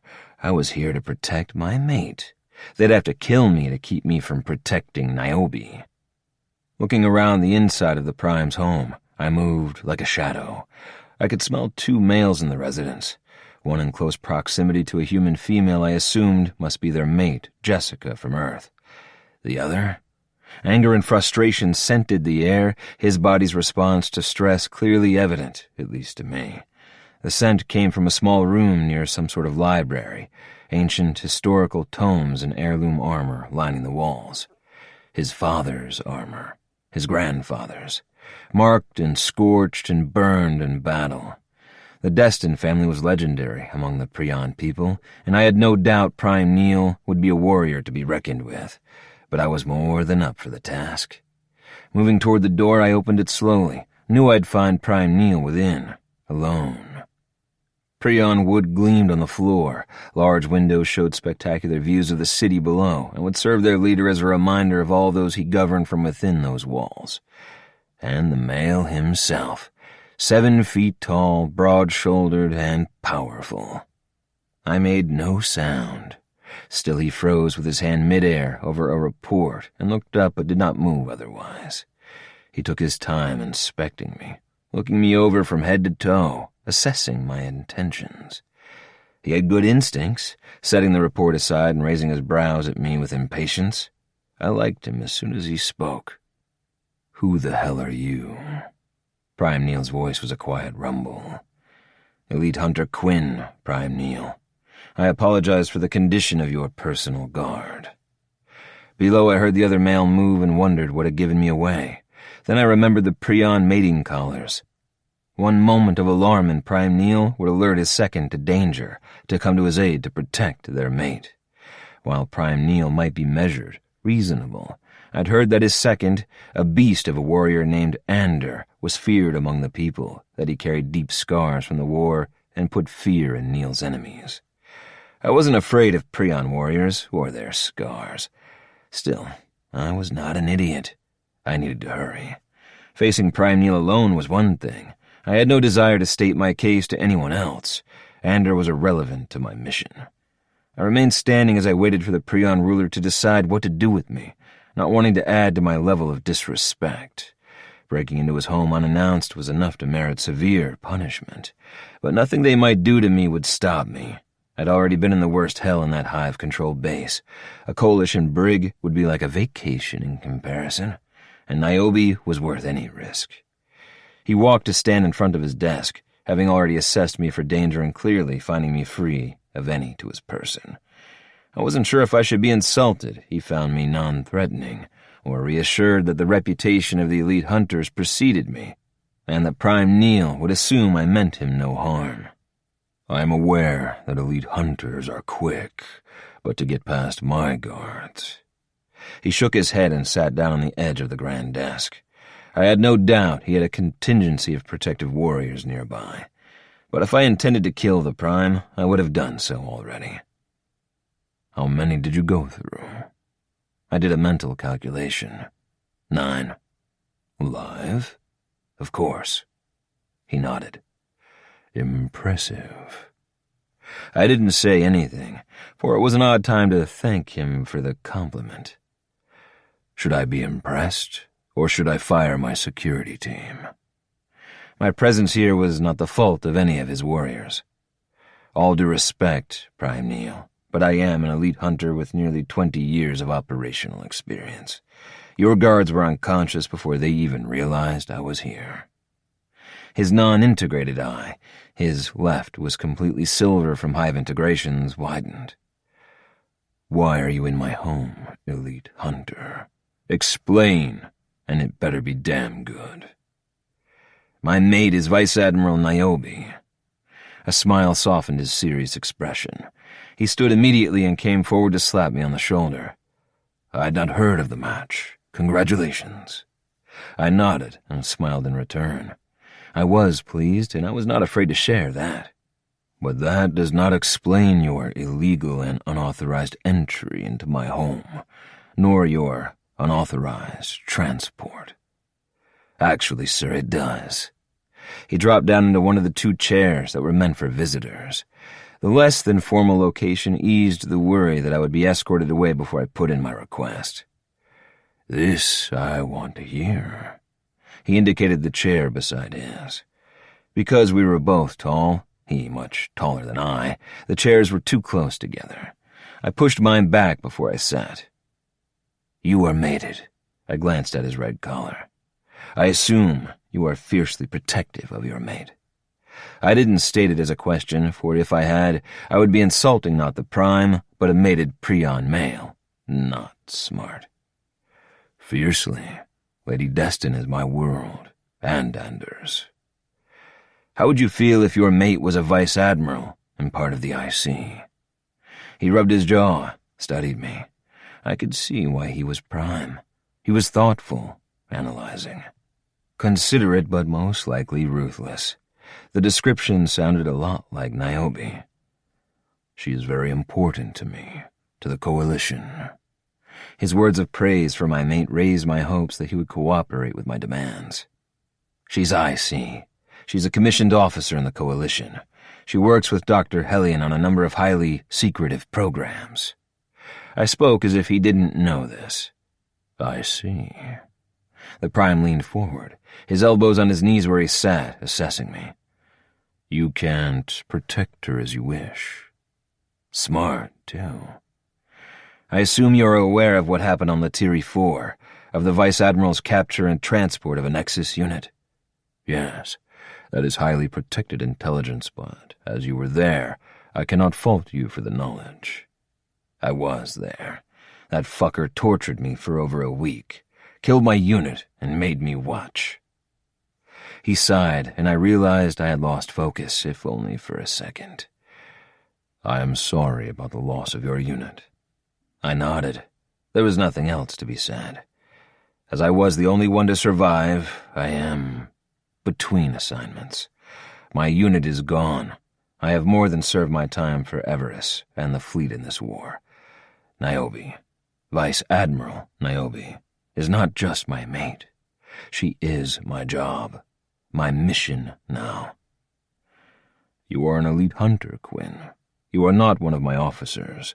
You are not technically part of the Coalition. What is it you want from me? I want to be permanently assigned to Vice Admiral Niobe as her personal attaché. I go where she goes. I see Corps Command, the Academy, every meeting, every mission. It's the only way I can protect her. You answer to the Avarians, Quinn, not to me. Strip me of my elite hunter status. Assign me a commission in the Coalition fleet. Give me the clearance I need to be at my mate's side. His brows winged up in surprise. Why should I do that? As I said, my mission now, and until I draw my last breath, is Niobe. Place me as her personal security. Where she goes, I go. And if I refuse? It was my turn to study him, assess the threat to my mate. He was the means to a desired end, a solution that would make both me and my mate content. But if he refused? I will find another way, but I will be with her. I will protect her. I have no other choice. I cannot accept the way things are. I cannot watch her go into danger alone and unprotected. She is protected by the Coalition, by highly skilled warriors, by trained IC assets. And not one of them will protect her as I would, and you know it. He did grin then, and I began to relax, to think that, perhaps, I would have my way without further argument. You would no longer be part of the elite hunter lists, ever again. You would no longer report to Everest, but to a higher-ranking Coalition officer. When I didn't even blink at those scenarios, he added, You'd become nothing more than a Coalition fighter at the lowly rank of lieutenant.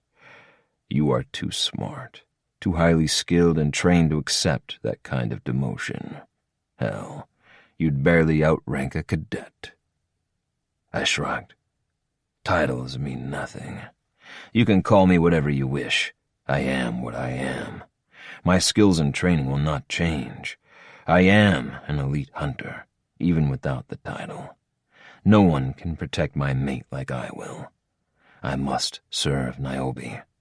But to do that, I need the rest of the Coalition fleet to acknowledge my status as her protector. I will gladly follow her commands. And mine. His demand was clear, uncompromising. But I had faith he would not ask anything of me I could not accept. He was not an unreasonable male. I accept. The silence lengthened as we stared at one another, neither of us blinking. His silver eye was uncanny, strange, but I had no doubt he saw everything, perhaps more. You break into my home, incapacitate my warriors, demand to speak to me, and you think I should reward you by giving you exactly what you want? He countered. Yes. I held his gaze, willed him to understand. Listen to me. I can deal with her being a vice admiral. She's smart, skilled. I do not doubt her abilities or her wisdom. I am proud of the rank she's achieved. I am proud of her, proud to call her mine. I sighed, tried to relax my tense shoulders. But I can't accept her being in danger. The idea of her going off without me there to keep her safe is making me insane. I leaned forward in my chair, knew a challenge was in my eyes. I would not back down, not on this.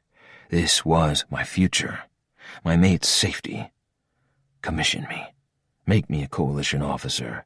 Give me the highest level clearance needed to be by her side. I am loyal to my mate, to the Coalition of planets, to the survival and safety of all member worlds. I have more than proven myself. I will not betray you or the fleet. I would never betray her.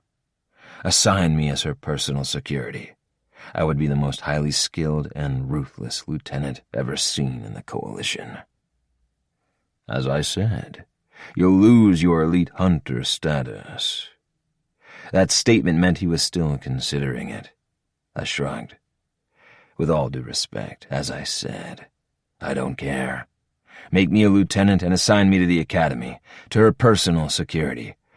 Where she goes, I go. And if I don't? I leaned back in my chair. As a mated male, what would you do if you were me? He studied me closely before raising his wrist comb to his mouth. Security code Neil, Prion Prime. He rattled off a string of Prion code words and phrases before some kind of computer system answered his call. This is the Central Core, Prime Neil. How may I be of assistance? He looked at me. Last chance to change your mind. Not happening. She's mine. He was grinning as he spoke. Elite Hunter Quinn of the planet Everest is hereby enlisted as lieutenant in the Coalition fleet, and shall serve in that capacity until further notice. His security level clearance is to be matched to that of Vice Admiral Niobe of the Coalition Academy on Zyoria. He is assigned to her personal security detail until further notice, and reports only to the Vice Admiral or myself. No lowly officer to order me about as I'd originally assumed. Understood, Prime Neil. The lieutenant will be contacted at once to set up clearance codes and access to Coalition assets. Is there anything else I can do for you? No, that will be all. Yes, Prime. Have a good evening, sir. His comm went dead, and less than a second later my wrist comm pinged. I glanced down, shocked to see the access codes and links to my new position in the Coalition fleet already in my comm system. I was a lieutenant now. I would go where my mate went. Protect her. Forever. You will owe me a favor, Elite Hunter Quinn. An off-the-record favor. I nodded. Anything you need, just ask. Satisfied, he slapped his hands on his huge knees, just as a loud bang sounded on the door. Neil, what is going on in there? Ander, it had to be, and he sounded less than pleased. And then I heard the female voice, and the scent of a human female, so similar to Niobe's, came to my attention. I'd been so focused on my discussions with Prime Neil that I'd been ignoring my surroundings, counting on the closed door to keep out the rest of the world. Neil, are you all right? Who's here? I want to meet him. The female laughed, the sound bringing a soft smile to the Prime's face as she continued. Whoever he is, he's a badass. He took down the entire perimeter guard on the north side of the house and both guards outside the kitchen. The door opened, and there stood the ugliest Prion warrior I had ever seen, a huge scar marring more than half of his face and neck. His size, even for a Prion, was impressive. He was larger than Prime Neil, and his mate's hand rested on his arm with a tender familiarity I missed. I followed that feminine hand to see a gorgeous female stood next to him. She had long silken hair, and a mischievous sparkle in her eyes I had become all too familiar with the last few days. Earth, apparently, had a healthy supply of feisty, independent females. I remained seated as she entered, sure the position would put both of her overly protective mates more at ease. As she approached, Neil leaned back in his chair, signaling a second that I was not a threat. Not that their lovely mate gave the possibility a second thought as she came close and perched on the arm of Neil's chair to look me over. I grinned at her. I couldn't help it. She reminded me of my mate, of Niobe, with her sass and obvious confidence. Lady Destin, it is a pleasure to meet you. Oh, and you are handsome, too. Ander growled. Neil chuckled. Jessica, taunt Ander any further with your appreciation for this hunter, lieutenant now, and he may spank your ass later to remind you who you belong to. She smiled at her scarred mate, where he hovered near me, keeping me within arm's reach, just in case. Him I understood. Lady Destin, however, was completely unrepentant as she focused her attention on me.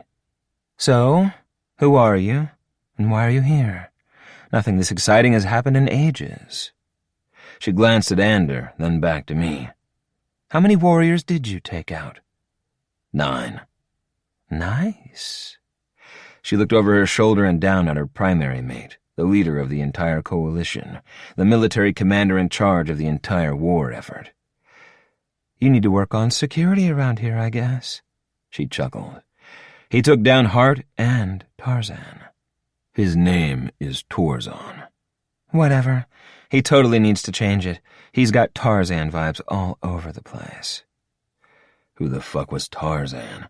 And why was Lady Destin acting so strangely? As if she knew me well, as if I were part of her inner circle. Trusted. Mate. The Prime's warning fell on deaf ears, and I assumed it was the loving glide of his hand up and down her back that encouraged her to ignore his rumbled warning.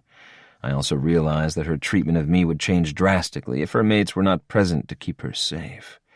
She treated me as a friend because she was safe to do so. And Anders' massive hulk standing so close reminded me of that fact every time I dared adjust in the chair. Lady Destin looked to me. "Well, who are you? Why are you here? I want details." I am Lieutenant Quinn of the Coalition Fleet, personal attaché to Vice Admiral Niobe. "Oh, she's a hard case. I like her. She reminds me of Warden Agara on Earth." Who? I had no idea who this Warden Agara might be, but if she was anything like my Niobe, she had to be an amazing, desirable female. Never mind. So, Lieutenant, why did you sneak in here? Because your mate refused my more polite request for an audience. So you took out 9 guards and ambushed him at home? Yes, I did. That made her smile widen with understanding. Let me guess. This is about your mate. When I nodded, she leaned into Neil's touch. All you alpha males are so predictable. So, who is the lucky lady? I wasn't sure she was lucky in her fate to be stuck with me, but she would be loved, protected. Vice Admiral Niobe. She froze. Oh my God. Yes. Finally. I have to call her. She leaped up from her perch and moved to me, leaned down, kissed me on the cheek. Before Ander could protest too much, she moved into his side, cradled there like a treasure, which she was. I am so excited. I love her. We'll have to come visit. Right, Neil? We can go to the academy and visit them soon, right? Of course, love. Anything to keep you happy. Ander led her away, and I grinned as I watched them go. When I turned to Prime Neil, it was to find him watching me. Understanding passed between us. The Vice Admiral was raised on Earth, he said, but I knew what went unsaid. His mate was from Earth. Passionate, intelligent, strong-willed. Yes, and her father was an elite hunter. She is fast, strong, wild. He chuckled. Go. Get the fuck out of here before I change my mind. He shifted in his seat, his hand going to his cock to adjust it in his pants. Leave, Hunter. Ander is busy reminding our mate who she belongs to, and I would join them. It was my turn to laugh as I placed the transport beacon back onto my chest and pressed the button that would take me home. Home. To her. Niobe. 14. Niobe, Coalition Academy, Zyorian Forest. Hunt for me. The 3-word challenge I'd left for my mate should have been delivered to him by now.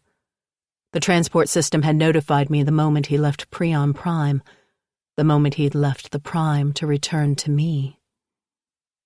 I knew what he'd done. The Coalition's core computer system had alerted me to Quinn's new status as a lieutenant in the Coalition fleet, to his incredibly high-level IC clearance and his status as my personal bodyguard. He would answer to me now. Me and Prime Neil. No one else. Which meant he would escort me from now on. Every mission, every meeting. He'd be by my side, protecting me, keeping me safe. And when the meetings were done, then I'd take off this uniform and submit to him. He would be in command. The thought made me shiver with anticipation. Need. Somehow he'd figured out a way to make this work between us without asking me to sacrifice who I was. It made me love him more. I was several miles from the academy, several miles from anyone. I knew I was alone in the forest. I would hear others if they approached. I would smell them. Being with Quinn had encouraged me to embrace the wild side of my nature, the Avarian side, and it felt normal. Good.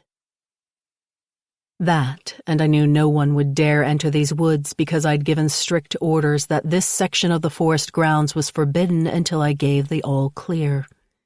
Which meant it was off-limits until tomorrow, After Quinn and I were finished with the night air, the fresh scent of dirt and leaves and sex.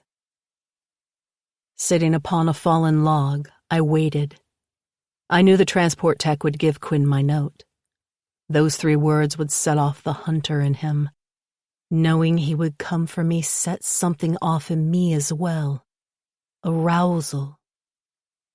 I ached for Quinn, longed for him. But to say our mating had been easy so far was laughable. Did Kira and Aang have this much trouble?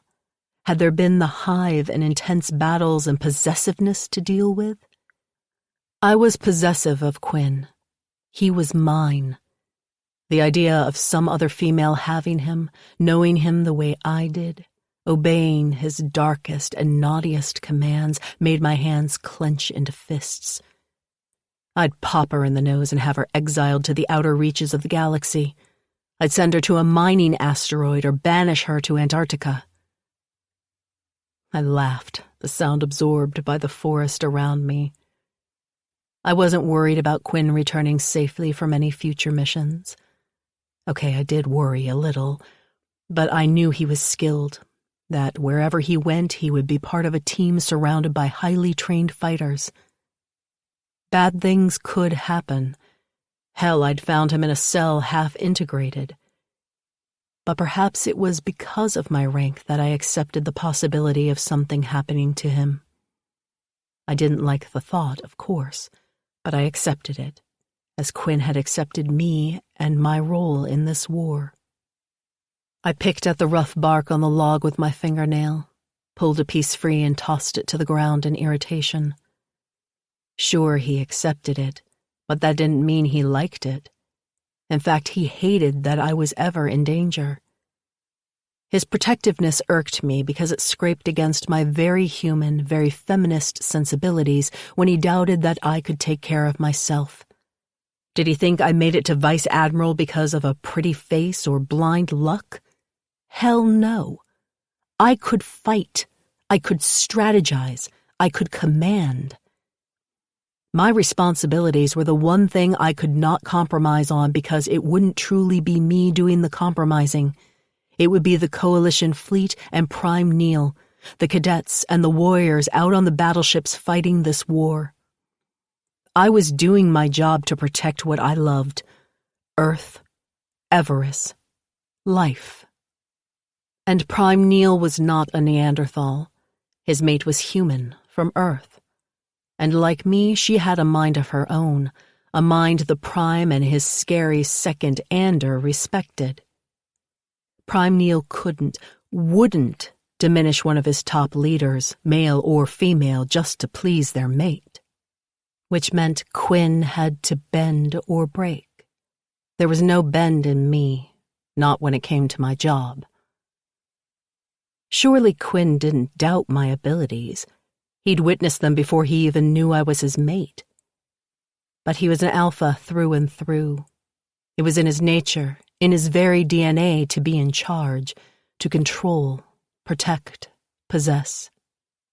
He couldn't handle the possibility of me being hurt because it would be his fault, his weakness, if anything happened to me. I was his job, which had left us in a bit of a bind until today. I plucked up a little yellow flower, began pulling off the petals. He loves me not. He loves me. I knew it even when he was being so damned stubborn. But going to Prime Neil, being stripped of his autonomy, accepting a commission and rank in the Coalition fleet to be with me? That was something I had never expected, nor was it something I would ever have asked of him. He had sacrificed his future and his freedom to be with me. He chose me. He loved me. There was no other explanation. And I loved him. Mate. The one word startled me, had me almost falling off the log.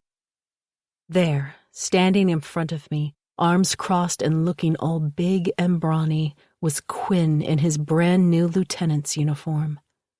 The new look caught me by surprise. God, I loved a man in uniform. I raised my hand to my chest, tried to settle my out-of-control heart. Should I be concerned I was able to get this close to you without notice? I bit my lip to stifle a smile as I looked up at him. The forest was humid, the heat caught beneath the canopy of leaves overhead. It was almost sultry. Or maybe it was just that my very virile, very hot mate was before me. I knew what was beneath the uniform. All hard muscle and other hard things. He'd come to me. I may have issued the challenge for him to hunt for me, but my mate had found me, here, anywhere. And while he came to me, I would now go the few feet to him. I stood, tugged up the bottom of my shirt and lifted it over my head as I closed the distance between us. I had my pants undone as I stood before him. I was thinking of you, I said. Oh? And what were you thinking? The corner of his mouth tipped up, the only change in his serious demeanor. His stance was still rigid, his chin tipped up. Of what you've done. His pale brow winged up. And what is that? You gave up your job for me. His gaze softened, and I saw something there I'd never seen before, barely dared to hope for. You are my job, Niobe. My job is you. I sucked in a breath, for he had said the exact words I'd been thinking. It wasn't all that sexy, but I reached down and tugged off one boot, then the other. When I stood back up, I looked him in the eye. And like you said, without my uniform, when I'm not Vice Admiral, I'm yours. I pushed down my pants, took my panties with them.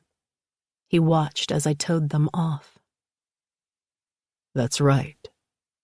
He still didn't move, only tipped his chin farther to inspect me head to toe. All of it. I was still in my bra. In seconds I had that off and added to the pile on the soft forest floor. I watched as his pupils dilated and his gaze roved over every inch of my body. I remained still, waited. He was in charge now. God, the feel of him taking over, of shedding all of my responsibilities like I did my uniform, was exhilarating. I could be more than just the Vice Admiral. I could just be Niobe, or more importantly, Quinn's mate. And what he'd done for me, my heart burst and I could no longer remain still. I needed to run, my entire being bursting with joy.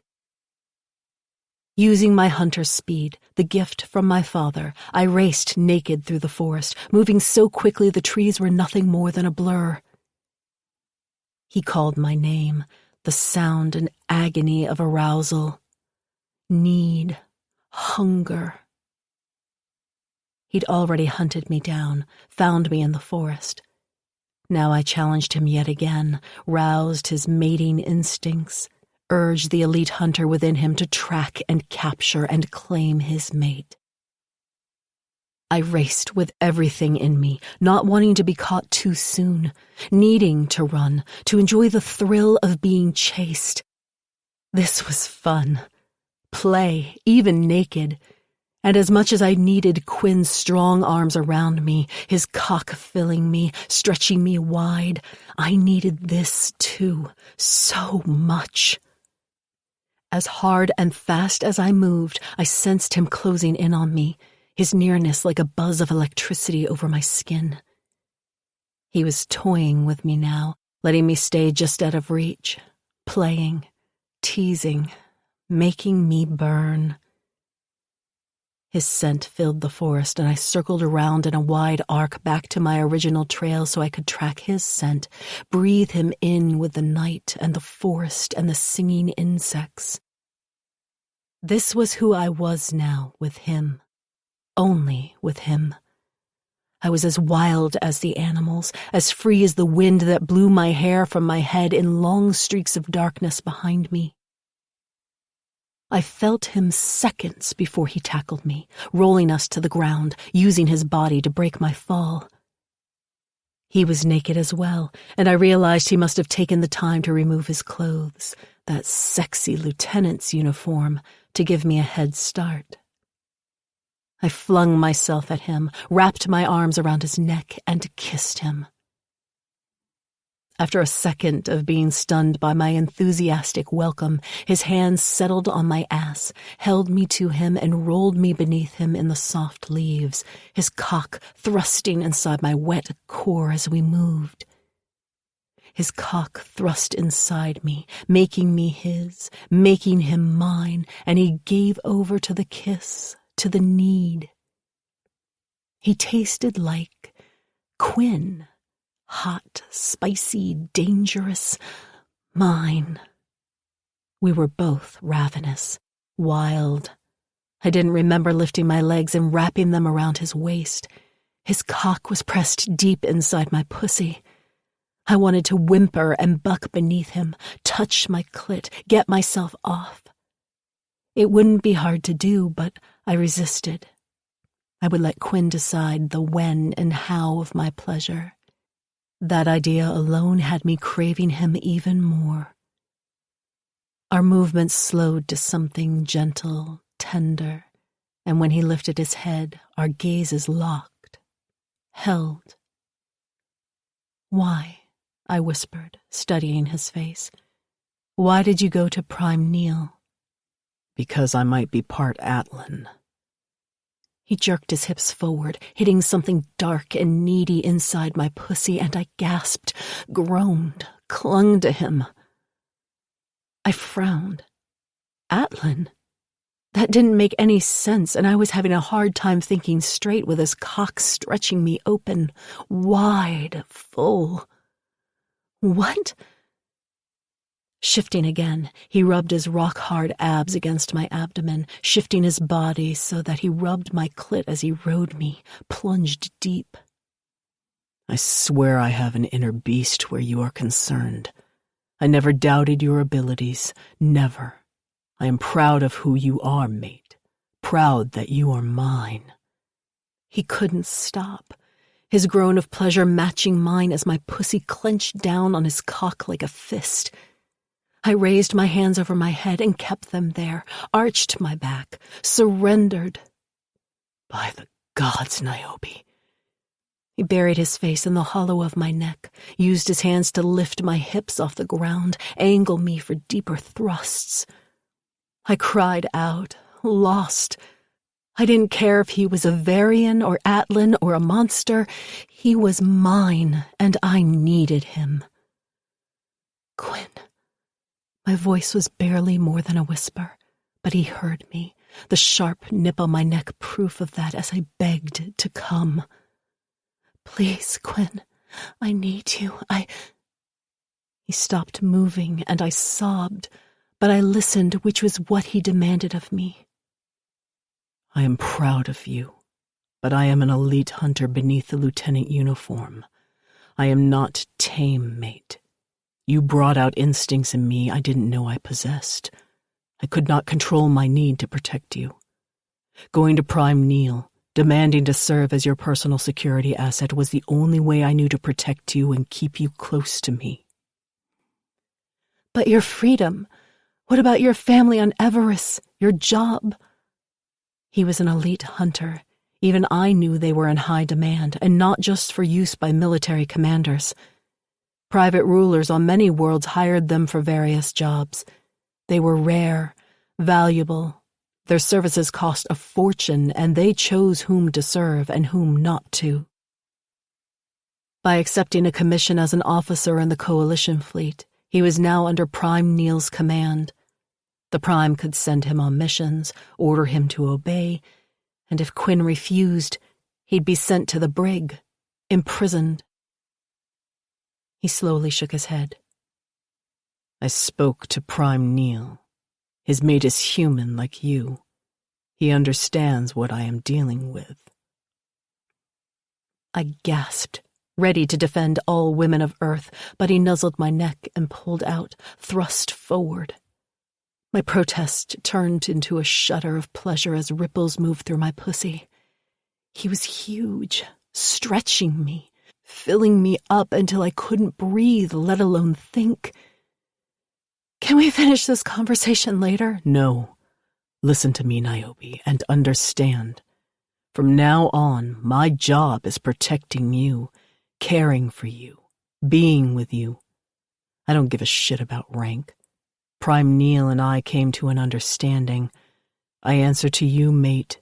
I take orders from you when we are in public. You and no one else. Me? You. He nibbled his way to my lips, each kiss melting my heart a little more. Prime Neil has given me top-level clearance, including within the IC. I go where you go. No questions, no arguments. I lowered my hands and buried my fingers in his long golden hair. Silk, so soft on something so hard and strong and mine. Okay. That made him chuckle. Okay, no arguments?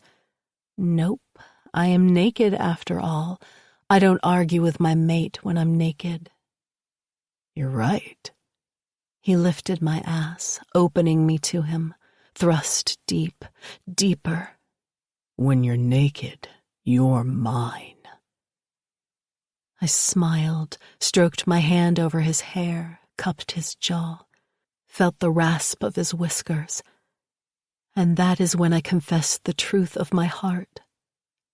I'm always yours, Quinn. Always. He froze for a heartbeat, as if I'd startled him with my confession, but his body went rigid, hard. My dominant lover was coming out to play, and I needed him to make me stop thinking and just feel. I simply needed. Put your hands over your head and keep them there, mate. The sharp bite of his command only made me more eager to comply. Like a first-aid cadet, I didn't have to do anything but follow orders. I moved into place, and he remained still, like a commander of his fighters, watching, waiting for any breach of orders. I squirmed, knowing if I didn't follow his orders, he'd spank me, and that wasn't punishment at all. As I placed my hands above my head on the ground, I couldn't miss the outline of his expression in the shadows of the forest. His face was lined with strain, the veins in his neck and temples bulging. He wasn't immune. In fact, he was probably as desperate as me. I moved instinctively, opening my legs, trying to pull him deeper. Wider. I swallowed, moved my knees outwards. More, then more still. Thank God I was in good physical shape. I'd never been more thankful for flexible hips. His touch heated my skin. The humidity made perspiration dot my skin, but it was his gaze that burned me up. He could see me, all of me in the darkness. Mate, you are so beautiful. I felt beautiful. His hands hooked my ankles and he pulled his cock free, kissed his way down my body, lowered his head to my aching core. He raised my legs, pushed my knees up toward my chest. "Ugh!" I cried as he licked up my slit, found my clit and put his mouth over it, kissed it, ruled it. My hips came up, rolled into the delicious contact. "Quinn," I breathed. He didn't allow me to come, but stopped well before, teasing me, prolonging my pleasure, ruling my body like a master. Lifting his head, he looked up my body, God, seeing my arousal coat his lips, his chin, wicked. Please, I begged. I ached for him, wanted to be filled with him, to feel the hard press of his body above mine. I wanted to shatter with his cock inside me, to know I was protected by him, possessed. Perhaps he liked me to beg, for he acquiesced by releasing my ankles and settling himself at my entrance. The blunt crown pressed in, and I looked up at him where he braced above me on his forearm. He held my gaze as he moved, entered an inch, held. Mate. Mine. He thrust into me then, hard, fast, claiming me, making me his all over again. My head arched back, the feel of him surrounding me, filling me. It was too much. His groan vibrated from his chest and into mine. Yes, I cried. I wasn't a vice admiral. I wasn't in charge of the academy. I wasn't on an icy mission, but I was where I needed to be. In this moment, I was important. I surrendered to my mate. I gave my mate what he needed, and in return he made me whole. A hand on my hip had us rolling, Quinn now on his back, and I hovered over him. Straddling his narrow hips and his cock embedded deep, I pushed up on his chest, loomed over him. Quinn, I breathed. His hands settled on my hips, lifted me a little, then let me drop back down. I gasped. He groaned. Ride me, mate. Fuck the cum from my balls. I was on top, could move as I wished. His cock was mine to use as I wished, but what I did pleased him. I clenched down, and he groaned again, his hands tightening on my hips. I shifted, circled, lifted up, then dropped, fucked him, used him for my pleasure.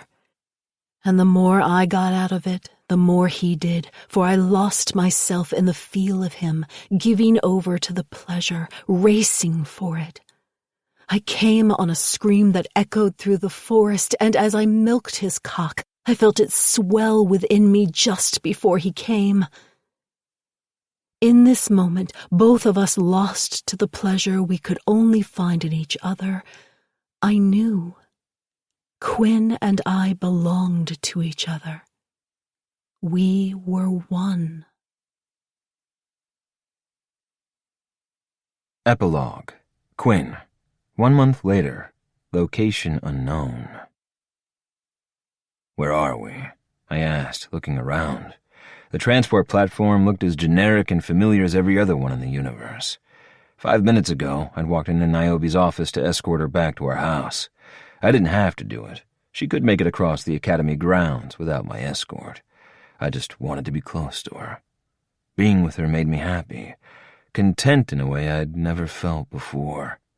The restlessness I'd been plagued with my entire life had settled as soon as I'd made her my focus, my purpose.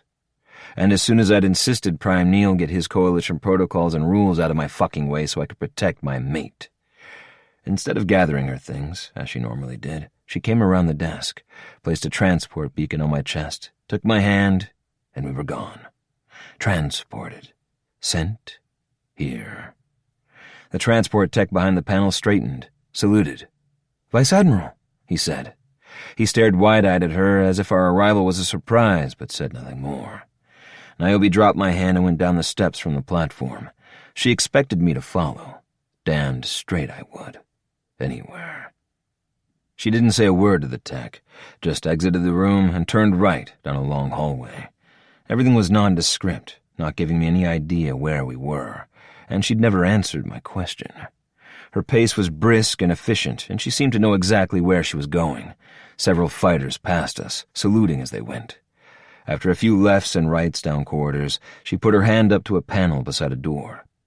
The light turned to green, and the door slid silently open. Passing through, we were in another hallway, but the temperature was several degrees cooler. Doors lined both sides, and she stopped at the third one down on the right. She faced me for the first time since our arrival and removed the transport beacon from my chest. "You have 5 minutes, Elite Hunter Quinn."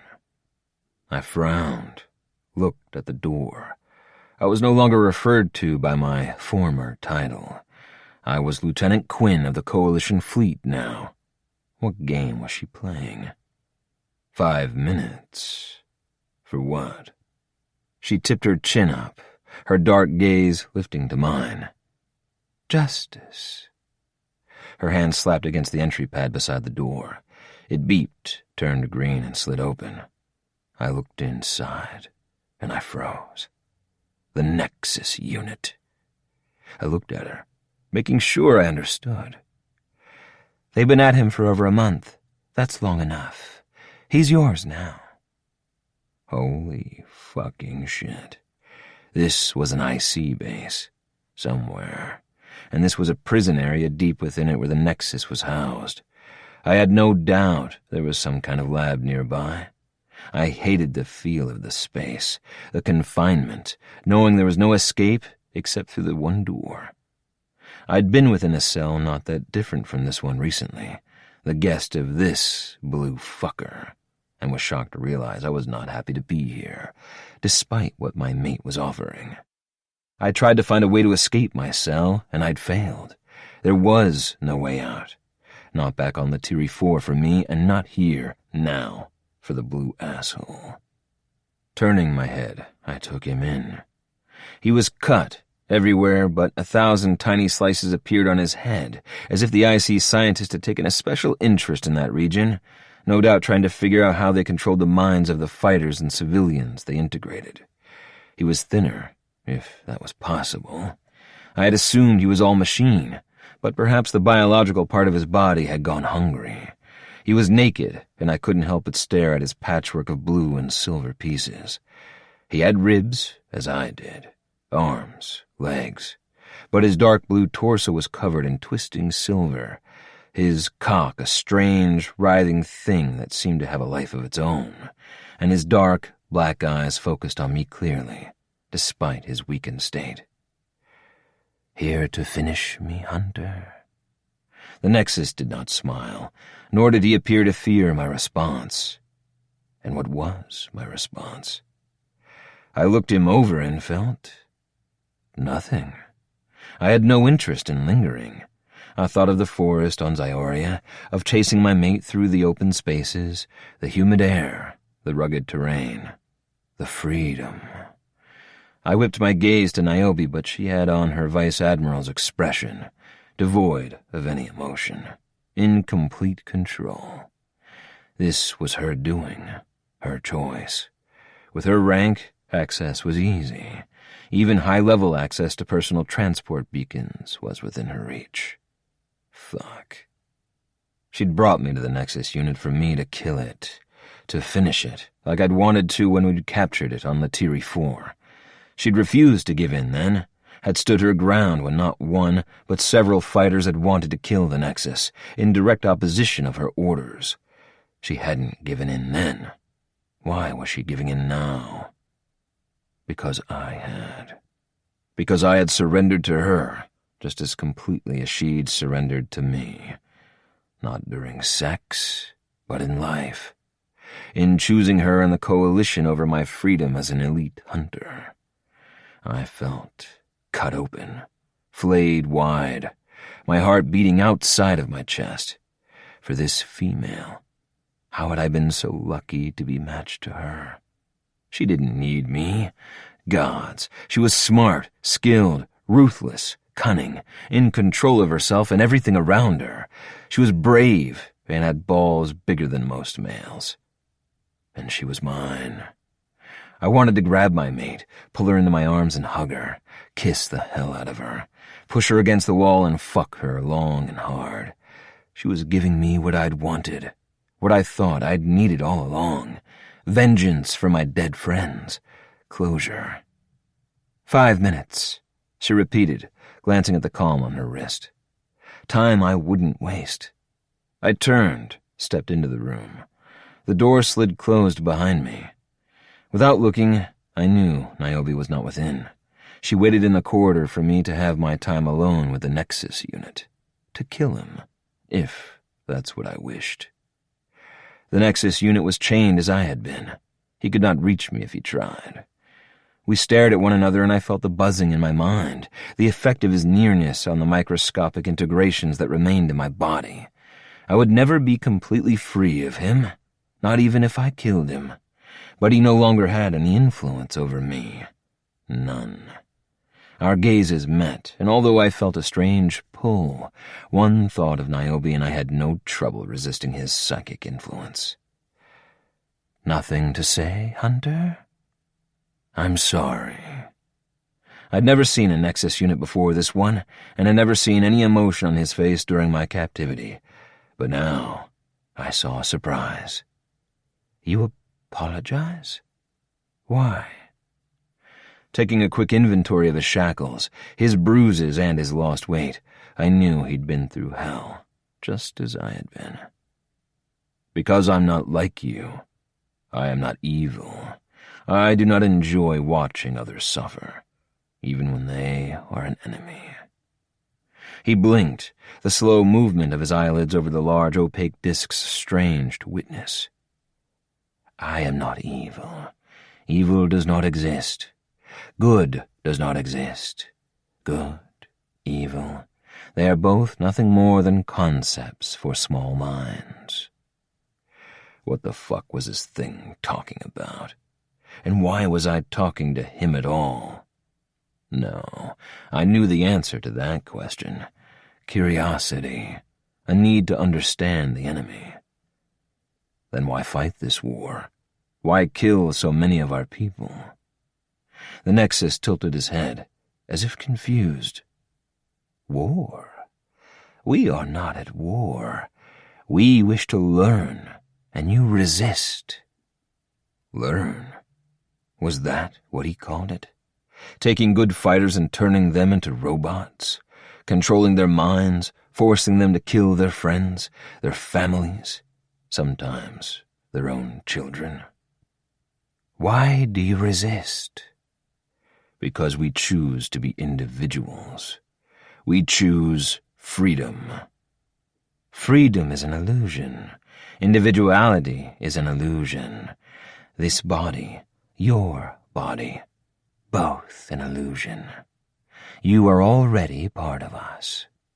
"No, we're not. And we never will be." He would never understand. My head understood that, even though my heart did not. How many buzzing minds did he share? How many integrated fighters' thoughts did he hear? Was he ever alone in his own head? Had he ever been alone? "The future is inevitable, Hunter. You will see. In the end, we are all one." Fuck that nonsense. As I waited to feel the urge to rip the head from his body, to set my ion pistol to the highest setting and finish him, I realized I didn't want to. Not anymore. My need to kill it had been so great I'd been blinded, even when Niobe had explained, spoken the truth. The Nexus unit was needed alive. My moment of justice for what he'd done to me was not important enough to supersede the victory that would be achieved by learning from the study of our enemy. Many lives could be saved if the Coalition could gain an understanding of how the Nexus unit worked, how it functioned, how it thought. By killing it, that data, that insight, would be lost. And for what? My personal, petty need to destroy the one small piece of the hive that had harmed me. This was war, a war that had been going on for hundreds of years. I'd survived. Others had not. Even more wouldn't if we didn't make deliberate choices and study that which we hated. If I hadn't been captured, then Niobe wouldn't have transported to me on Latiri 4. She wouldn't have saved me or locked down the underground base. We would not have been able to save all the others or deliver a fucking Nexus unit to the IC, alive. Because I'd been a prisoner, my integrations, my sacrifice, had allowed everything else to fall into place. Had my ultimate purpose as an elite hunter been to be captured? To be tortured and matched and saved and brought to this moment so that many millions more could be kept from a similar fate? If I killed the fucker, my imprisonment would have been for nothing. The imprisonment of the others, their deaths would be for nothing. No, it needed to remain alive, just as Niobe had said. The capture and study of the Nexus unit needed to be a victory for the Coalition, a reason for hope in this war. It wasn't about me. It wasn't about her. It was about good versus evil, saving others. I stepped back, slapped my hand on the wall, and took one last look at the blue Nexus unit who now meant nothing to me. He taunted me with words. "You will learn, Hunter. In the end, you will learn." His stoic finality was like an ion blast, but the shot reflected off my mental armor. It did not hit, did not wound. Niobe had healed me, made me stronger. Stronger than the Nexus in this cell. Stronger than my past mistakes. Stronger than I had any right to be. But I would never stop fighting. Never give in. Never stop protecting what was mine. My life, my world, my mate. She was the universe now, my universe. And if Dr. Hellion needed to torture and dissect the Nexus unit to help me protect her, so be it. I turned on my heel and exited the cell. Niobe frowned the moment she saw me leave and spotted the still-breathing enemy behind me chained to the wall. The door slid closed and she stood close, looked into my eyes. "Why?" I knew the depth of her question. I stepped closer still, so our bodies brushed.